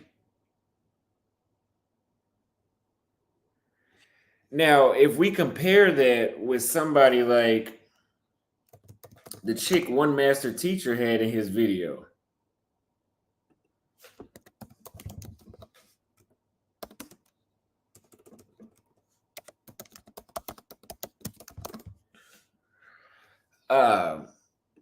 That Brazilian model he had looked very natural. And to me, she was prettier because she looked realistic. She was beautiful and realistic.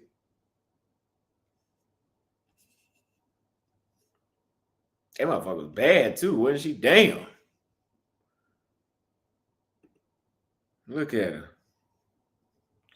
So yeah, this is, you know, her.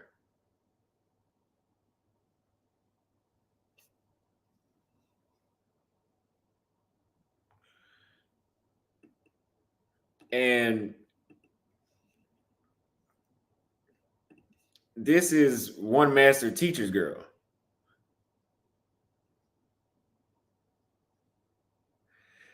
You can tell she's a lot more natural, and her face looks realistic.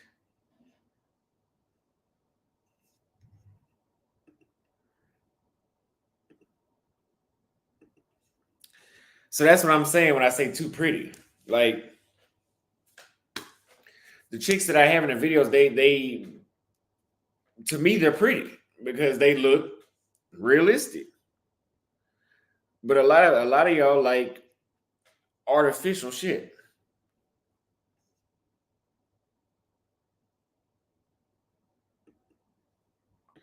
Love your content. I would love to see more interviews with people from different countries, content providers, and places of interest. That video changed.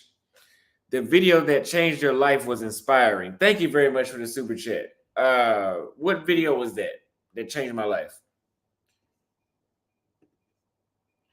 I'm like Skylar. I like supermodels. Yes, he does have some supermodels in his video. Thank you for the super chat. Austin don't like. Oh yeah, I read that. Yeah, he does have some supermodels in his videos.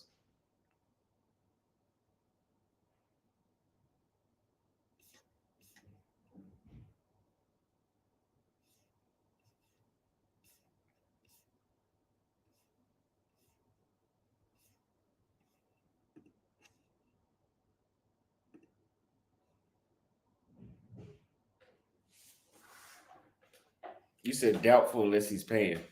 I mean, well, to have a supermodel, it most likely won't be free. But we got this video. Now, this video had dudes from all around the United States. No, what you're saying is like, saying that, oh, like, I'm gonna fly to Brazil, do this, do that.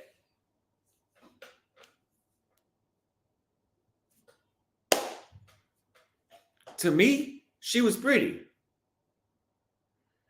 But she wasn't no, you know, the way how y'all was doing it, but that's because I have different.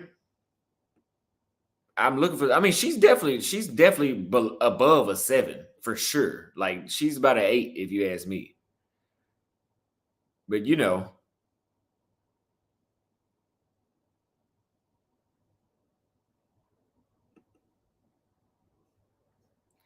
do y'all know this chick? Whenever all that happened,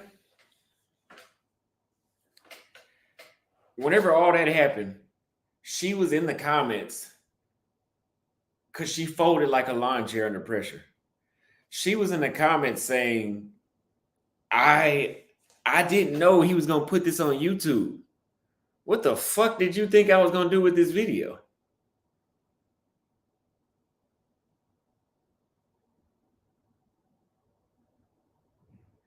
But I will say this: her personality made her even prettier. Like just the way how she was sitting there like that, just like it was very feminine the way how she carried herself. So it made her look pretty.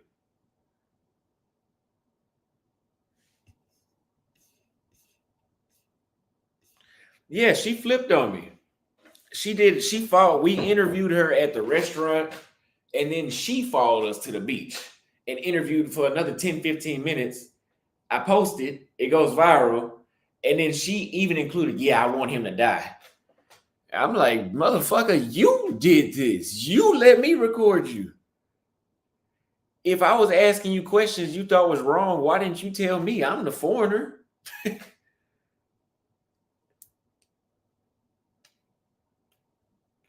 I'm a foreigner.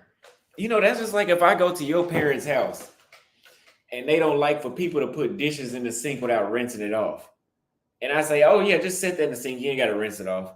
And then your mama come whoop your ass. And then you say, I want Austin dead because he didn't rinse off the thing. Why didn't you tell me? You knew that was going to be a problem. I didn't know that. I'm a visitor.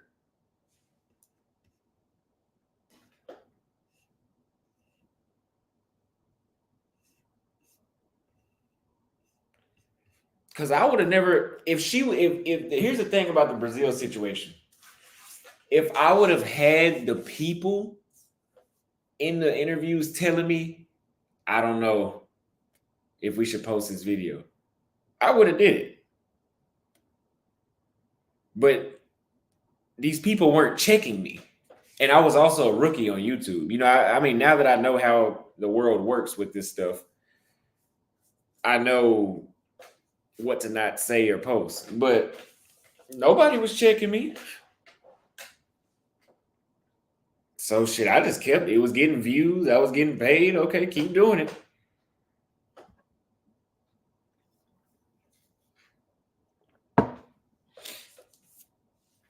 And the fact that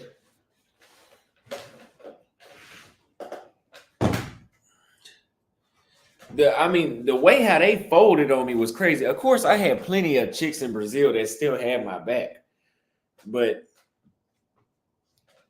whenever that situation happened, I remember saying out loud, I was like, maybe they not as smart as I thought they was. Because I used to always brag, like, man, the Brazilians are smart. That shit happened. I was like, damn, you know me personally, and you believe this news article over knowing me personally.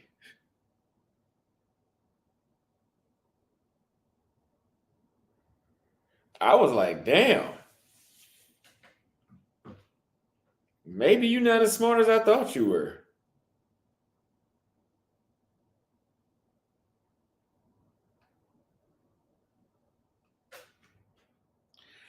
Now, GDK said that I had people checking me. No, when I say, here's the thing, comments, especially back then, because I was new to YouTube and I wanted to be controversial, comments did not matter as much because people were always talking shit.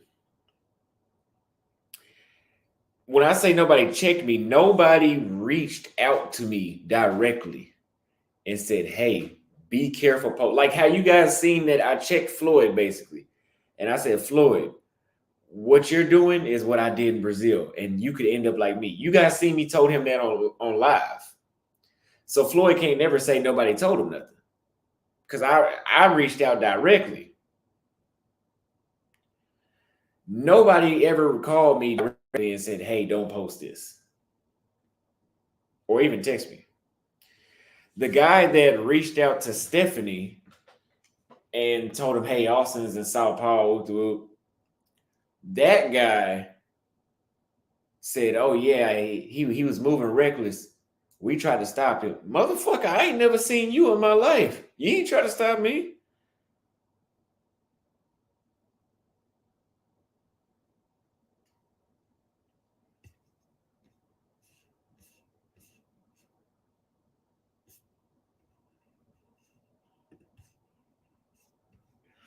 Oh, we already called the snitch out. I did a video on him back when I was in Thailand, back in like a couple months ago. That was about 6 months ago. So, but yeah, if I feel like somebody's doing something wrong, before I go to the police, basically, I'm at least gonna tell them. If I don't, if I have the ability to tell you directly and I don't, there's a motive on why I'm not telling you directly.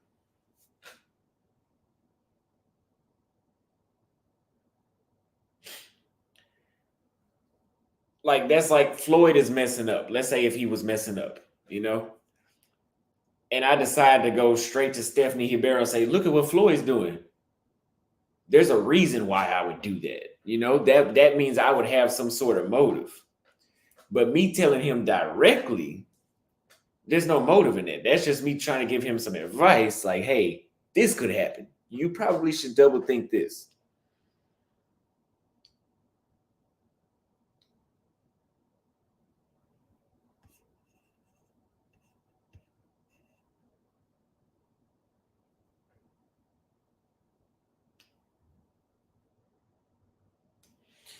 But Floyd's subscribers, man, they are, from what I can see in the comments, a lot of them don't have the best interest for him.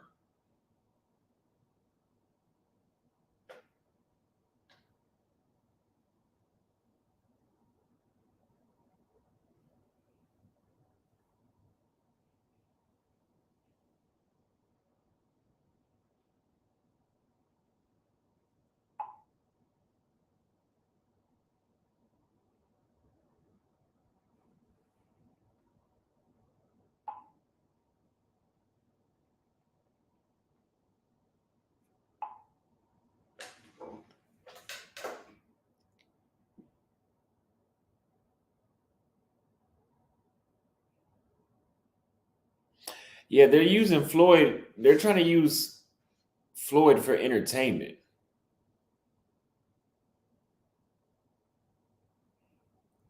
Like they're trying to use Floyd to do the stuff that I'm refusing to do. That's why I told Floyd that the stuff that he was posting was very similar to what got me in trouble. Because my content has evolved from that. Because I tried that.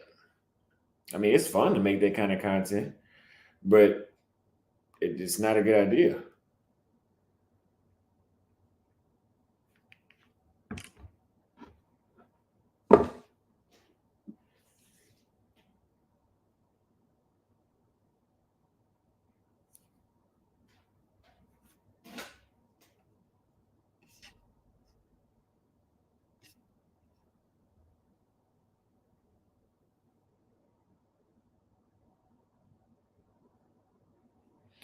No, I don't think I'm gonna do a panel tonight because I'm gonna go hang. I may go hang out.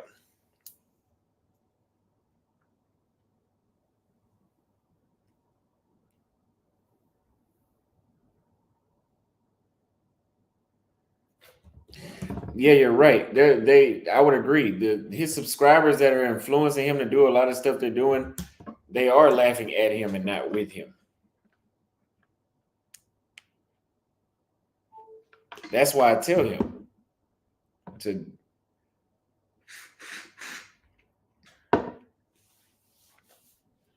You know,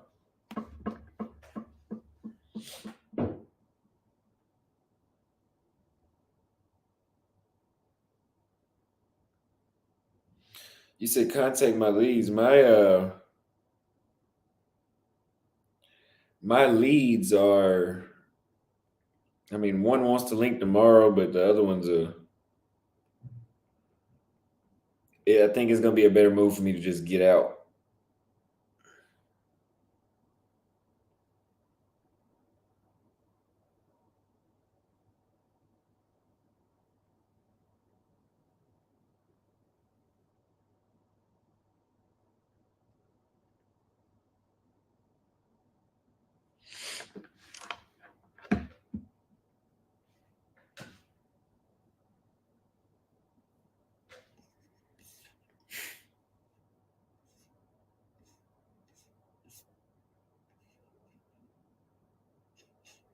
They said Floyd be having old burnt out pookies on his channel.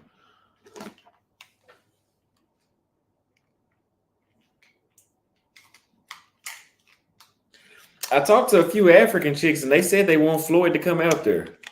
What y'all think about that? To Kenya. He does need to do vlogs. I'm getting kind of sleepy though.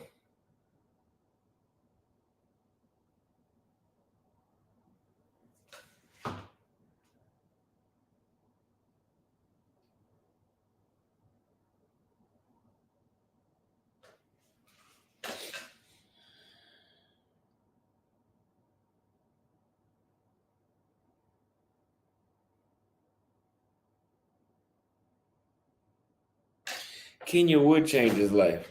He would love Nairobi. Nairobi is, man, I would go back to Nairobi in a heartbeat. I love it here, but man, Nairobi was just on point. Anonymous said he's going to waste donations going to Nairobi.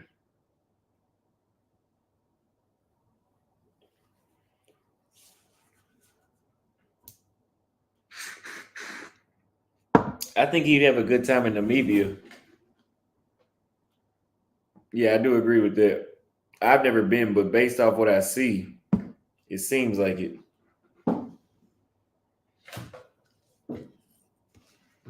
Austin, please just go to the DR one time. I will. I love how they look out there. I will go see that. My gosh, she is a 5 shaking my head. I don't got no type. Average chicks is the only thing that I like. You know, I do have a type though. My type is number 1 black, 2 Latina, 3 white, Asian. I like very grown looking women. Women that are usually my age don't really attract me that much. Like if they look 20, that's why I like foreign women more than American women. Because I mean, that's not the only reason why. But usually 21-year-olds in the States dress like they're younger than 21. Or they dress 21. 21-year-olds in pretty much every country I've been to dress damn near 10 years old, especially in Kenya. The chicks that are 21 in Kenya look like they could be 31 just off what they got. Like it looks so grown and mature. And I like that. Actually, I love that. I love a well-dressed woman. Yo, Austin, we need that live public where Peso Man pulled up slobbing in your glizzy travel sector wants to see it. They don't believe he was jock riding. Oh, yeah. I still got that live. I could do that.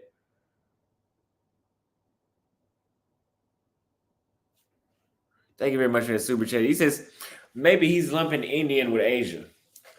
Yeah, India, I would consider them part of Asia too. Yes, but they don't count. Yeah, I think I would put Indian women before I do Asian, like the other Asians. Like you got Indians and then you got the ones that look like Japanese and Thai people. You got that Asian and then you got India.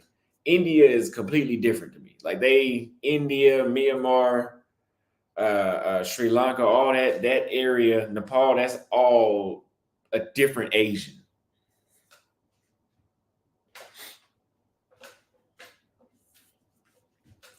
Yeah, yellow is East Asia, South Asia, and then you have West Asia. West Asia, they look like the Afghanis and the Kazakhstans and all that kind of stuff. And then Bangladesh, India, Nepal, Myanmar, they have that similar look.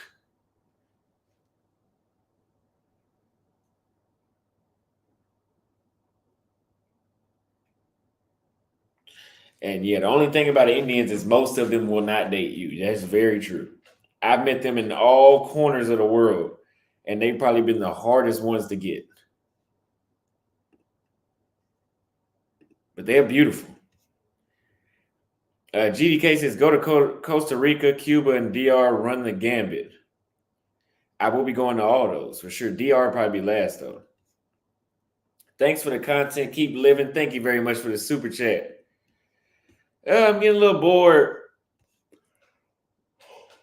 Yeah, eat.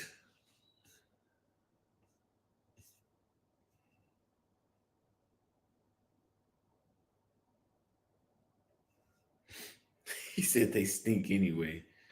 No, they don't stink. They got some. They got. I need to take a trip to India. Whenever I go back to Africa, I think I will stop in India on the way back to Asia, to Southeast Asia.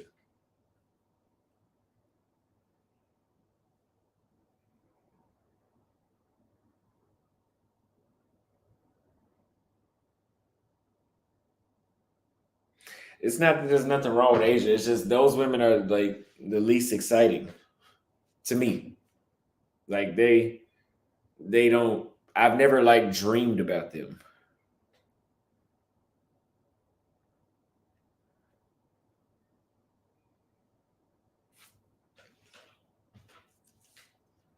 It's 11:24 p.m. over here. It's late. But here in Montevideo, you don't get out until like 1 a.m. Like that's usually when the clubs actually start getting a lot of people to come through is at 1, which is cool. But now you got to dedicate being out until 6 a.m.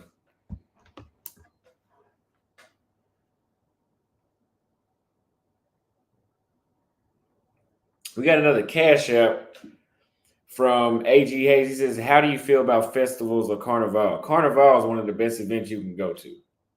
I've never been to another festival, but well, I have. I like festivals because they're good social events. Like if that's the place you want to go meet somebody, that's the perfect place to go. Carnival festivals, yes. I went to one in Kenya and everybody there was just walking around, talking, laughing with each other. It was a good time.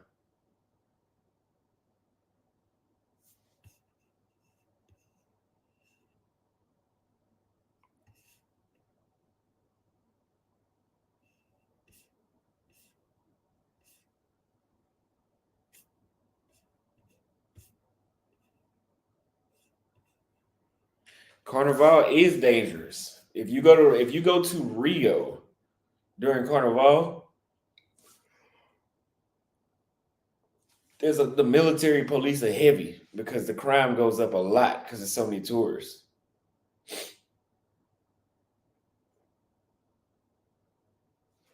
Yeah, Indian women don't bring you home. Yeah. I There's probably a few stories, like very few, of like men actually successfully marrying Indian women and they're non-Indian. Like that's it's not their parents will put them out of the house for shit like that.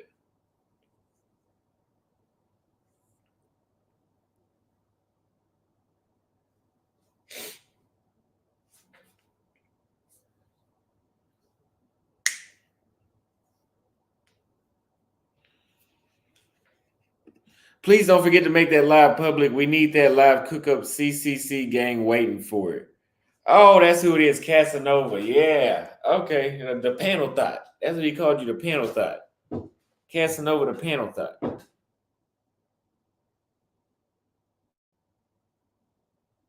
Trinidad's Carnival is something I definitely got to go to. That one seems to be. They said Rio's is the best, but Trinidad seems like it's competing big time. You know they have Carnival in like Germany too.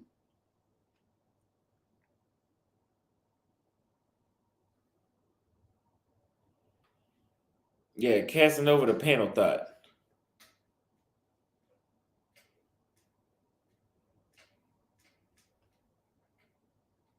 He said he ain't nothing but a panel thought. But yeah, you guys, I'm about to. I don't know. I need to go out, but I'm kind of sleepy.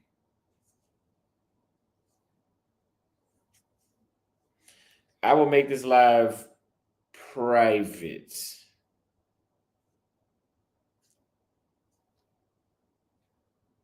Maybe. Or maybe I'll make it private and I'll clip it and I'll post it as a second video.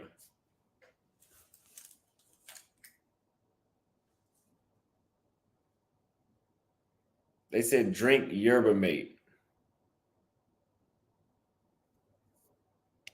Yerba mate, sorry.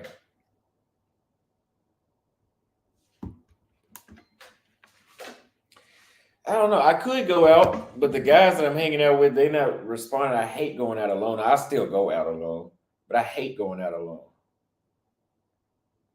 Like my experience is so much better whenever I have somebody with me.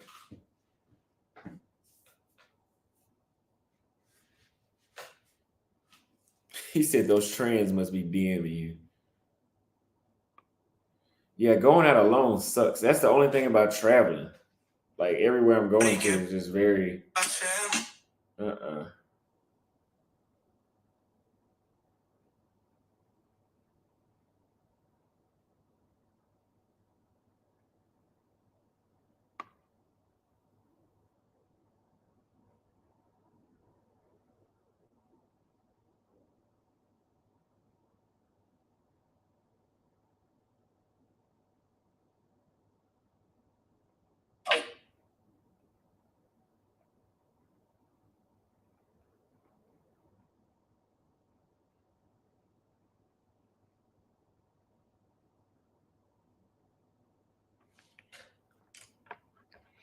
That's another reason why you enjoyed yourself. You had a crew. Yes, I'm telling you, if I would have been by myself, because the thing is, when you're by yourself, you have to make yourself have a good time. So that means I have to approach women like in order just to, which that's what I want to do, yeah. But you have to approach women and they have to have a matching energy for you to have a good time. Because if you approach a chick and her energy isn't all that, then you push her off to the side and now you're standing alone again. And you really don't have nobody to rebound to and talk like, oh, she wasn't talking about nothing. But yeah, I went over here and did this. So you just stand there. And then you wait again. And then if it happens again, it's bullshit. So it's better when you have somebody with you. You could just be casually talking. Oh, let me stop her. Oh, she don't want to talk about. Okay, finish talking.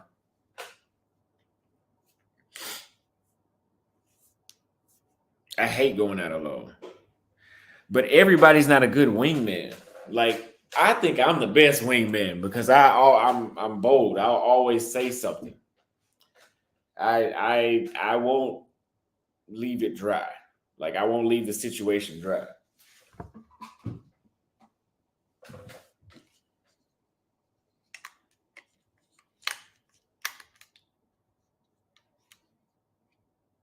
It's going to the club solo. When y'all think about it, women always have a good time. They don't go to the club solo. Like ever. Like I don't think I've ever met a chick that went to the club by herself.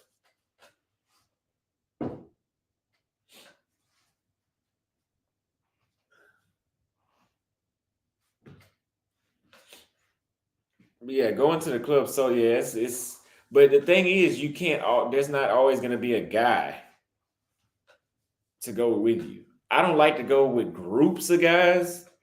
2, 3 other people, that's fine. But we talking about 5, 6, 7, 8 guys. Too many motherfuckers. That's too many.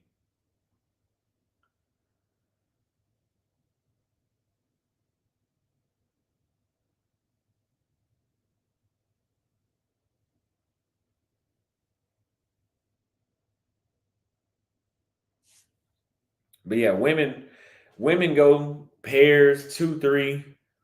It just makes it way funner. That's another reason why I was so in love with Dar es Salaam, Tanzania, and Nairobi, Kenya. Because because they were black, so it's easier to connect. I had so many friends. I never went out alone. Like ever. I had Troy to hang out with. I had the guy Brandon from Atlanta to hang out with. I had Kenyans to hang out with. I had other YouTubers that would come in town to hang out with. And if I don't want to hang with a dude, I had a bunch of chicks that I could call and be like, hey, let's meet here. And I'm going to go to this club, bring 2 or 3 of your friends with you. And they come. That made that shit fun. Like I always had social life is what makes it fun. Like I get the most phone numbers. I get the most attention from women. and I get the most phone numbers when I'm with another guy because it's like social proof. When you're by yourself, it seems like intimidation on both sides gets stronger. Like you solo approaching a woman, you doing a cold approach by yourself for me is I'm more likely to overthink it if I'm by myself. But if I got a wingman with me, I can approach 5 chicks. It's way easier. I mean, I could do it either way, but I'm more likely to just snap on it without thinking if I got a guy with me, because now the attention can be balanced too, you know. So whenever I went out with those guys yesterday, my energy was right. Their energy was right because their energy has to be right too. You got some dudes that are just bitches to go out with. Like, you got some dudes you like, man, I was better off going out by myself. But their energy is right, your energy is right. So when y'all see groups of chicks, it's nothing to talk to them because it's a vibe. But when you by yourself, it's almost like you forcing the shit.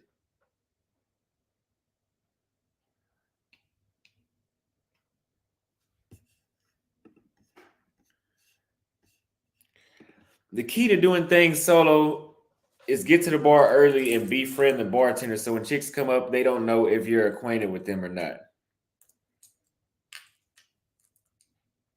Oh, I see what you mean. I mean, I really don't give a fuck. I mean, I don't really care what they think. And Ozzy's saying being solo has an advantage. I think that's like definitely something better said than actually. I'm telling you, just based off my entire life, I've gotten the most choosing signals when I had a wingman. Like, that's just how it works. That's why people go to the clubs with other people. Like, everybody's not rolling to the club solo.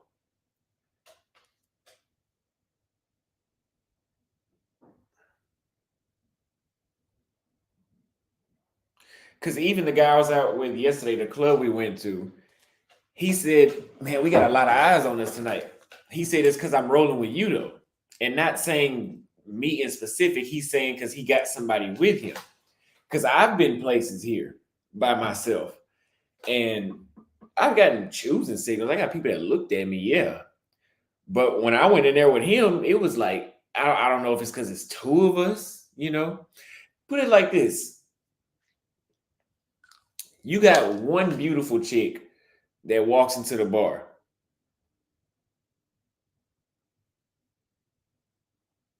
You got one beautiful chick that walks into the bar. People are going to look, yeah. But you got 2 bad bitches that walked in the bar at the same time. Oh, everybody going to look. Because now there's options. Chicks are looking at, it's easier. I don't know. It's really not that hard to understand. It's easier for people to socialize in groups than it is one-on-one. Is what I've seen. And yeah, that's why it's really, you guys that don't understand this, it's not that hard to understand. It's really not.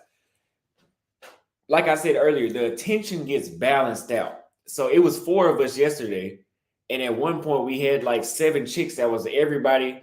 The chicks would walk up. And so now everybody interacts with everybody because she's trying to figure out, okay, out of these 4, which one do I want? And I'm trying to figure out the same thing. So I'm going to talk to everybody to see whose vibe is fitting right with mine. And that's who I go after. And then I can bounce back and talk to her. Tell him, oh, did you hear what she just said? It's easier. I mean, it's really not that hard to understand. It's not rocket science. It's not that hard to understand.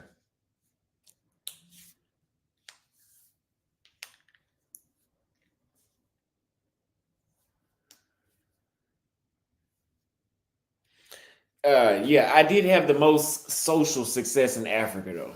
In Tanzania and in Kenya. My social life was A1. A1. I was never, ever just like dry. Like, I always had something to do. which it's good out here too, but it's not as great as it was there. That's another reason why a lot of us like Pattaya. The social circle in Pattaya is excellent. There's so many Americans in Bangkok and Pattaya, Black Americans, let's say. There's always somebody for you to hang out with. Like, I've never been in Pattaya and was like, man, I want to go to 808, but I ain't got nobody to kick it with. It's niggas I know at 808 every night. Like, there's no way I can go solo. That's impossible. I can't go to 808 solo. Too many people are gonna wreck it. I can't go solo. So that makes your social life. All this, rolling around solo builds your your character development skills. That shit sounds good, right? But I'm telling you from my experience, I've been solo for years now. I've been going out. I had to train myself to go out alone for years. And it does build your skills because I've been able to pick up women and take women home, going out all by myself, holding conversations. I've been able to do it. I can do it. But I'm at a point where now it's about how much of a good time do I have, though? See, I might get to fuck something from this bar tonight that I go to. Yeah. If I go solo, yeah. But at the same time, I would rather have somebody I can talk to the entire time, so I'm not thinking about, because now what I'm doing, I'm thinking like, have I been sitting right here for too long? I wonder if people are looking at me like, oh, this guy. Because I've had people do that. When I was in Dallas, if I was sitting at a bar in one spot for too long, I've had women walk up to me and say, you've been sitting here by yourself for too long. You mean to tell me you don't have a date or nothing? And I'd be, oh no, I just came out by myself. Anyway, I didn't flirt with her because I didn't think she was attractive. But I'm like, that a light bulb pop. Damn, people watch that. Just like you watch the one chick that's pretty that nobody approaches all night. People watch you too. So that's another thing you'll be thinking about. So now I can't even enjoy this alcohol I'm drinking or enjoy the music because I'm worried about they're going to start thinking I'm awkward because I've been sitting here by myself for so long. Now, it depends on where I'm at though. Like I was on the beach earlier and I sat there and just smoked my cigar and just drank my drink. Didn't really give a fuck. But after about an hour, I was like, okay, I wonder, do I look awkward now? I just been sitting here.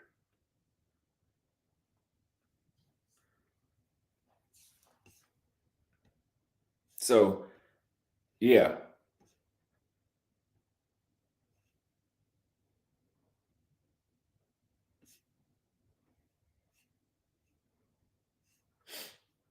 Yeah, no.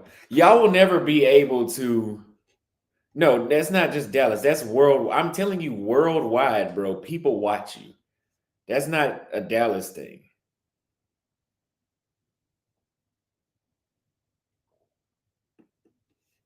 He said all this thinking and you could be at the bar already. I could be. Obviously, I'm not in a rush to get there. But if you were listening, I told you, you don't really go out here until 1:00. Like I could go there right now, but it would be light. Then I'm really going to be feeling fucking awkward. Because it's already light and I'm by myself. The American guy that became my wingman, I was solo when I met him. And the other phone numbers I got that same night, I got those before I met him. So I don't have problems speaking to people. I've already learned that part. I've learned how to speak to people while I'm out and about.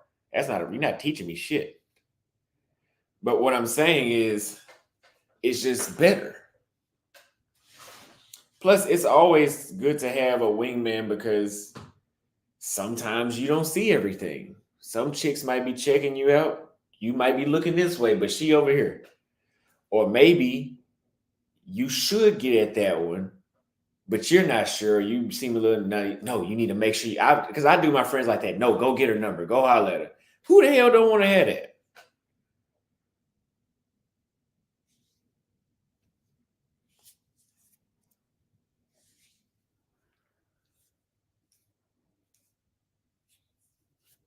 So you guys need a wingman.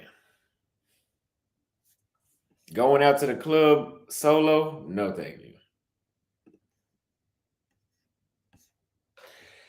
Put a 1 in the chat if you want to see a Tinder swipe.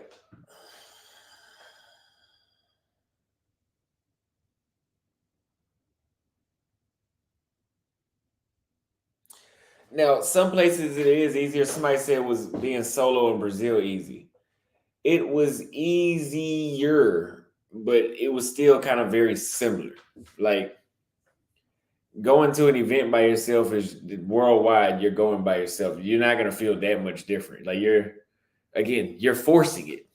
It's like now you're forcing, like you are forced to fucking interact with people, which is fine, but you can't enjoy the moment.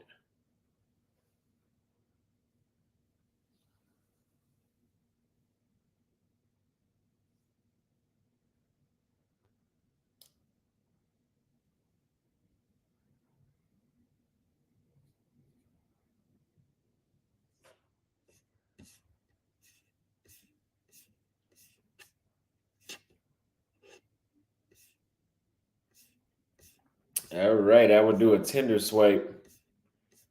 Let me go get my other phone.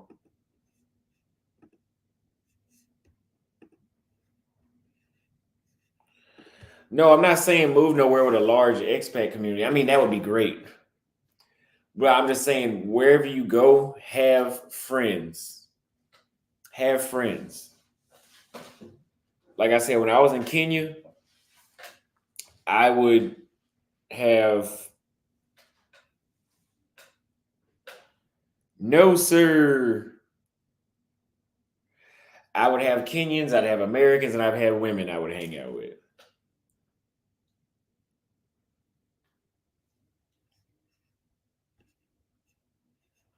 But let me say this, I have had a lot less dry nights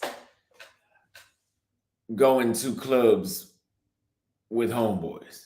Like if I go with a homeboy, I always find a chick to fuck. At a club.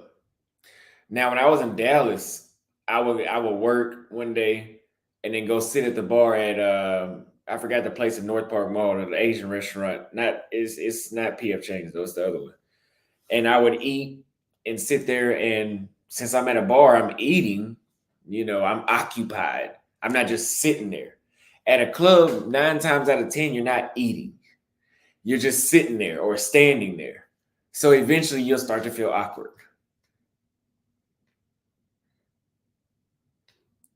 But going to a bar, I can do that. I could go to a bar I could go anywhere by myself. But going to clubs by myself, I hate that shit. I hate it. Like, look at Floyd. Floyd got him a girl at the in Warsaw. We were in Warsaw. Floyd got a girl from the club. I'm not saying Floyd can't, but honestly, I think had Floyd went by himself, that situation would have probably been a lot different. That interaction he had. The interaction would have been a lot different. The girl that I dated, well, not dated, but that I was seeing in Romania, she was working at a hotel and I met her. I was eating my food right after the gym and she just so happened to be looking my way, so I got at her. That's different. I'm occupied. I was on the phone with Paul. I'm doing something. I'm like, oh shit, I see this. Let me get this. That's what it's like at a bar. At a club, people go places to socialize. So when you go by yourself, if you're not socializing, you feel like, damn, okay, I'm just sitting here. People say dance. I'm not going to be dancing all goddamn. I can't dance anyway. But even if I could dance, I'm not going to be just dancing all night to fill in the gap. I'm not trying to work.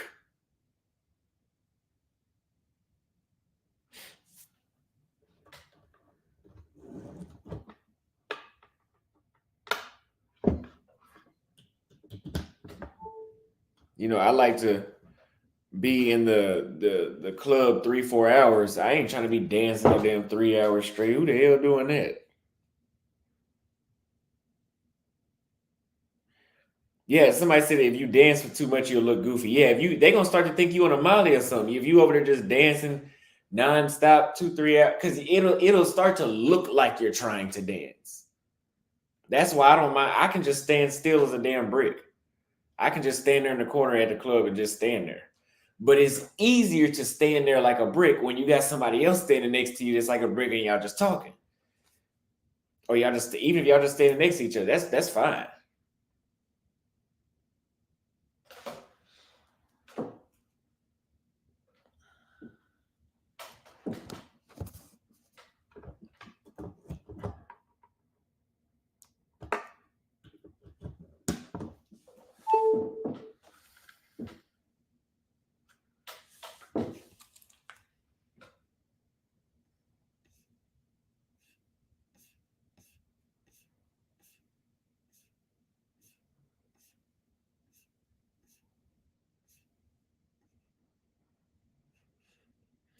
What time am I heading out? I don't know yet.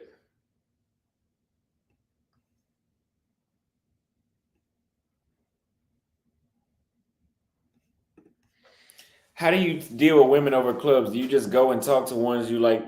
No, I don't ever dance. And I'm glad the dudes I was with yesterday, they didn't dance either. I mean, they might have danced in place, but they weren't, I really don't like going out with people that actually dance. Like, I hate it when I'm with a chick and then like she's like literally doing all the shit, and because then they're looking at you like they want you, motherfucker. I'm not doing all that shit. I didn't take no class to learn that bullshit you doing. You do that shit. I ain't doing that shit. Fuck you.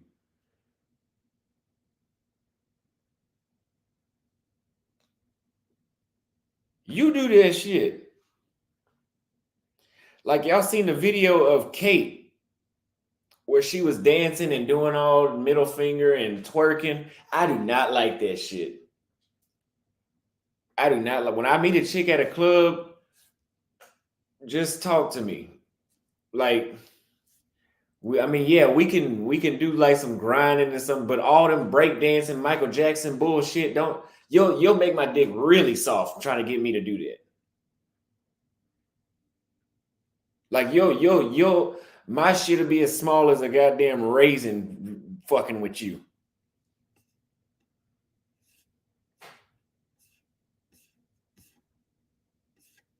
I want to talk. I don't want to fucking dance. This is not a concert. You need to go to a different club or fuck with somebody else. Get the fuck out of my face. I can't stand that shit. I remember because some chicks, if you can't dance and they trying to force you, they'll make it seem like something wrong with you. Like, oh, you can't dance? No, motherfucker. I ain't got to learn how to dance. Shit. I know how to fuck. That's more important to me. You ain't going to get no benefit out of me doing no Michael Jackson shit. I'll tell you where you can benefit.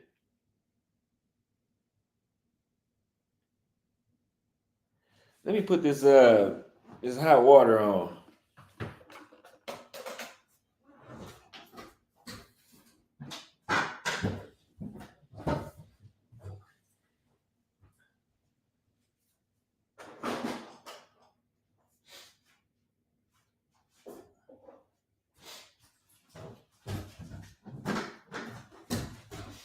Yeah, I'll tell you where you could benefit at.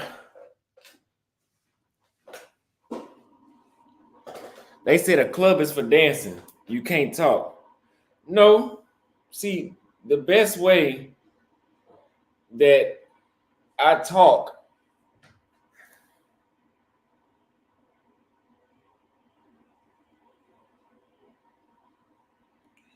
No, it ain't. Let me tell you something. I've been to 4 countries in Latin America, and I've seen that they dance. You do not have to dance to talk. That's why usually whenever I go to clubs, I will stand away from the dance floor, or I'll stand near the entrance, which is a good spot to stand at. Or I will go to the smoking area where people are actually talking. Like they're not dancing in the smoking area. They're out there talking. I want to fuck something. I ain't trying to dance with nobody.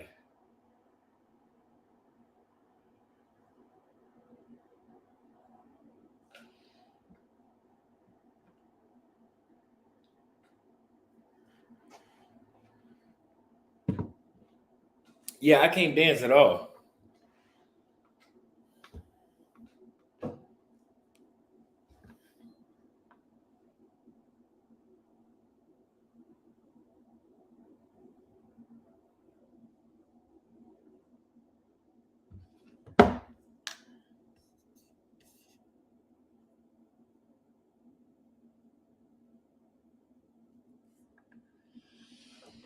No, I ain't trying to. Here go my thing. They said don't try to turn South American clubs into American clubs. I don't try. Let me tell you something about motherfuckers. I don't try to change shit.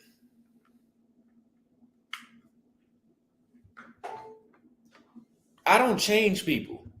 I change the environment. That's why I don't live in the United States. I ain't trying to change y'all. So I got the hell out of there. That's why it's been 14 months. If I go to a club and it feels like, oh, I gotta dance to, otherwise I'm gonna look awkward, I'm getting the fuck out of there. I'm gonna go to a lounge or go somewhere a little slower. Because again, when I go out to the club, I want to meet chicks. What, I'm gonna be dancing and talking to this motherfucker at the same time? Get the fuck out of here. Y'all living in a damn movie. Like I'm be all over here in their ears swishing around. Y'all been watching too many goddamn movies.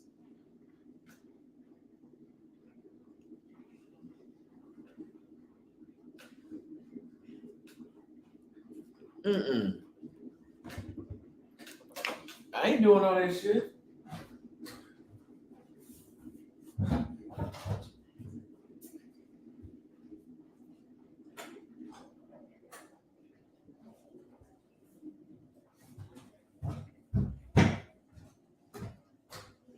Yeah, I'm not doing that.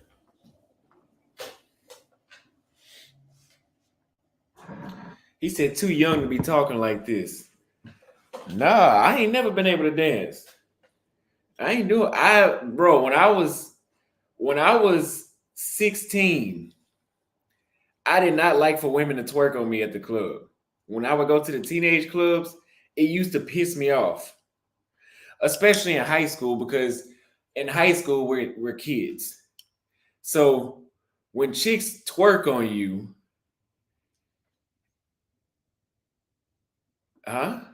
when chicks twerk on you, they'll look at you. Everybody look. So I'm like, man, this bitch shaking her ass, and man, I think I pushed somebody off me one time for twerking on me.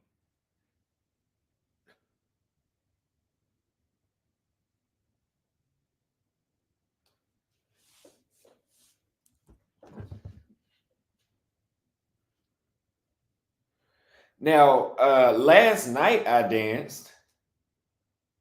I didn't do a dance, but I was vibing to the music. Now I'll do that. I don't stand completely still the whole time, but I don't stand completely still the whole time. But I'll vibe to, especially if I've been drinking some gin or some vodka. I'll vibe to the music. But any nigga that ever told you he saw me dancing is a liar.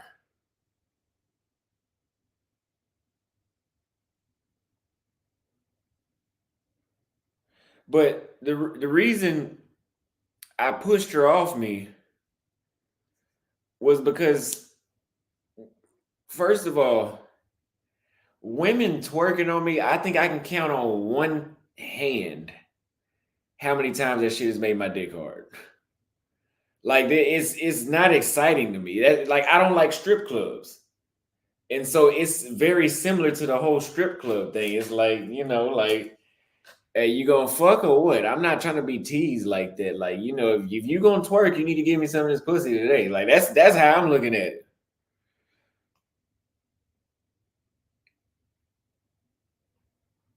it. They say you sound mad suspect. I don't give a fuck. Nigga, I don't have to. That shit is not. It's not exciting to me. It's like I'd rather her walk up and grab, my dick or something. The twerking, especially if I got on jeans, but they don't. The cheat. It just is useless for me. It doesn't. It's like no. Yeah, I don't give a fuck. That shit, it's actually kind of embarrassing when women twerk on me because I can't dance. So I'm literally sitting there thinking, what the hell do I do? Do I just stand here or do I move with her? Just get the fuck off me. How about that? Just turn around and talk to me.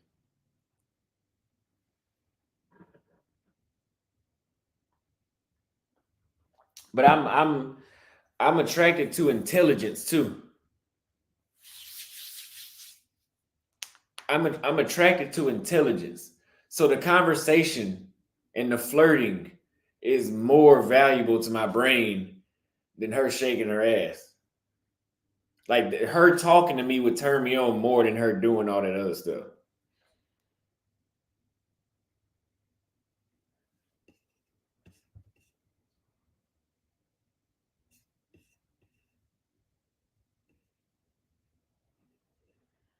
They say you digging a deeper hole. Deeper hole about what?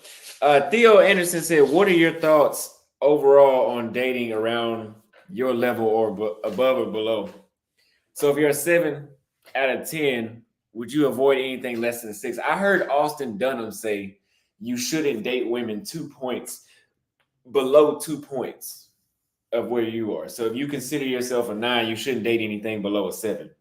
I agree with that. And I recently this year upgraded my standards because before I was like, I'm just getting pussy. Like I'm fucking fuckable women. Like I look at her. This is how I know I shouldn't fuck her, right? If I have to ask the guy, you think? Then if I gotta ask, I'm not even approaching no more. Like I'm at that point now. If she's somebody that I should talk to, I won't ask anybody, should I approach her? I might say, do you think I should go over there now? But I'm not gonna say, oh, should I talk to her? No. Because the reason for that being, whenever somebody says, "Oh," I'll be like, "Yeah, I got some, I got me a little. I smashed his chick last night." For example, Paul. Paul knows, and he'd be like, "Let me see what she looked like," and then I'm immediately running to, she alright, she alright. Nigga, I'm tired of saying that shit. I want to fuck chicks that I'm proud. Like, who did you fuck? Oh man, you gotta see her. That sounds way better than immediately jumping to she alright, that. So no, I definitely feel why he says don't go 2 steps below. Because then on top of that, if you guys have worked on yourself and you are just as handsome as I am, when you go get a chick, let's say I consider myself a 9, let's say that, and I go get a 5 because the chicks that I wanted to fuck wasn't going, but this 5 ain't nobody looking, so she said she'll go to the crib, so I get her. If you guys have been in that situation, you've seen the way how people look at you, like, what's she doing with him? And it doesn't, for a while I didn't care. But after a while, I started thinking, man, maybe I shouldn't be with somebody this far below. Maybe I could just, maybe I could wait. No, this advice is not just for the USA. This is world. This is world. I think worldwide, if you build yourself up, at some point you should it's a cutoff. There should be a cutoff. Like right now, my cutoff is a 7. Like if I deem her below a 7, I would have to be in a dry spell to fuck her. Like I would have to I would have to be like, okay, I ain't had sex in 3 months. I gotta just get out the spell. But on a regular day, no. No, it's not about, let me tell you something. It's not about what I think about what other people think about my girl. You have to realize what I'm telling you. So I'm the guy that's a YouTuber. I'm flying all around the world. My parents don't support me. I'm all on my own. Well dressed, cut my hair, well spoken, good hygiene. When you write all that on a sheet of paper, you expect a better value. You expect a better value out of type of woman physically. I'm talking about physical right now. Physically, you have an expectation in your mind. So whenever you start looking through, because then this shit, you motherfuckers ain't living in reality. This shit will start to kill your self-esteem. Because you'll see other dudes with chicks that are 10s or 9s to you. And then you look over and you like, what am I doing with this motherfucker? And I've been working on myself. I mean, from time to time, you're gonna hit a straggler. From time to time. But when this is like this is majority of the chicks that you dealing with are stragglers, you'll be like, okay, man, like my self-esteem going down a little bit. How this nigga get this girl? No, I ain't buying that bullshit. Don't compare yourself to other men. I'm not comparing nigga. I want the girl he got.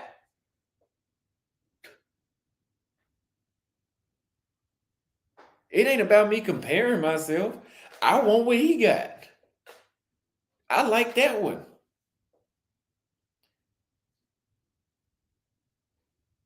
Ain't nothing wrong with me feeling like I deserve a more attractive looking chick. Ain't nothing wrong with that. So if I put in the work,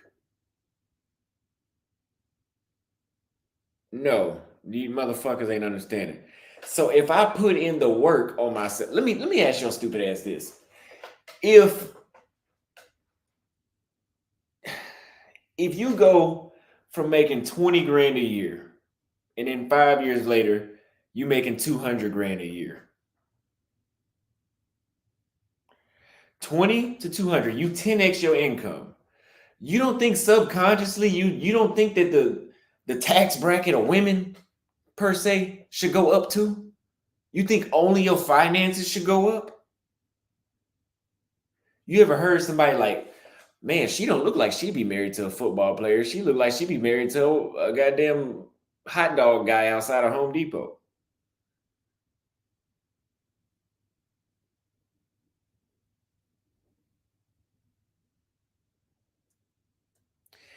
So that's my thing. And I don't give a fuck what y'all say. I don't know. The more I travel,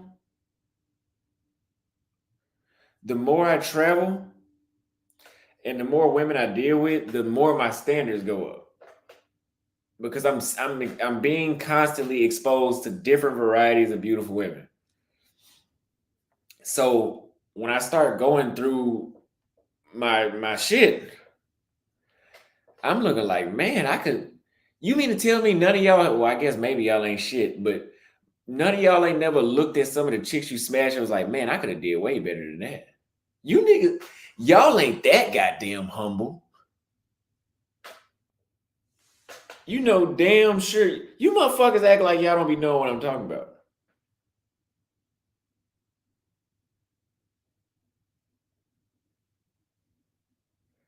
Basically, this shit is common sense. If you improve yourself, you should want the women around you to improve too. Can we all agree on that? I don't think that's hard to understand. It's really not that hard to understand. If I improve my income, I want my car to get better. I don't want that motherfucker to start leaking oil when I turn it on. I want a car that's gonna get up and go. That's how people think. When you work on something, you want better results. Women included. Y'all know what I'm talking about.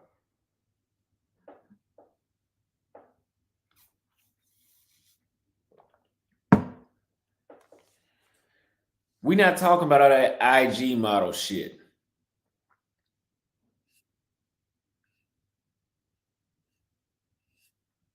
Y'all are off topic, like completely. Y'all are not getting it. I'm just saying this. What Theodore was saying, I think, yes.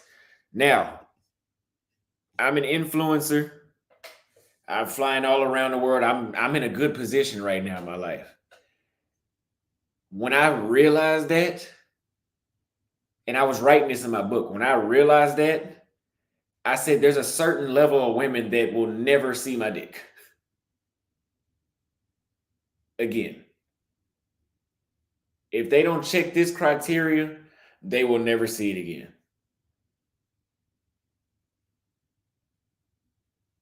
It should be like that. I mean, if you got some common sense, whenever you become 50 Cent, do you think 50 Cent, do you think this isn't that hard to understand. It's so easy to understand. It's hard for me to explain it to you. But yeah, do you think 50 Cent was like, oh, I'm gonna keep fucking with the chicks in the projects, even though I'm on power, I got all these albums. You don't think he thought to upgrade the chicks he was dealing with?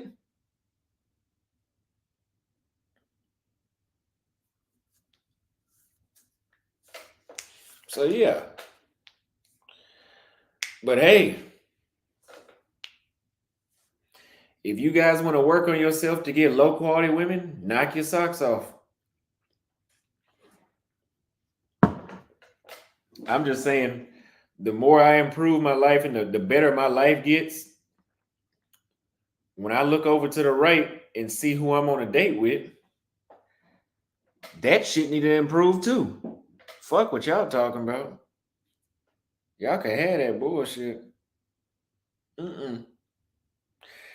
You ain't gonna be able to. Yeah, let's do the Tinder swipe because y'all full of shit. You ain't gonna be able to convince me otherwise.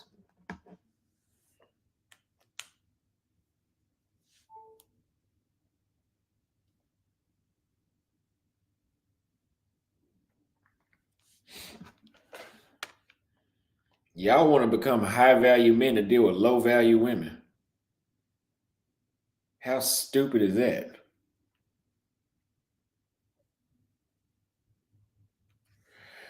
After all this, the club's still an option tonight. It is. As you can see, I'm not really in no rush to get there.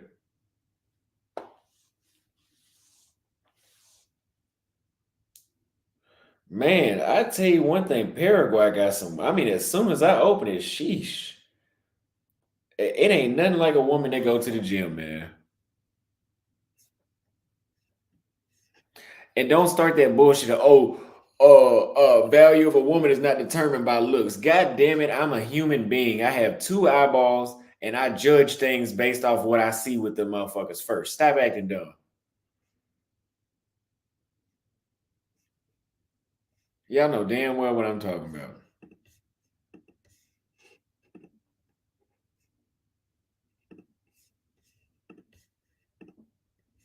Humans look at stuff first. You can't see somebody's goddamn personality before you even speak to them.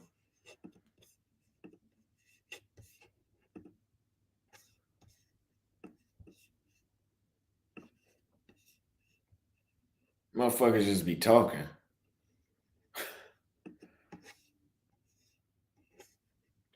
They said if you want arm candy, just pay for it. Oh, don't worry, that'll break your confidence down too after a while.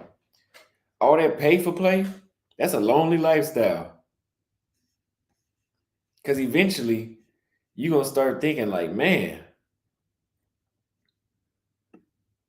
can I have do these, I want a chick that really like me. That's how you're gonna start feeling. If you always paying. I mean, it might be logical and good from time to time, but your only source of female attention is to pay. That's gonna kill your confidence.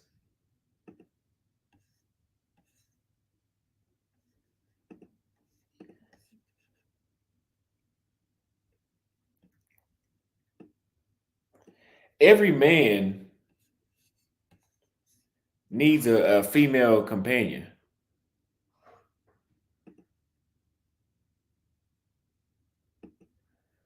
So if you just paying, yeah, you get your rocks off and you go in there and go to sleep by yourself.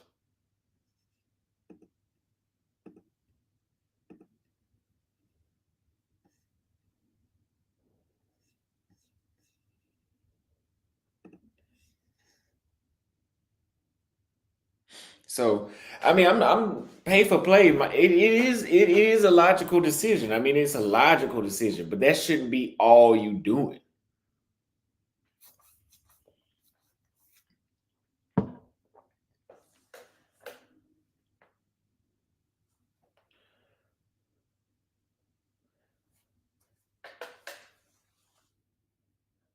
So one thing that I did to get better chicks on Tinder, I don't know why I didn't think about this. I guess I didn't know I could do this. I set the interest for gym, meaning that they have to go to the gym or that has to be one of their interests for them to pop up.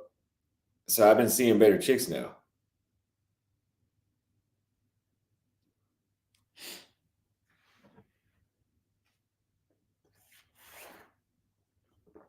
Because I was wondering, like, why am I get all these chicks that look like this? And then I was like, oh, okay, they do got some pretty chicks on Tinder.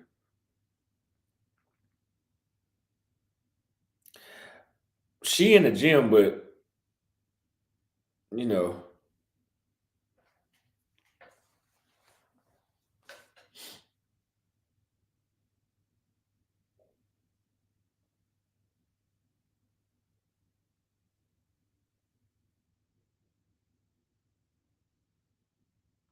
now would you look at those hips?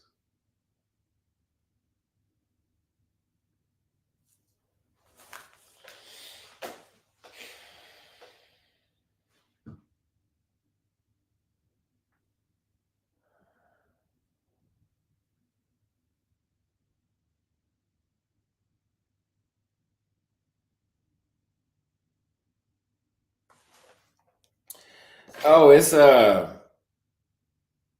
it's frozen.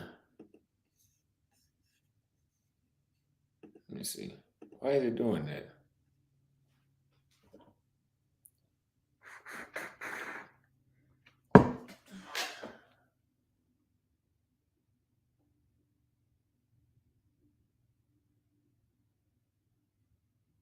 Why the hell is it doing that?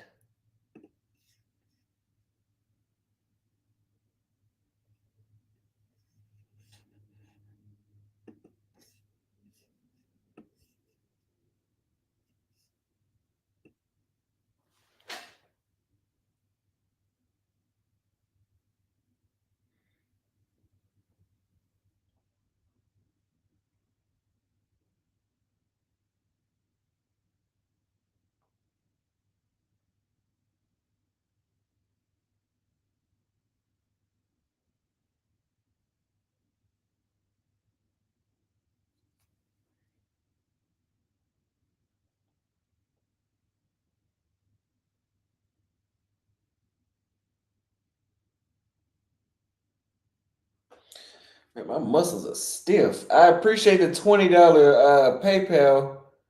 I believe Todd sent a $20 PayPal. Thank you very much. Let me see. Todd, yes, sir. I appreciate it. I will get something to eat. Yeah, the guy that said he said he gonna lay low. They said she had work done. I don't give a damn though. She looked good.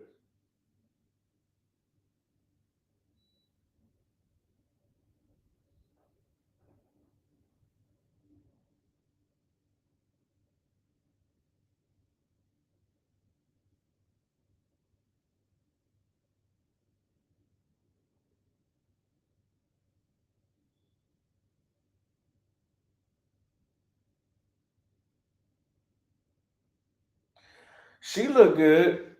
She's got a lot of the same pictures. It's kind of suspect. But I'm gonna swipe right on her.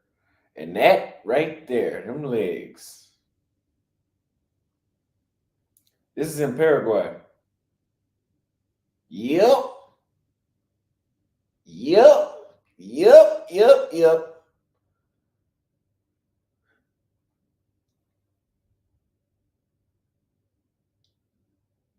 Whoa.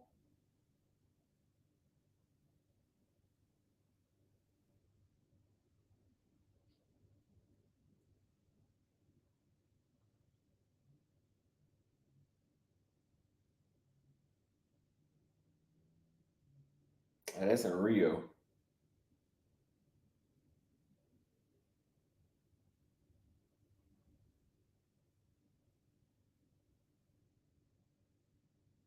It does look like pay for play. It does.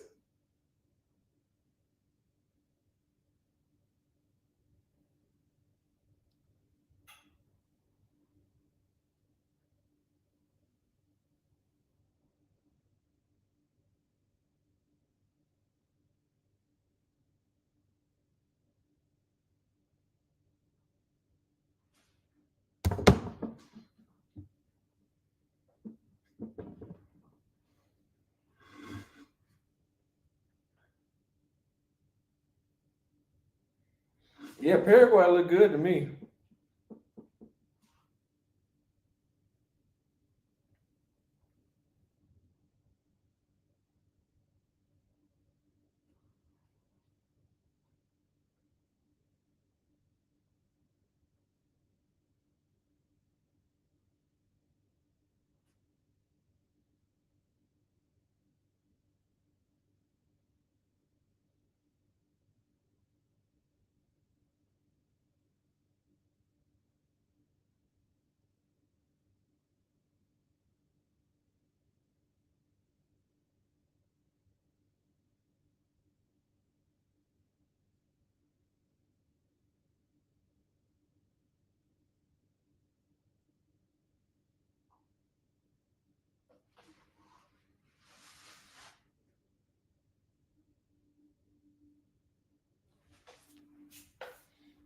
What y'all talking about? Marlo is cuter than Kate.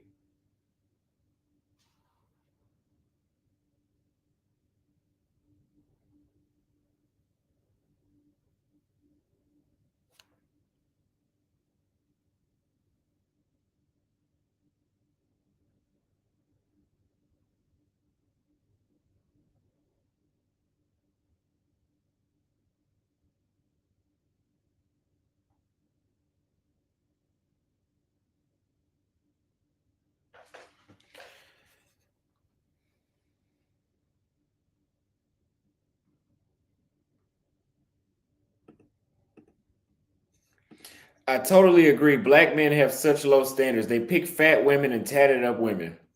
Yes, they do. Thank you for the super chat.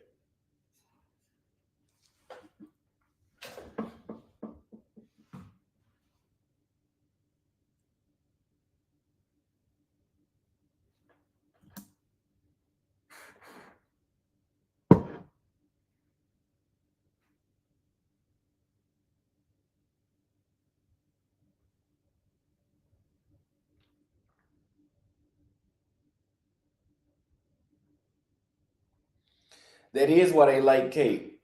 I think if Kate was fully dressed, she wouldn't have got as much attention on the channel.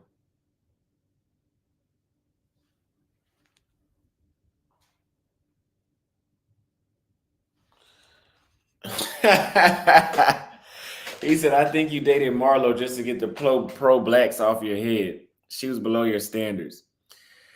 Yeah, when I seen Marlo the first time, she was thick as fuck.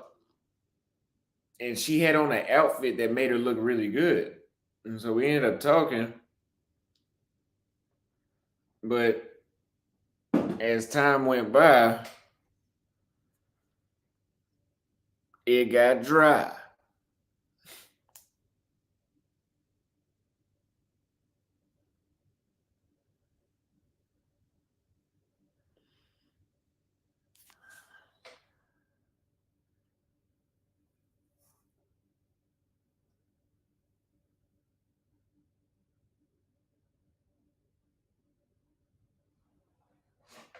Yeah, you said face first, body second. Yeah. See, I was still thinking, I told you, I literally just came out of the whole I'm trying to get pussy. So back then, that face could be all right. And I'd be like, okay, wee, look at them legs. Shit. I could be like, like, okay, I'll fuck.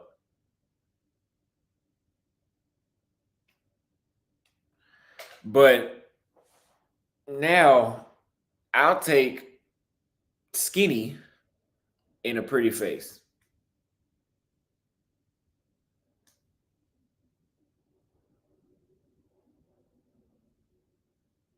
Yeah, that was the America in me.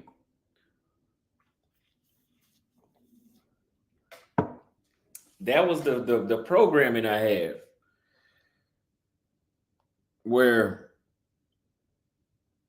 oh, now that's nice.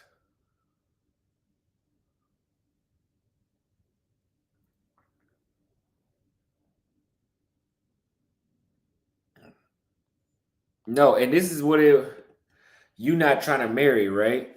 That was the problem. That was my logic. Oh, I'm just trying to fuck.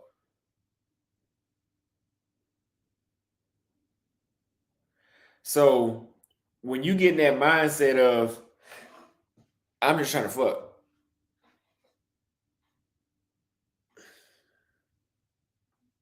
eventually, because you got to think about it. This is where people say, why do you care about what other men think about the girls you deal with? Well, if you guys have any homeboys and they like, hey, invite some chicks over. You ask him to invite, hey, I got a party coming through. I want to, invite some chicks over. And then the chicks he invite is some 8s, 7s, 9s. And then you come through with the roosters. You gonna feel some type of way. I'm telling you guys, I done did it before. Troy threw a party. And he said invite a couple chicks. Man, I damn near was about to pay Troy. I said, man, I'm sorry. I fucked up today, man. Next time you order the chicks, you bring them. I fucked up. I owe you some money for this. But that's because I had the mindset of I just want to fuck. So I wasn't thinking too much about the quality of the face, because body can be added. She could be beautiful and skinny as a damn raisin.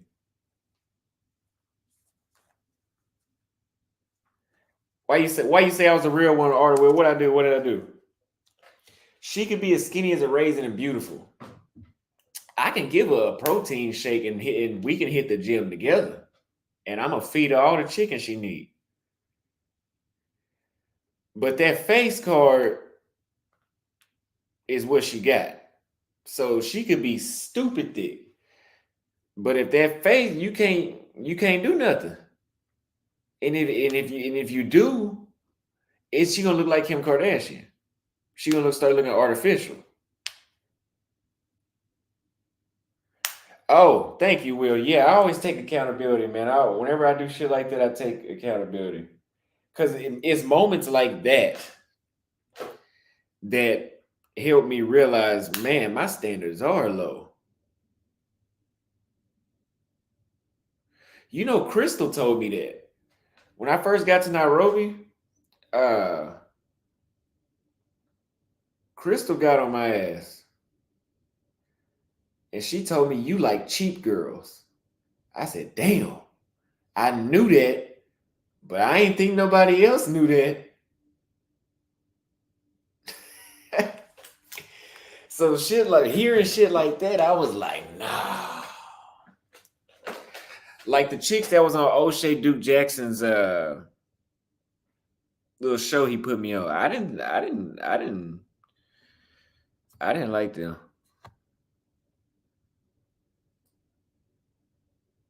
Yeah, Crystal told me that. She said, you like cheap girls.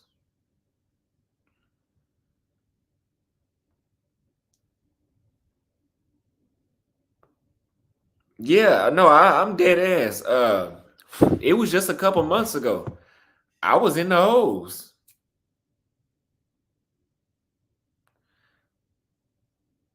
Not talking about women that's sleeping around. I'm talking about like, well, I guess it is what that means.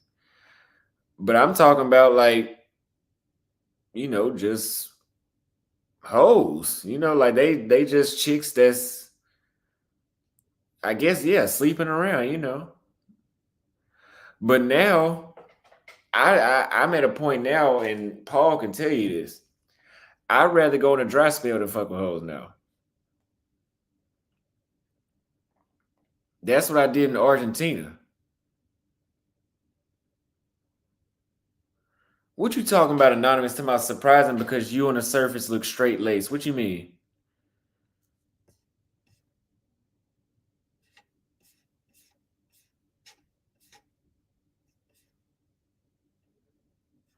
He said Kesa is a good example, skinny but pretty. Yeah, she ain't no good example. I know that girl in real life.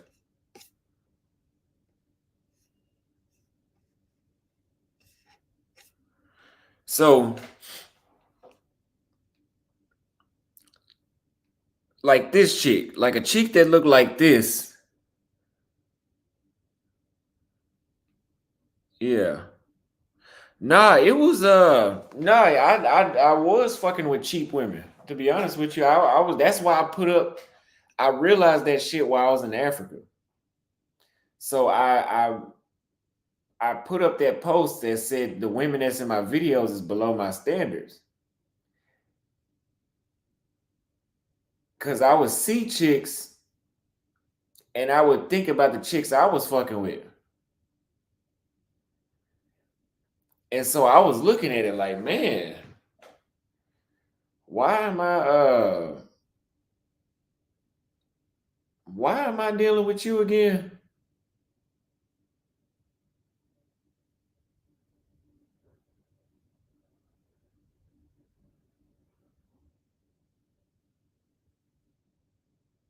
So when I got tired of asking myself that, I said, yeah, I gotta have some better chicks.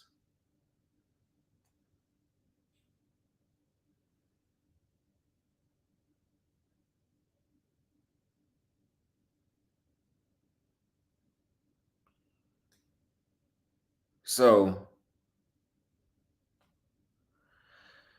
yeah, them cheap girls are and then the thing about it is the reason you don't want to mess with the cheap chicks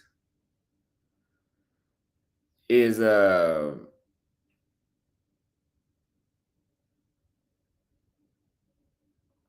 if you keep the cheap chicks around, when you see the beautiful chicks that you should be with, you become intimidated because you're not used to that. See, now I'm used to it. I don't give a fuck. I don't give a fuck.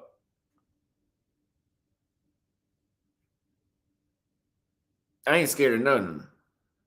I mean, I was never scared, but I would treat it like they was out of my league when they wasn't. And it's not because I thought less of myself. It's because I was fucking with chicks that I shouldn't have been.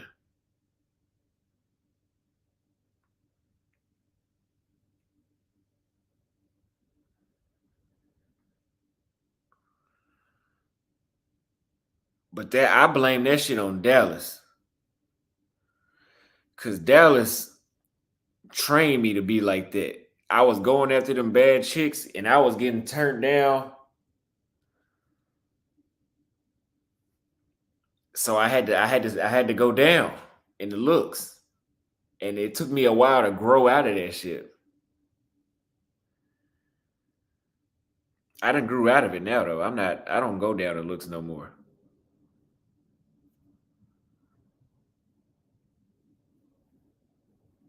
Cause in Dallas, I ain't gonna lie to you, bro. You're gonna have to go down in looks. Otherwise, you're gonna be a dry spell motherfucker. You're gonna go weeks, months, fuck around and be years. No action. I'm telling you. If you living in Dallas, you should not feel bad about going below your standards. I'm just telling you the truth. Now, when you start traveling, you should feel bad because it made me feel bad.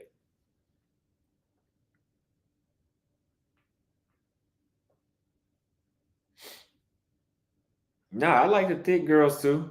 I'm not as crazy about it like I used to be because once you meet enough thick chicks, once you meet enough thick chicks, you start to realize like all the ass and the thighs is really just for looks. Like that doesn't make the sex any better. It's like a trophy. Like when your girl walk in the room and she got them thighs and hips, it's like you flex. That's something for you to flex with. Like, look at my girl. Look at how much thicker she is than yours. That don't. I mean, it look good, yeah, but in my opinion, it don't make the sex better.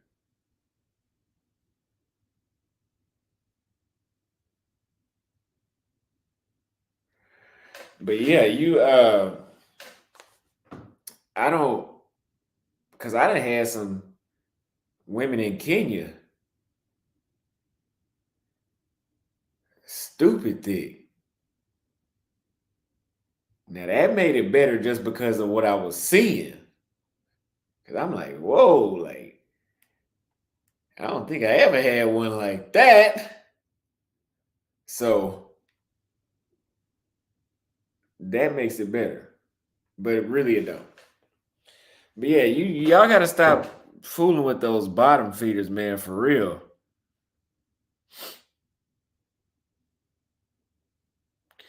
If you can't hold the girl hand in public, don't talk to her.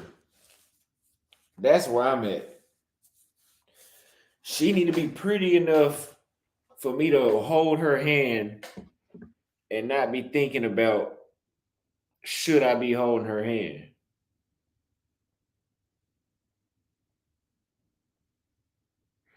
Thick girls ain't overhyped because they look good as hell, but it's not. I'm just saying. I guess it is overhyped. Like it's not really. It don't do shit. Like I mean, I don't see what's the difference.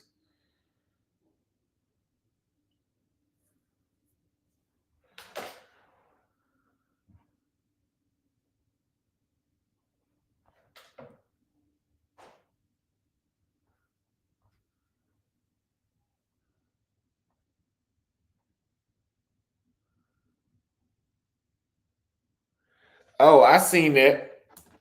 I seen Steph is cold. I seen that shout out. I got his number though. I talked to him when I was in Argentina.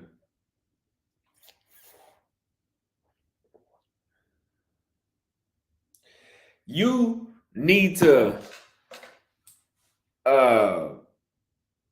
deal with chicks that when you out in public, not even out in public, when you talking to them, looking at them make you smile.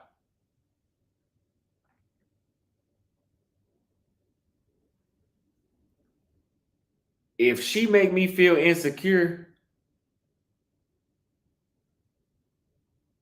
when I'm talking to her in public, we got to cut it short. We got to cut it short. We got to cut it short. Because I'm doing too much goddamn editing on these videos.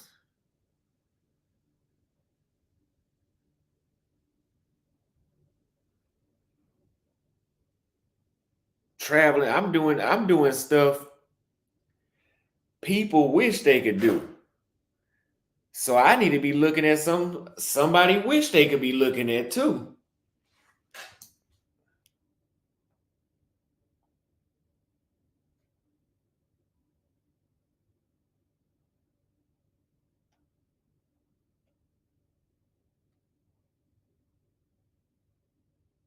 You got to think about it like this too. This is how you know I said the girls that I was fucking with was cheap. How many of these chicks that have been in my videos, after I put them on camera, some dude pull out a video where he nutting on her face?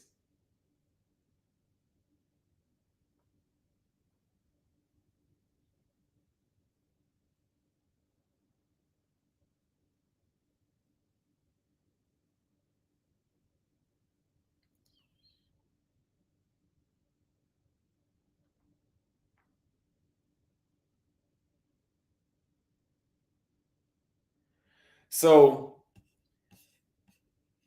Paul was telling me this. He was telling me you need to fuck with chicks that when you put them on YouTube, motherfuckers don't know who that is. So Kesa, you know, y'all over here wifey this, wifey that. Man, I be knowing motherfuckers in real life.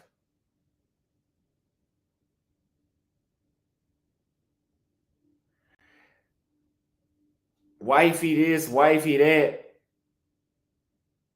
Then the peso man get a video.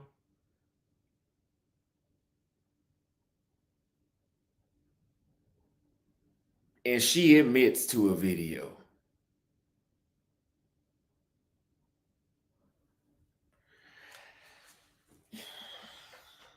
The chick I had in Romania, if I put her on YouTube, y'all wouldn't know her. Because she was out of a lot of y'all's league.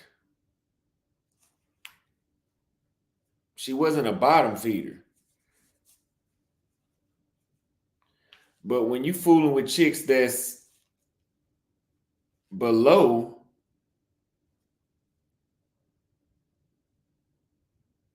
what you should be fooling with, you get shit like that. Like y'all see, ain't nobody never came out about Crystal and said nothing about her. Crystal don't mind getting in the videos. Now, when that pressure comes, Crystal fold up like a lawn chair. Because me and Crystal went viral 5 or 6 times. I got to teach that girl how to deal with some pressure.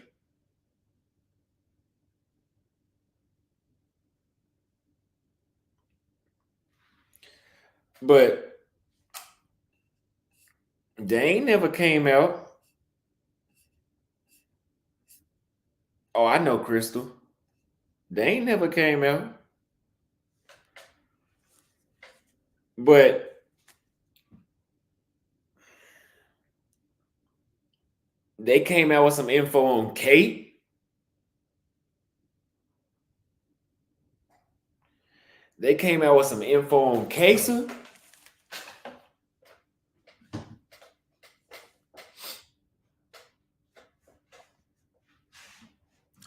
They came out with info on the other chick.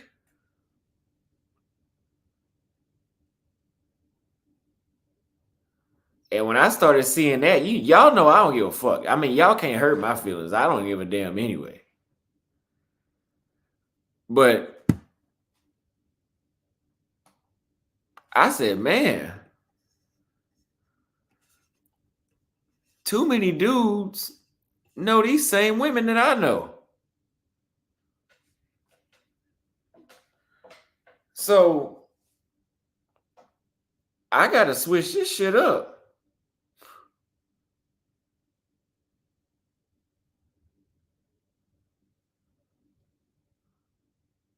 I gotta I need to add some more filters to my dating list.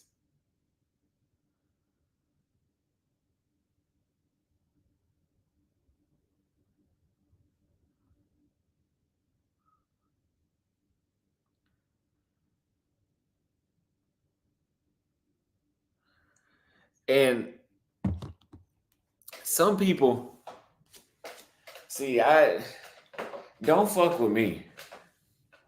Cause I can turn my emotions off. I can love you. And if you try to fuck me over, it'll be like I never knew you.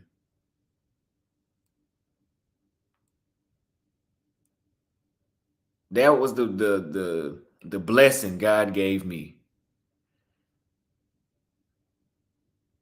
The ability to control my emotions.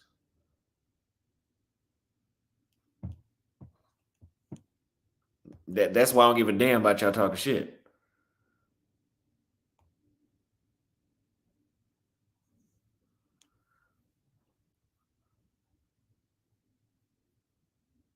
So that also goes into why before I said these women was below my standards. It wasn't even just about looks. Them sensitive motherfuckers over there, he calling African women ugly. I ain't say they were, I ain't say nobody. I didn't even say Africa.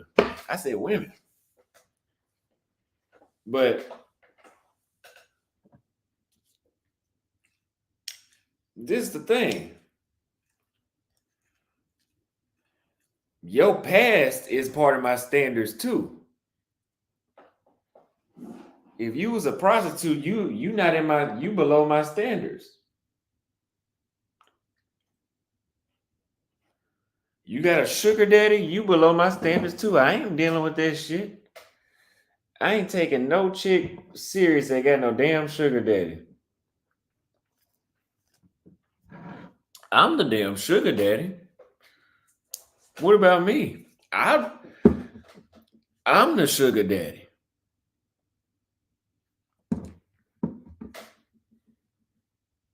But you ain't gonna appreciate it.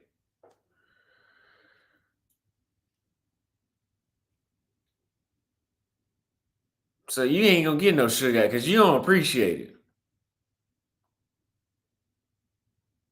I'm the damn sugar daddy.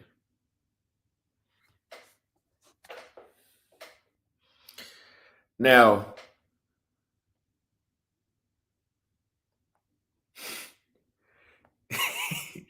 Fred talking about, bro, shut up. Hey, I'm the sugar daddy, man. I'll tell you, because they came out with all this intel. Look at Fred. Fred know what he doing. Fred damn near got a wife. They ain't got no intel on his girl. But see, when I put these chicks on there, these niggas they went to the Pentagon with my shit.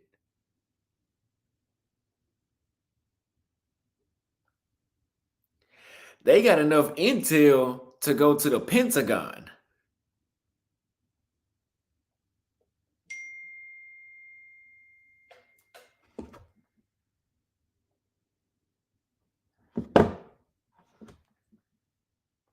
And they be right.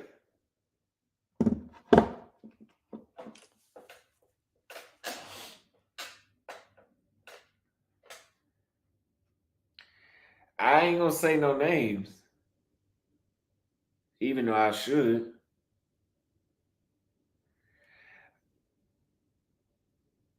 But there's a chick that I was fooling with.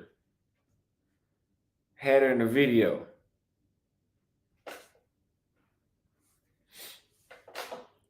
And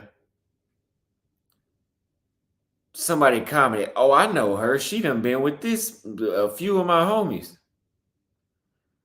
You know, people say shit like that all the time.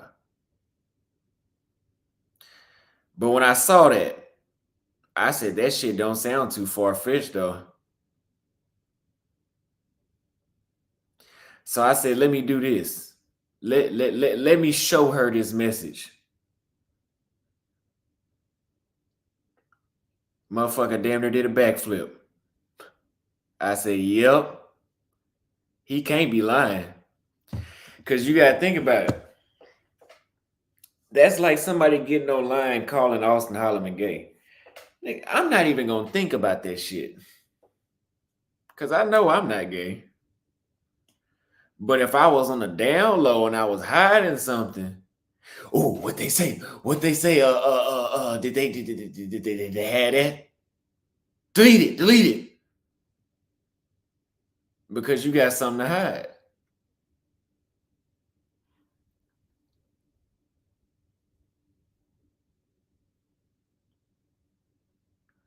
So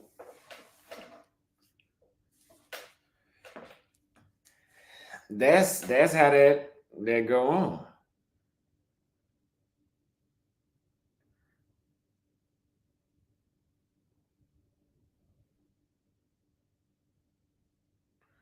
So she reacted like that.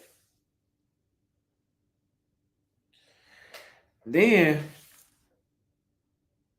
they gonna tell me I know somebody. Austin, I ain't never been with. I'm trying to beat her around the bush. I'm not even paying attention to Tinder. Austin, I'm not trying. I ain't never been with nobody like you. And we talking about a characteristic I got that I can't change.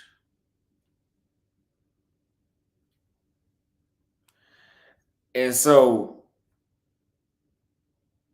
I'm like, okay,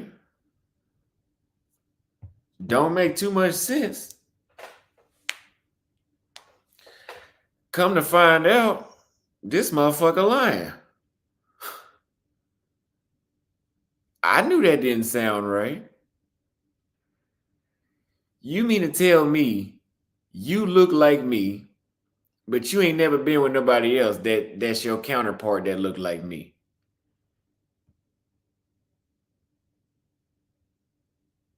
You think I'm fucking stupid.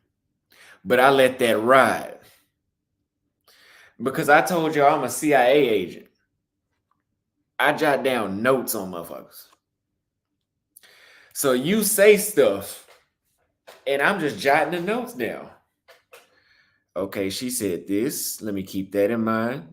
Okay, she said that. That contradicted that.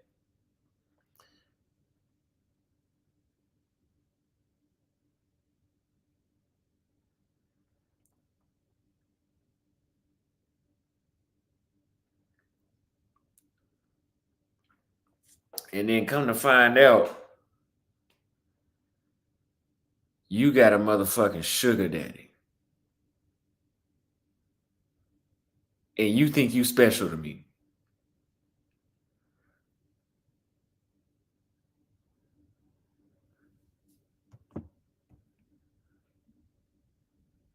Please. I'm the goddamn sugar daddy. I try to tell y'all that.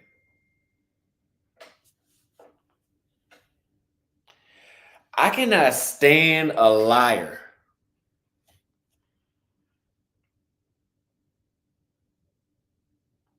A sign of mental illness is a motherfucker that can lie about their life.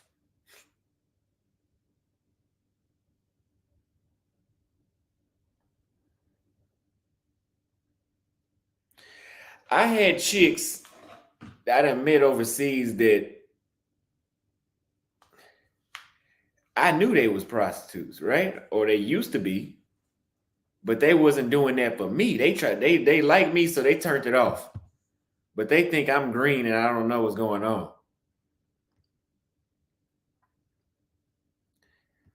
So they so dumb. They spend the majority of their time bashing prostitutes. So I'm wondering, why the hell do you talk about them so much? So I just straight up asked, are you a prostitute? That's when them tears started running like the Niagara Falls. I knew the whole time. I just want to see what was wrong with your mental.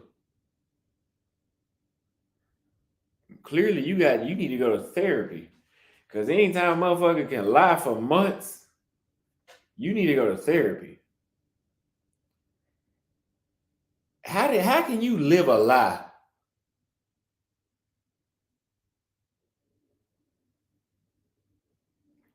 And here go the thing. That's fine.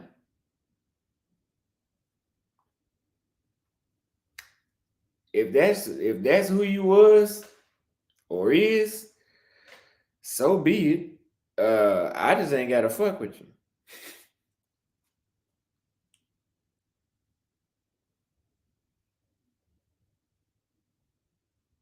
So, but let's just be honest, man. All that lying gotta stop, man.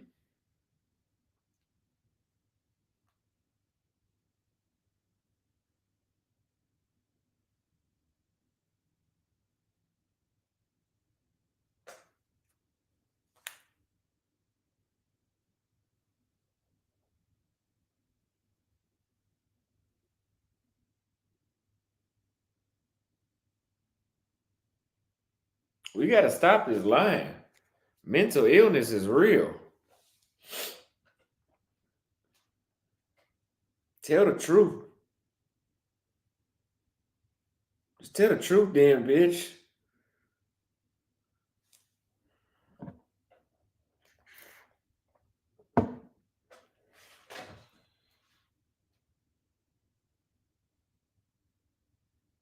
But that's in the past. But that's the shit I be dealing with. Lying.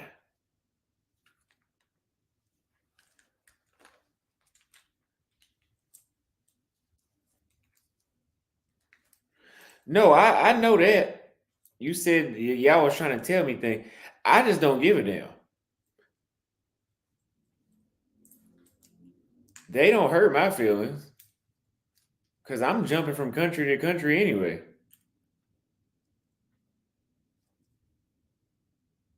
So that's why I said, oh, that's the lifestyle you used to live. That's cool. I'll be gone in 4 days anyway. But hey, this one right here look good.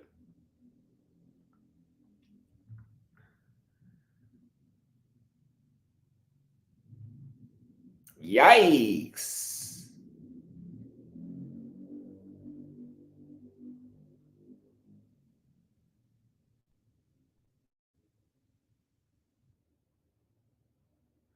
But yeah, we gotta cut that out, man.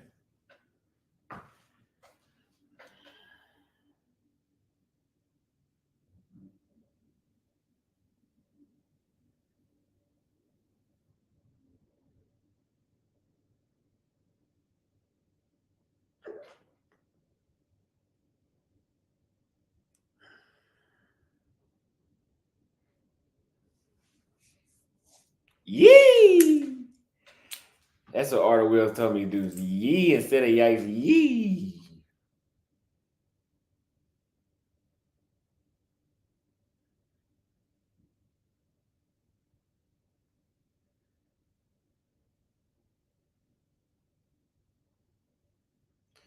Boring.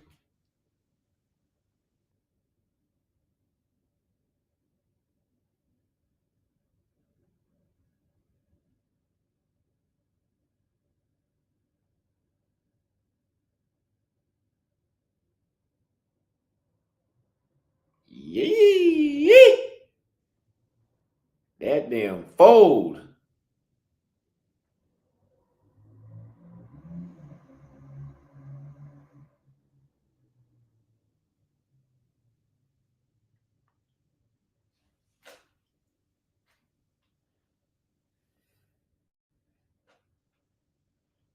My standards is high. Look, man, I'm a YouTuber. If these chicks gonna be undercover prostitutes, at least let the motherfuckers be bad. You know what that's my problem. Cause these chicks be living double lives.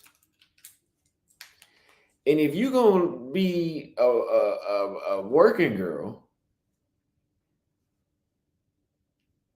at least be bad. Cause you already lying.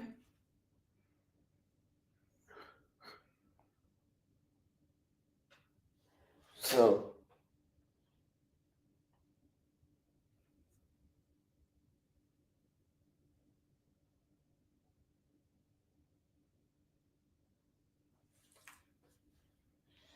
you know. But I love my YouTube. Because believe it or not, you guys help me vet women that I meet. All I gotta do is turn on the camera and record our interactions. And usually y'all are right when it's the negative. Usually when y'all say, that's your wife, y'all be 100% wrong most of the time. But when y'all like, Austin, something ain't right about her, y'all usually be right about that.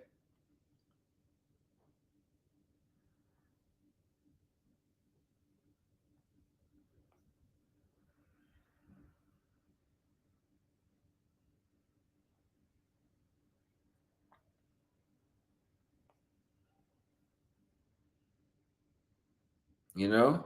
So I put a chick on camera.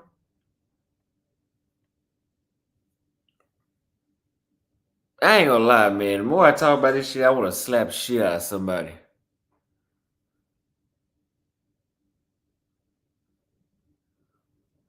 But you know what?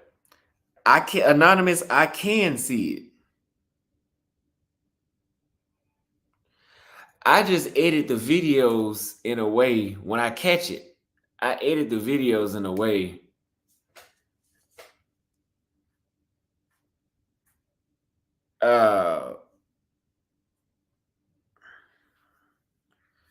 where y'all can see it. Cause y'all know I keep the content raw. I show y'all everything. So you can see exactly what I'm dealing with.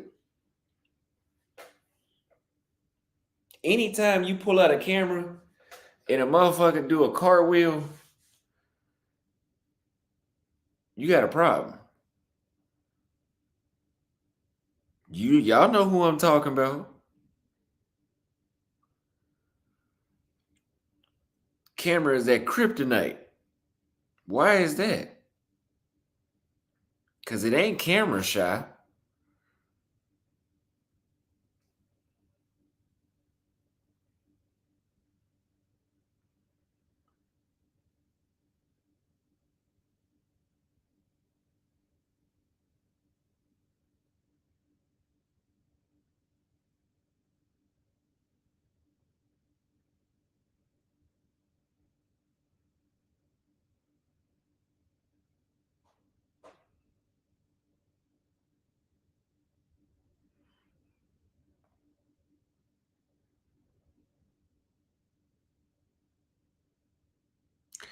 Because here go my thing.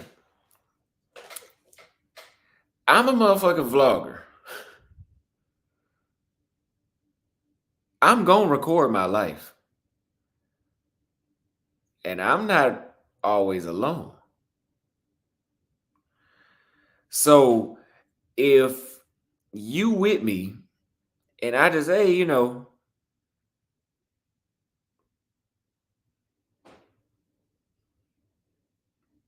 I'm just showing people that I'm out to eat.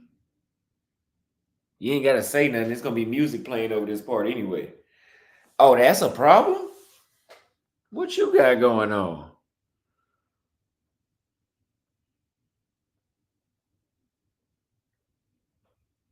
I'm fucking up your money.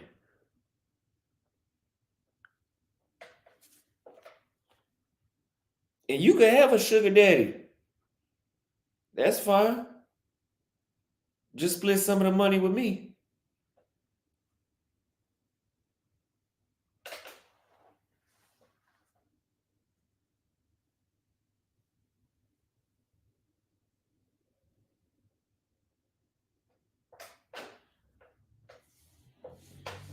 I'm telling you, I put them on camera. That's why I like Crystal.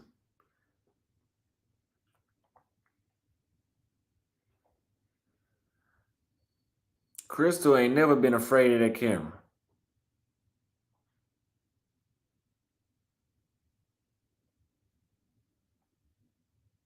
And Crystal be honest.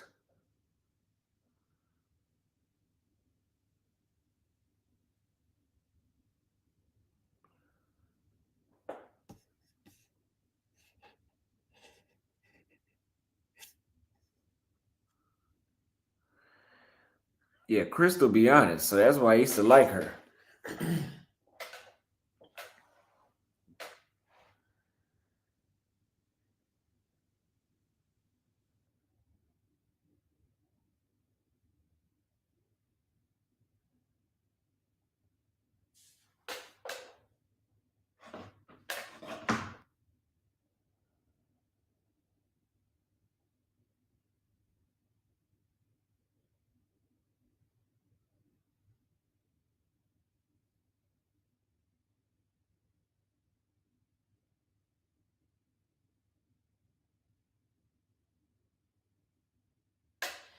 I'm gonna tell you something.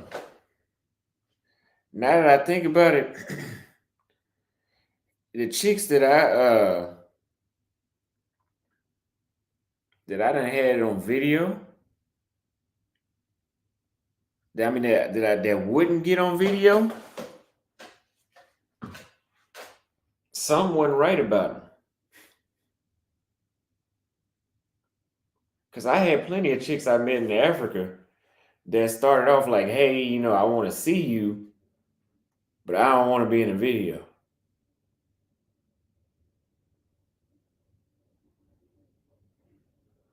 So I'm like, I can't show everybody that we going to bowl together. Huh. All right.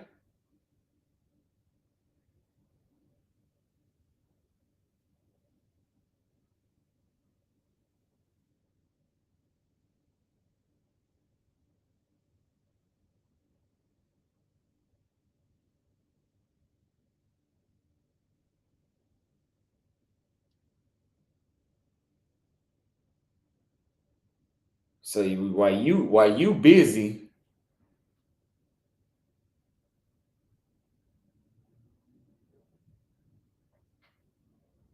hiding from the camera, I done figured you out. Cause you a con artist.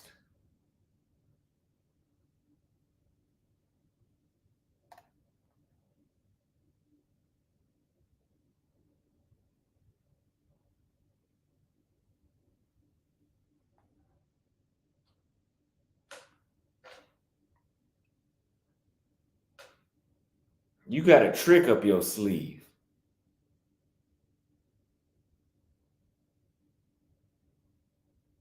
That's what that's about. Cause I done had chicks, we just hanging out at the park. Oh yeah, I'm recording, but I avoid recording them because I haven't asked them. They say, oh, I don't mind being in your video. Cause they ain't being sponsored. So they don't mind.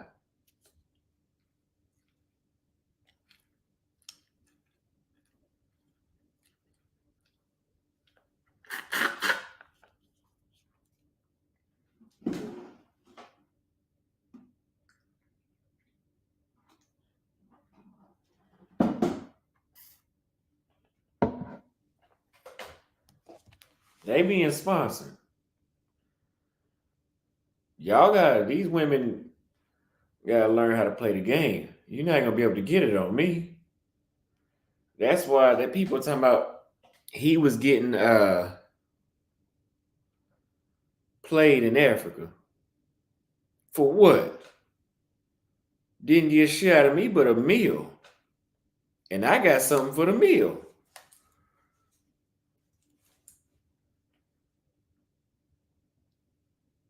So what they get out of me?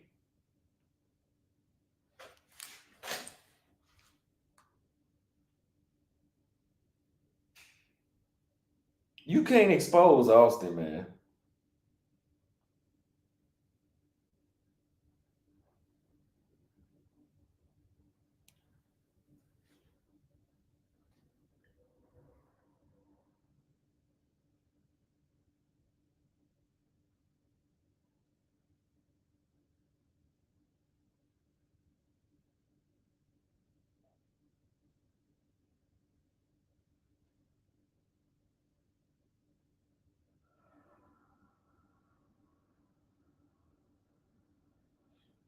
You ain't gonna be able to expose me.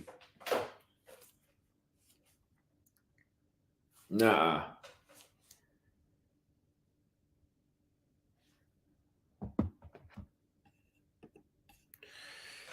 You talked about how women in Brazil are camera shy. You think their camera shyness was because they were likely doing something strange for some change? No. With them, that was a cultural thing, it seemed.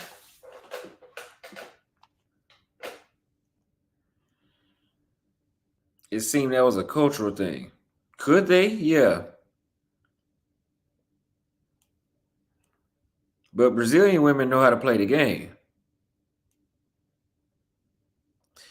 See, I'm up here complaining right now because I'm pissed off that you don't know how to play the game and you think you're doing something special.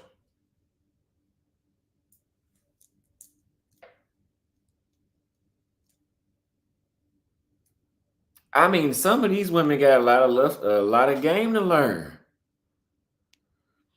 I had to tell some of them, say, man, look, next time you want to fuck me over, do this next time because the shit you did not work.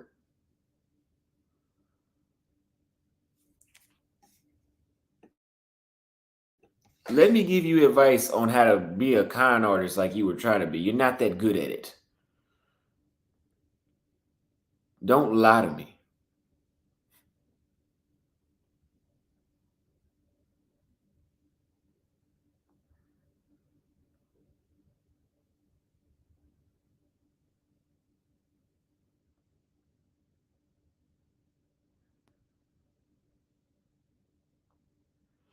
I'm saying culturally, uh, yeah, culturally,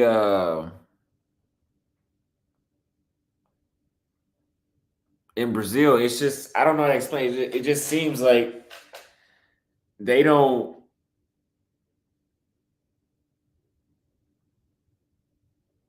that's just not them to just be in the camera. Because they really don't even do it. Like, for example, in Kenya and Nairobi, it's part of their culture to be in the camera. Them chicks will hop in front of they will be in the camera you will not, if you trying to be a content creator, you will not have a problem interviewing women in Kenya. I can put a damn $1 million on that. In Brazil, you need to get them to sign a sheet. You need to get them to staple their damn ID and sign it. And put that all on the NDA in a non-release form. And then you need to pay them. That's the only way you're not going to get a motherfucker call you back a week later till I take the video down.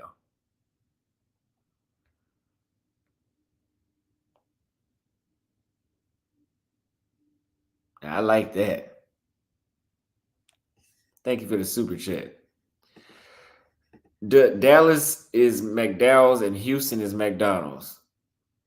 I would agree. I know you swiping left only for the stream, no, sir. Thank you for the super chat, though. Also, what happened with Kate? I thought she was a keeper. Look at the last short.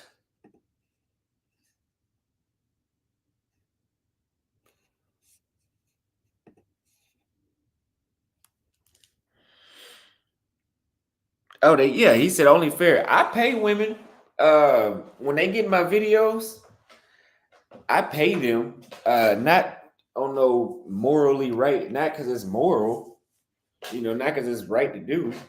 I pay them so they don't tell me to take the video down. Because if I pay them $50, $60 to be in a video, and then that criticism start rolling in, they say take it down. I'm gonna say give me my money back. When you tell a motherfucker give you money back, that bullshit go out the window. So when they hear that money back, now they like, all right, you know what? I already spent that $60 on drinks, so fuck it.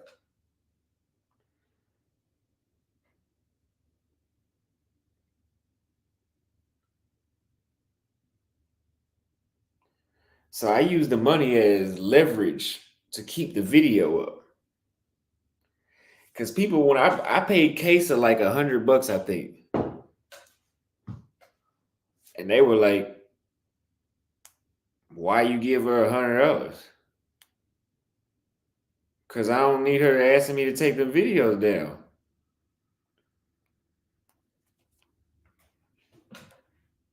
That's why. You want somebody to act in a movie and you don't want to pay them. How that work?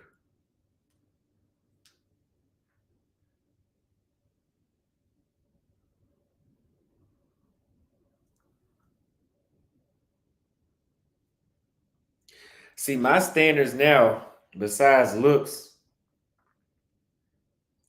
your hygiene, that's been unacceptable. Your table manners gotta be on point. Your sanitation. Your sanitation. Some of these chicks in my videos, I ain't gonna say no names, but now that I think about it, it's a couple of them. I would sit here and watch, and I'm looking like, when is this motherfucker gonna wash her hands again today? Girl, if I got some soap and water and ran it, that sink will be blacker than my damn skin.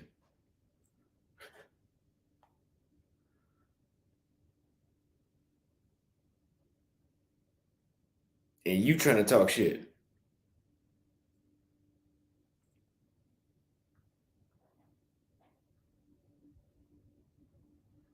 Wash your hands. It's not a chore. It's nothing more.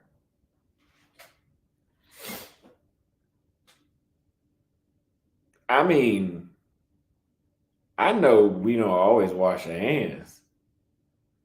But you mean to tell me I didn't see you wash your hands one time today and it's 5 o'clock?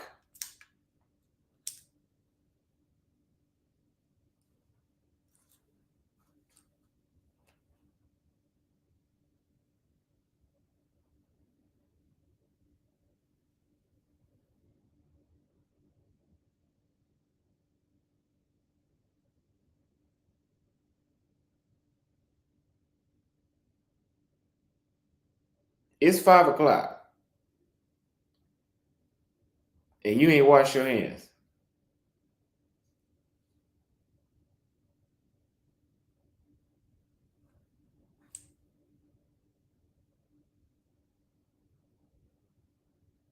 And this be the motherfucker that want to put their finger in your mouth.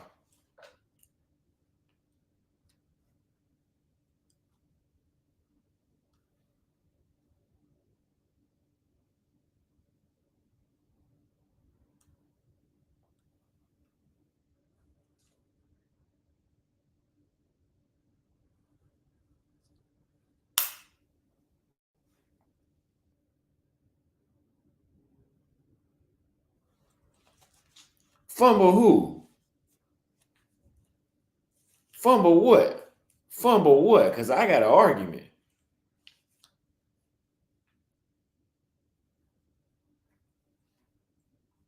Yeah, Kate was a cute girl. If she would have went to the gym and like really sculpted her body, she would have went up a few notches, and if she would have dressed properly, she would have been a good candidate.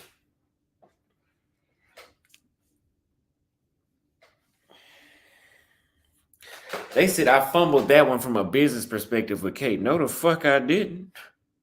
I'm gonna tell you why. You can't make no money. You can't make no money when your damn mental health is struggling. You don't know what it. You don't business my ass. Fuck business. I can't do no business. Stress the hell out. This YouTube blew up with just me. This channel called Austin Holloman. I don't need no women. Women are an addition.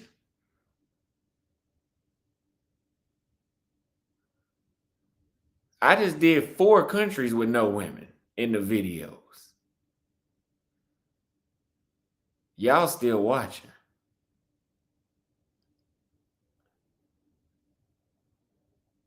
She fumbled, not me. She fumbled. She should have started her own channel. I told her to. She still didn't do it. Fuck that. That situation, man, see, if you was on the inside and you knew what day-to-day life was like,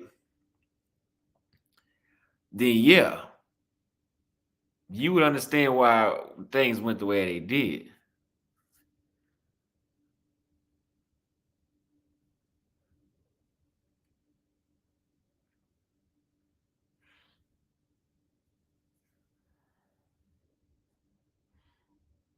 But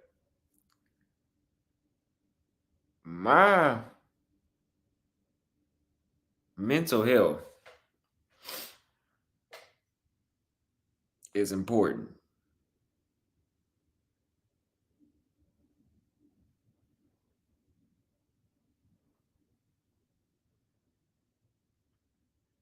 And I'm not religious,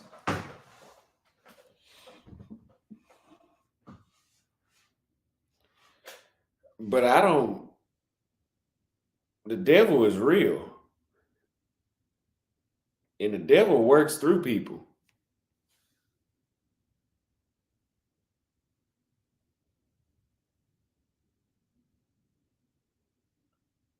And some of these people are really possessed.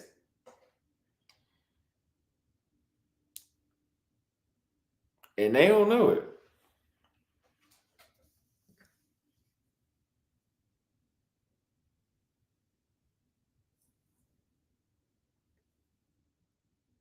It's real. The spiritual world is real.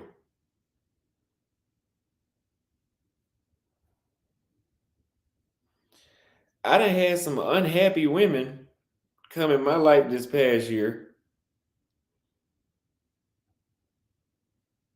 and they tried to leave that over here with me. So I had to smoke a cigar in the house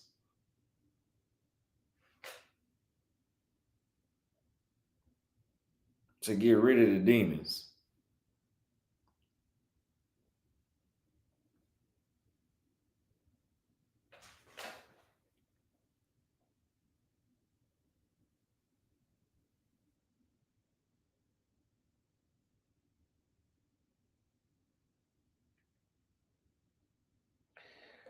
People that are possessed by the devil try to make it feel like they not okay. So they want to make you feel like you not okay. You got a problem.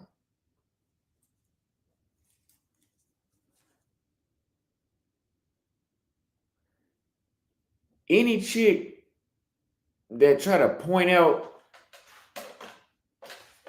make it seem like I'm an addict. Chick gonna ask me what's wrong with my lungs. What's wrong with my lungs? You smoking cigars.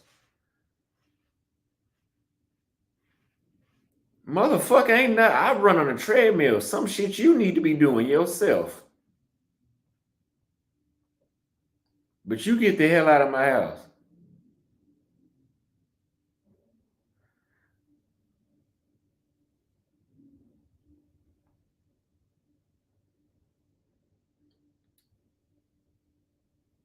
You get out of my house.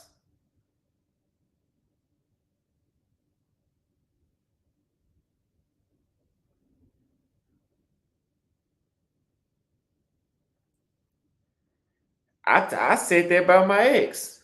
My ex that used to live with me when I was in Dallas. I just came out and said it. I said I was sleeping with the devil. Because that's exactly what the hell it felt like.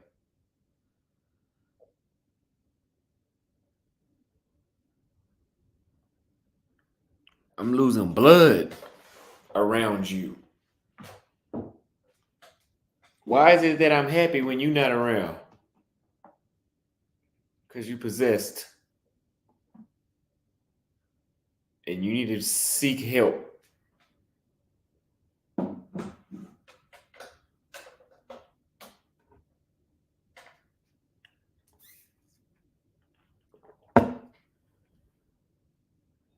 See, when the devil comes sleep with you,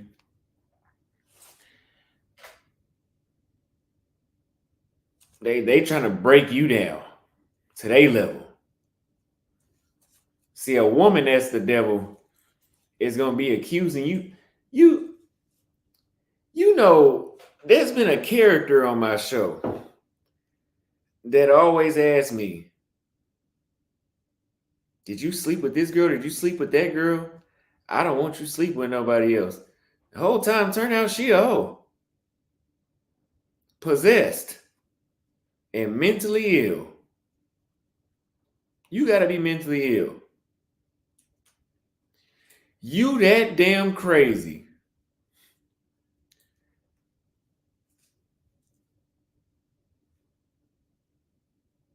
To the point where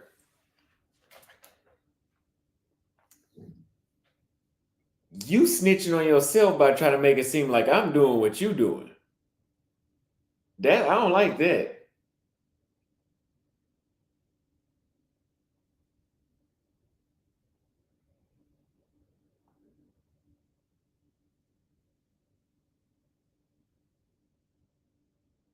You cheating.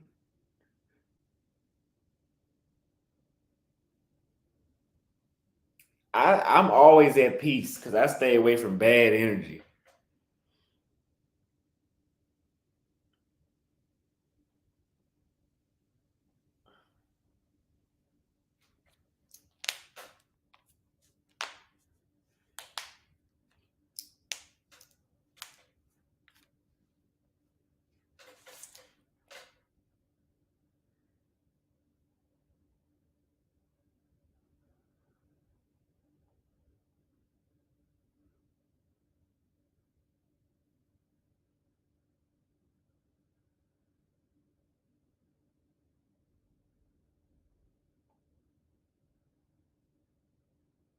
Yeah, I gotta stay away from that bad energy.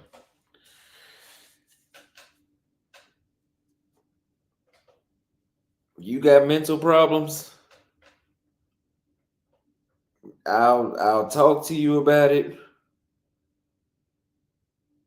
But the minute you try to start making me feel like I'm crazy because something wrong with your ass, I don't give a fuck about your mental issues no more. Deal with that shit alone. You ain't finna drive me crazy. I'll talk to you.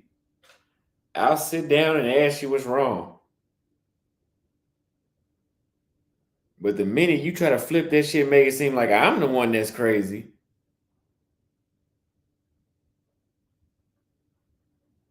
you on your own. Don't project shit on me. I ain't crazy.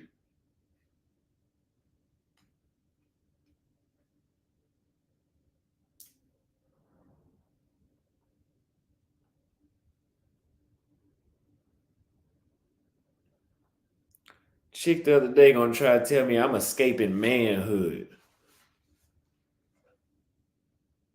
The hell is she talking about?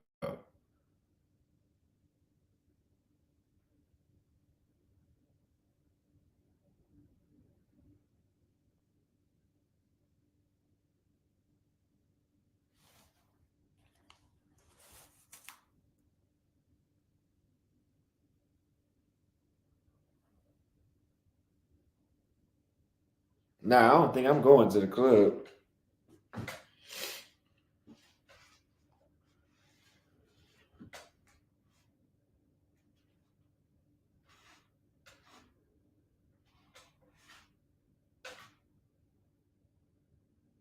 Wait, what y'all talking about? What did I just say? I forgot what I said.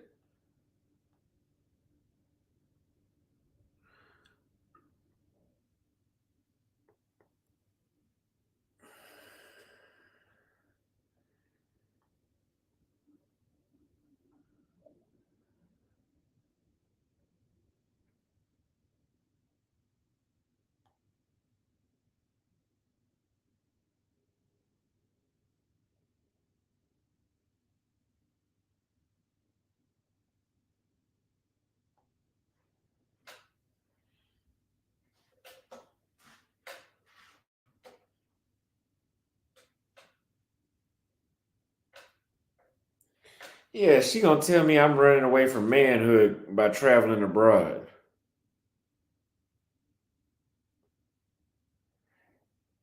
And she gonna try because she wanted to ask me about why I don't date American women. And so she kept hitting me with that, well, maybe not a goddamn thing. I've already heard that. Well, maybe you know how many years I 2 years. I dealt with the well, maybe I'm doing this, well, maybe I'm doing that. All that welling and maybe and that none of that shit worked. We done with that conversation.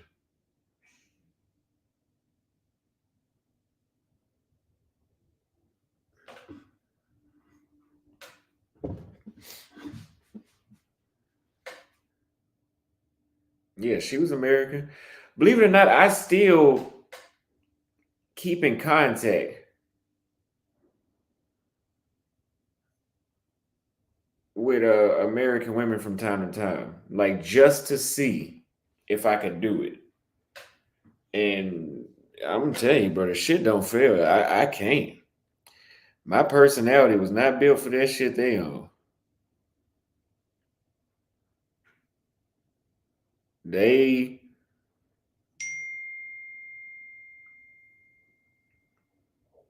yeah, they somebody else got to deal with this shit.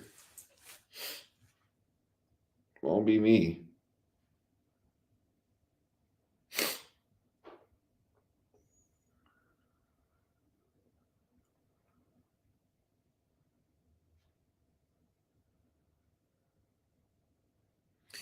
Anonymous say you will marry an American woman. No, I wouldn't. I'd give me a wife from down here in Uruguay before that happened.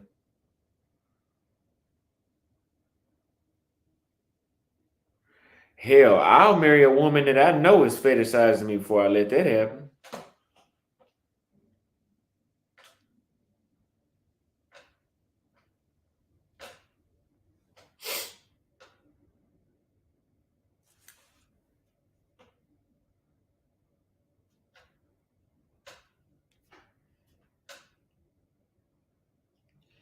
They conversation just don't match with me.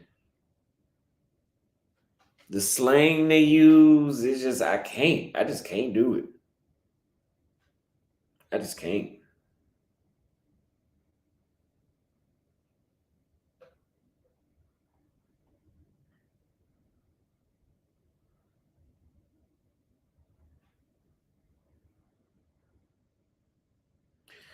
I try to talk.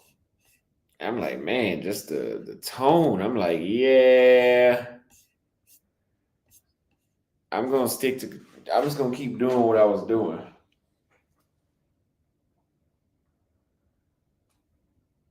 I can't deal with it.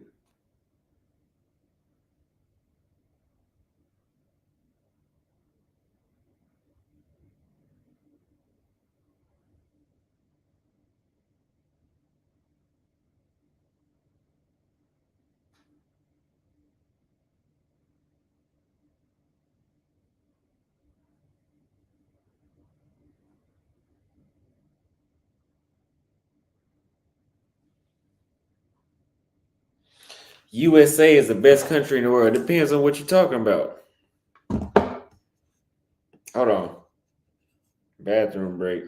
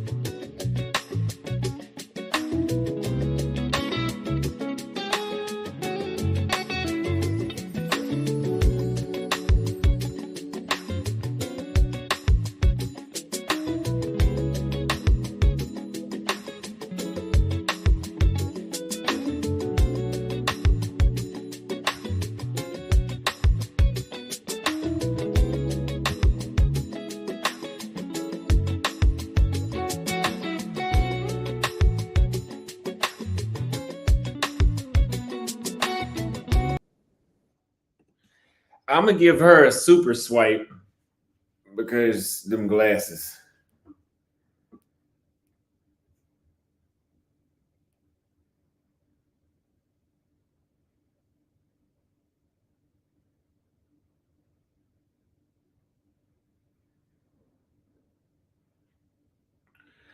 So I think we're gonna go ahead and go to Paraguay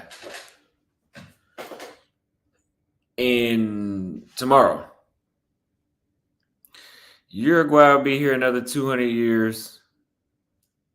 I love it, but I gotta keep moving. Plus, they don't have any more cigars here. Yeah, I got a platinum. I think. Nah, I got gold.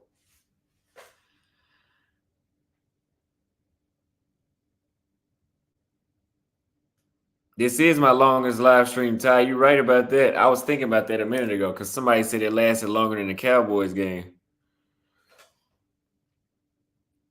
Honestly, for me, man, using Tinder is kind of useless.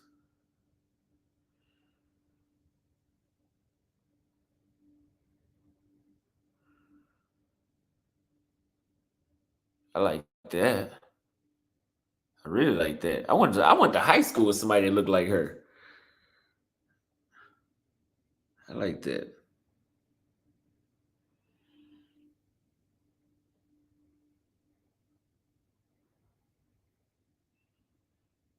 I got Bumble too, though.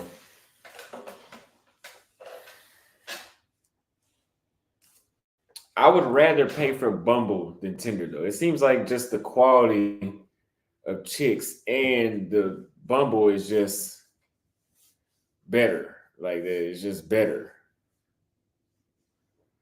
But my favorite is in person. Like that's why I told you guys I was at the beach for 6 hours today. Cause I just go there and I'm like, I'm finna just kick it. Like bump into a chick. And there we have it. Yeah, I seen that. Appreciate it, Ty. I'm gonna go get something to eat here in a little bit.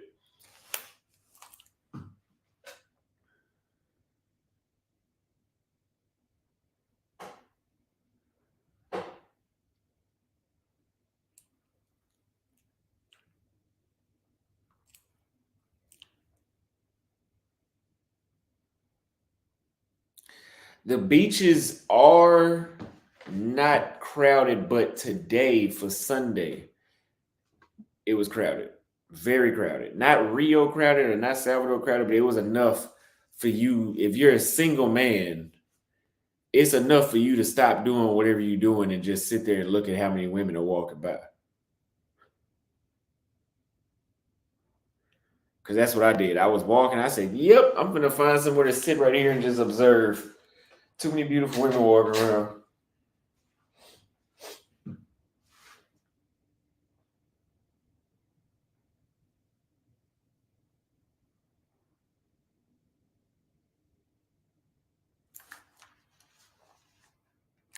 Yeah, the chicks are on Tinder for validation. If they pretty,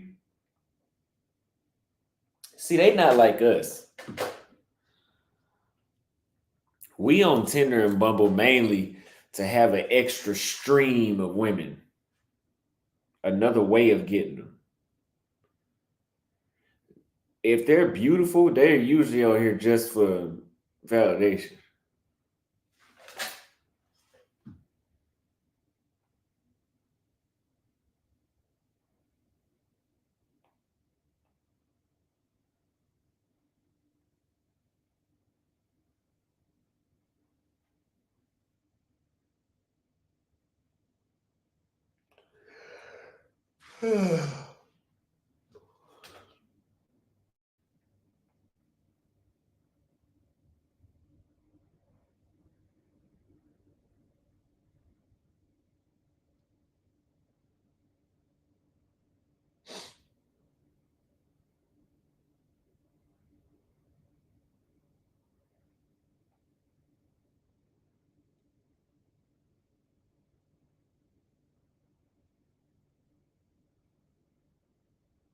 Damn.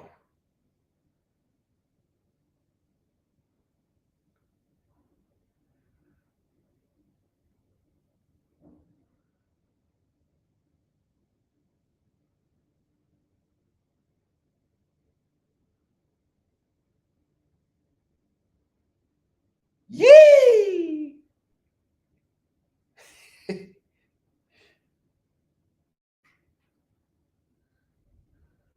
It did look real, did it? If it is real, those were some nice milk jugs.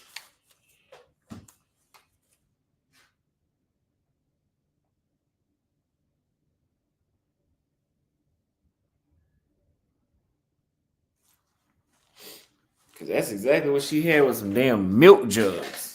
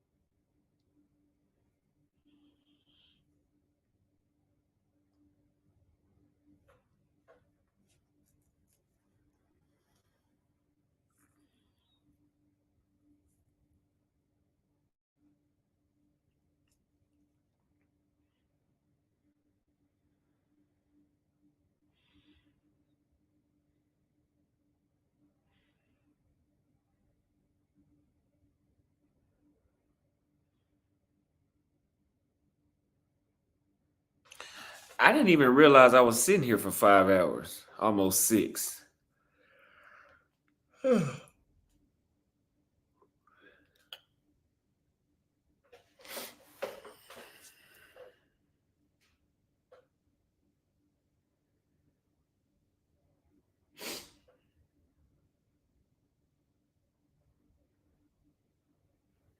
Yeah, Paraguay is gonna go on the map. I'm gonna have to come back. It's so many places in the world to go to, man. It's hard to do it all. I got to go to Paraguay. Then I need to go back here, do the other city, Chile for sure. They don't have any cigars really here, so I need to go to Chile to pick up some cigars if they don't have them in Paraguay either. Not to pick up cigars, I'm saying pick them up while I'm there. This one look good. At least the body. Yeah, nice body.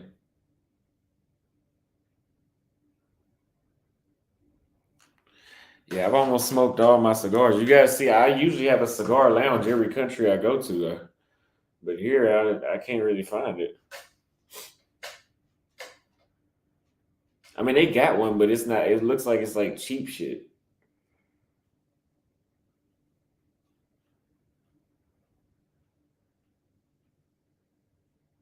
Yeah, Paraguay is definitely like probably going to be the big 6. We know we got the big 5, and then we got to add Uruguay on top of that because I'm telling you, some action.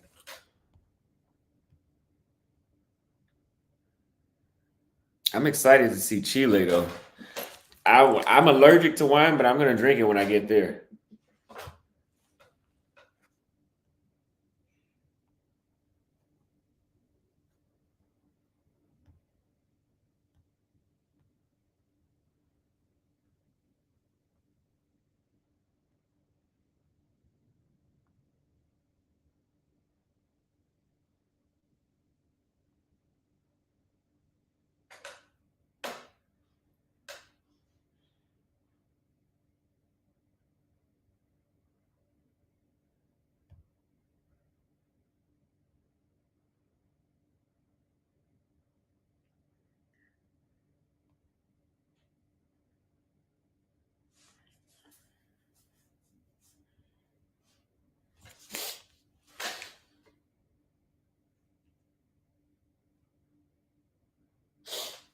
Yeah, I'm allergic to wine after one glass, but it's only wines that have sulfites.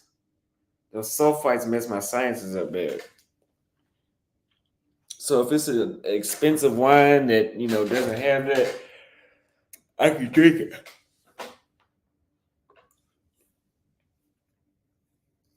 I was supposed to go on a wine date in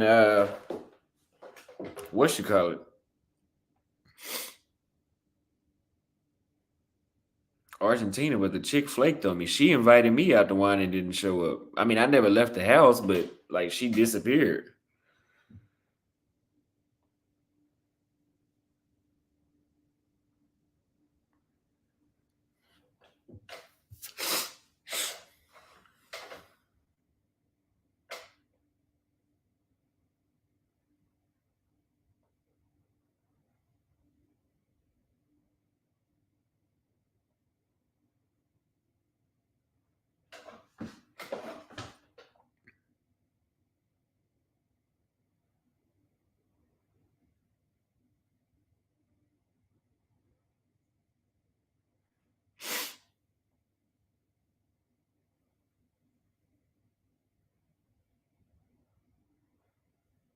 Yeah, the alcohol does mess up my sinuses. I haven't been drinking though. I think since I first got to Argentina to now, I probably only had 3 or 4 occasions where I drank in a month.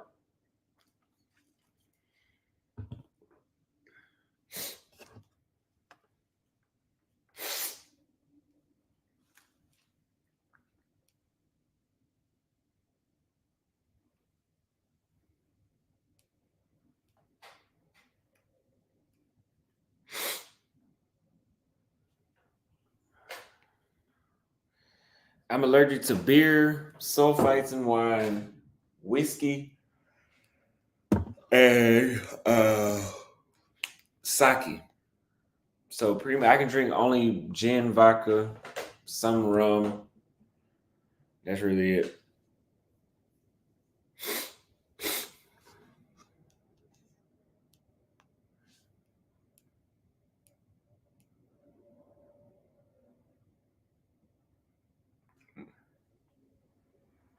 Yeah, it ain't no black folks over here.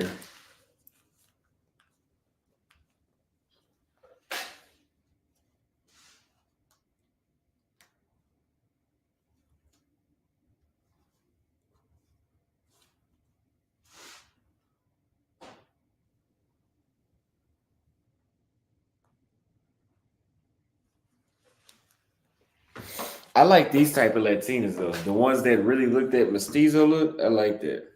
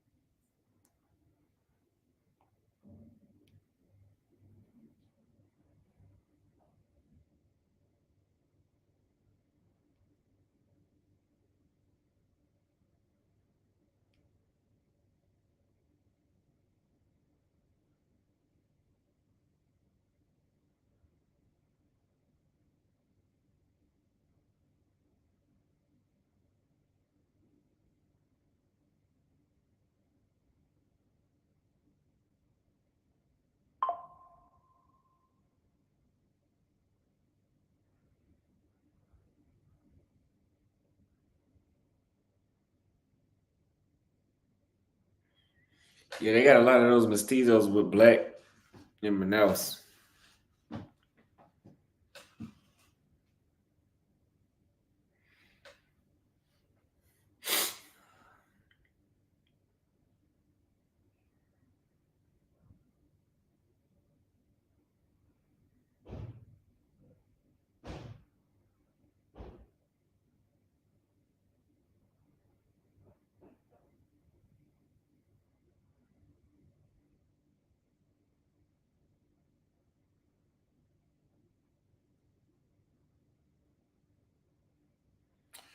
Well, you guys, Austin Holloman is tired.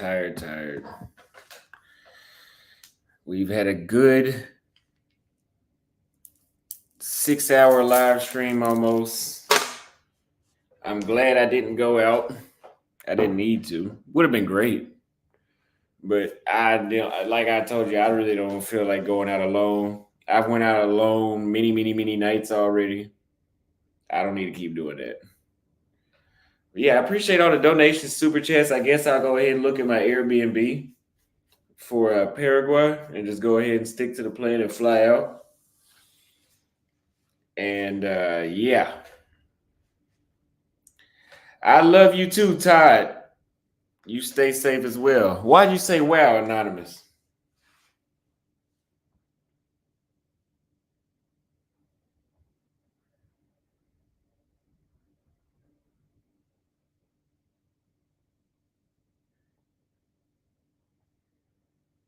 Is that bad? The flight is about 2 hours, about an hour and 45 minutes, hour 50 minutes, somewhere around there.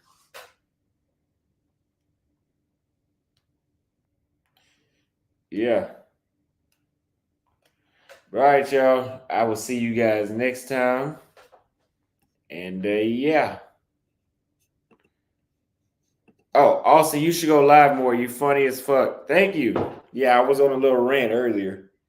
I won't private this stream. I'll leave it up. Get your passports.